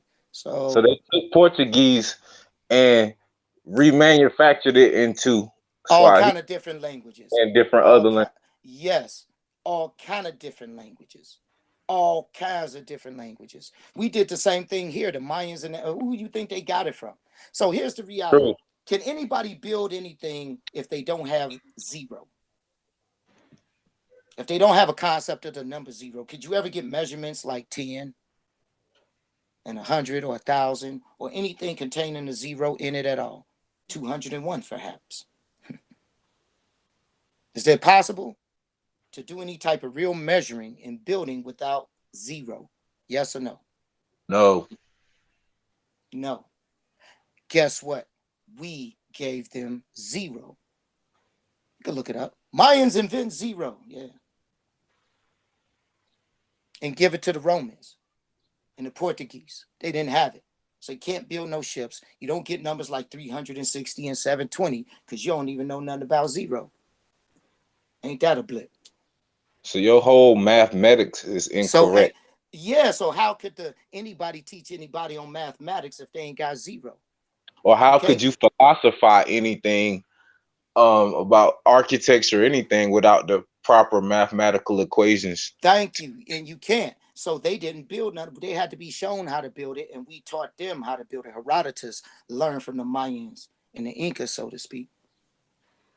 And you know what's crazy, Coda? Because that happened several times throughout history. A lot. We was training cats over here for a while. Matter of fact, Thoth back in the day, in the Emerald Tablets, taught the Atlantean, where he describes Atlantis as America, and even in the Oriental Mystic Masonry, which is more ancient than the Scottish rites and all of that. I know I might be talking about above some people here, but I'm just laying it all out there because I know a lot and I could back it up because I got all the books. I went through some of the indoctrinations or whatever the hell you want to call it. I got my experience here. Let's put it that way. But in mystic Oriental Masonry that was worked many thousand years ago, they called America Atlantis. They said America's was the first shores out the water, while the islands of Europe and Africa was just rising and sinking below the surface of the ocean. America's was the first land out the water, the first place to reach all the way from pole to pole, man. They tell it real right there. And then yeah, go ahead. If you go, I actually saw something, a documentary scientifically where they were saying that I think it was somewhere in Arizona had the oldest rocks on the planet or something to that. That's Caucasian stuff, because here's the thing about rocks. Earth is a rock. So all rocks come from Earth. All rocks are fucking old. So let's just stop with the rock stuff. You can't date a damn rock. It's a fucking rock. You feel me? It's literally a rock. It's an Earth rock. And Earth is old, and all rocks on Earth are old. Yes. And now next point. Don't matter what a rock is. It's all rock. You suck up all the water, what you seeing? Fucking rocks. You see what I'm saying, bro? Is it making sense? What are mountains made out of? Sand? No, rocks. Okay. So since the mountains are old, yeah, rocks are old. Rocks on all of Earth, because Earth is a freaking rock. Yeah, it's old. Now what? What's next? Nothing. Arizona on Earth? Absolutely. Earth part of Arizona. Man, look. That's stuff that's the distraction. They can't date this stuff. It's called shooting in the dark. And that's all they do. And you know what I'm saying? If they can do that, that's fine. I mean, you know. What's up, Dang? What's up, Dang? Both of them. Dang. Well, I'm gonna get I out was this like, phone. oh. Yeah. And I was so glad that I was able to get that. But I don't know, you know, I gotta see it. Right. So This is right here. I can't put this in my documentaries. Dang. Hey, Dang. Bro, I'm not gonna put this in my documentaries, man. What the? It's So a he rap. Dang. Yeah, I can't do that. You don't even know it, y'all. No, right, he don't even know y'all. I mean, this hat, don't get me wrong, but I'm not. I don't want that on here, y'all. Behind my documentary, right? Dang. Hey, Dang. I like this. Hey, though. Chief, call Dang. What, you turn that down? Stop this off of something. We don't need to hear this Well, just conversation stop on it, here. 'cause I said, what I said was when I Dang. saw When Mike sent me the other one, when he sent me the He whole. don't even know he on. D. I got Chief, you. get I got him. y'all. I got y'all. Okay. I got Okay. you. All right, he got it. He got it. Cool. I got you. Muted. Woo, thank you. Thank you. I had to remember That's I could okay. do that. You know what I'm saying? Because I'm so glad you Right. could. Thank you. Thank you. Thank you. Right, we Y'all see, we appreciate have that. to do that. We have to protect our people. We don't know what he finna talk about. and you know, But then Dane some always nosy got motherfuckers want to sit here and want to hear that. See, but we can't do this, y'all. We got to understand integrity. That was an integrity lesson right there. And I don't know whether nobody got that, but I did. Integrity. I can dig it. I'm Teach. meeting the That's a mic, y'all. I was just finna get offline too. I was just finna get offline, and some told me just sit here for a minute. Dang. That's what's good. But definitely the rocks. No one could carbon date the rocks, and carbon dating ain't a science because it's just earth and rock and rock been earth, and you know it's the whole combination of earth is a rock, and you know rocks are old, man. What more can we say other than they When old? I used them, I said, all right, okay, bet, you know. Yeah, But just make when we sure, use 'em. it's not near the speaker on that side, please, because I don't want anything to knock my keyboard. Like, All right, appreciate all that. right. They over there, he All over there right. building, doing his thing. I Right. can't, So I can't move like that. So I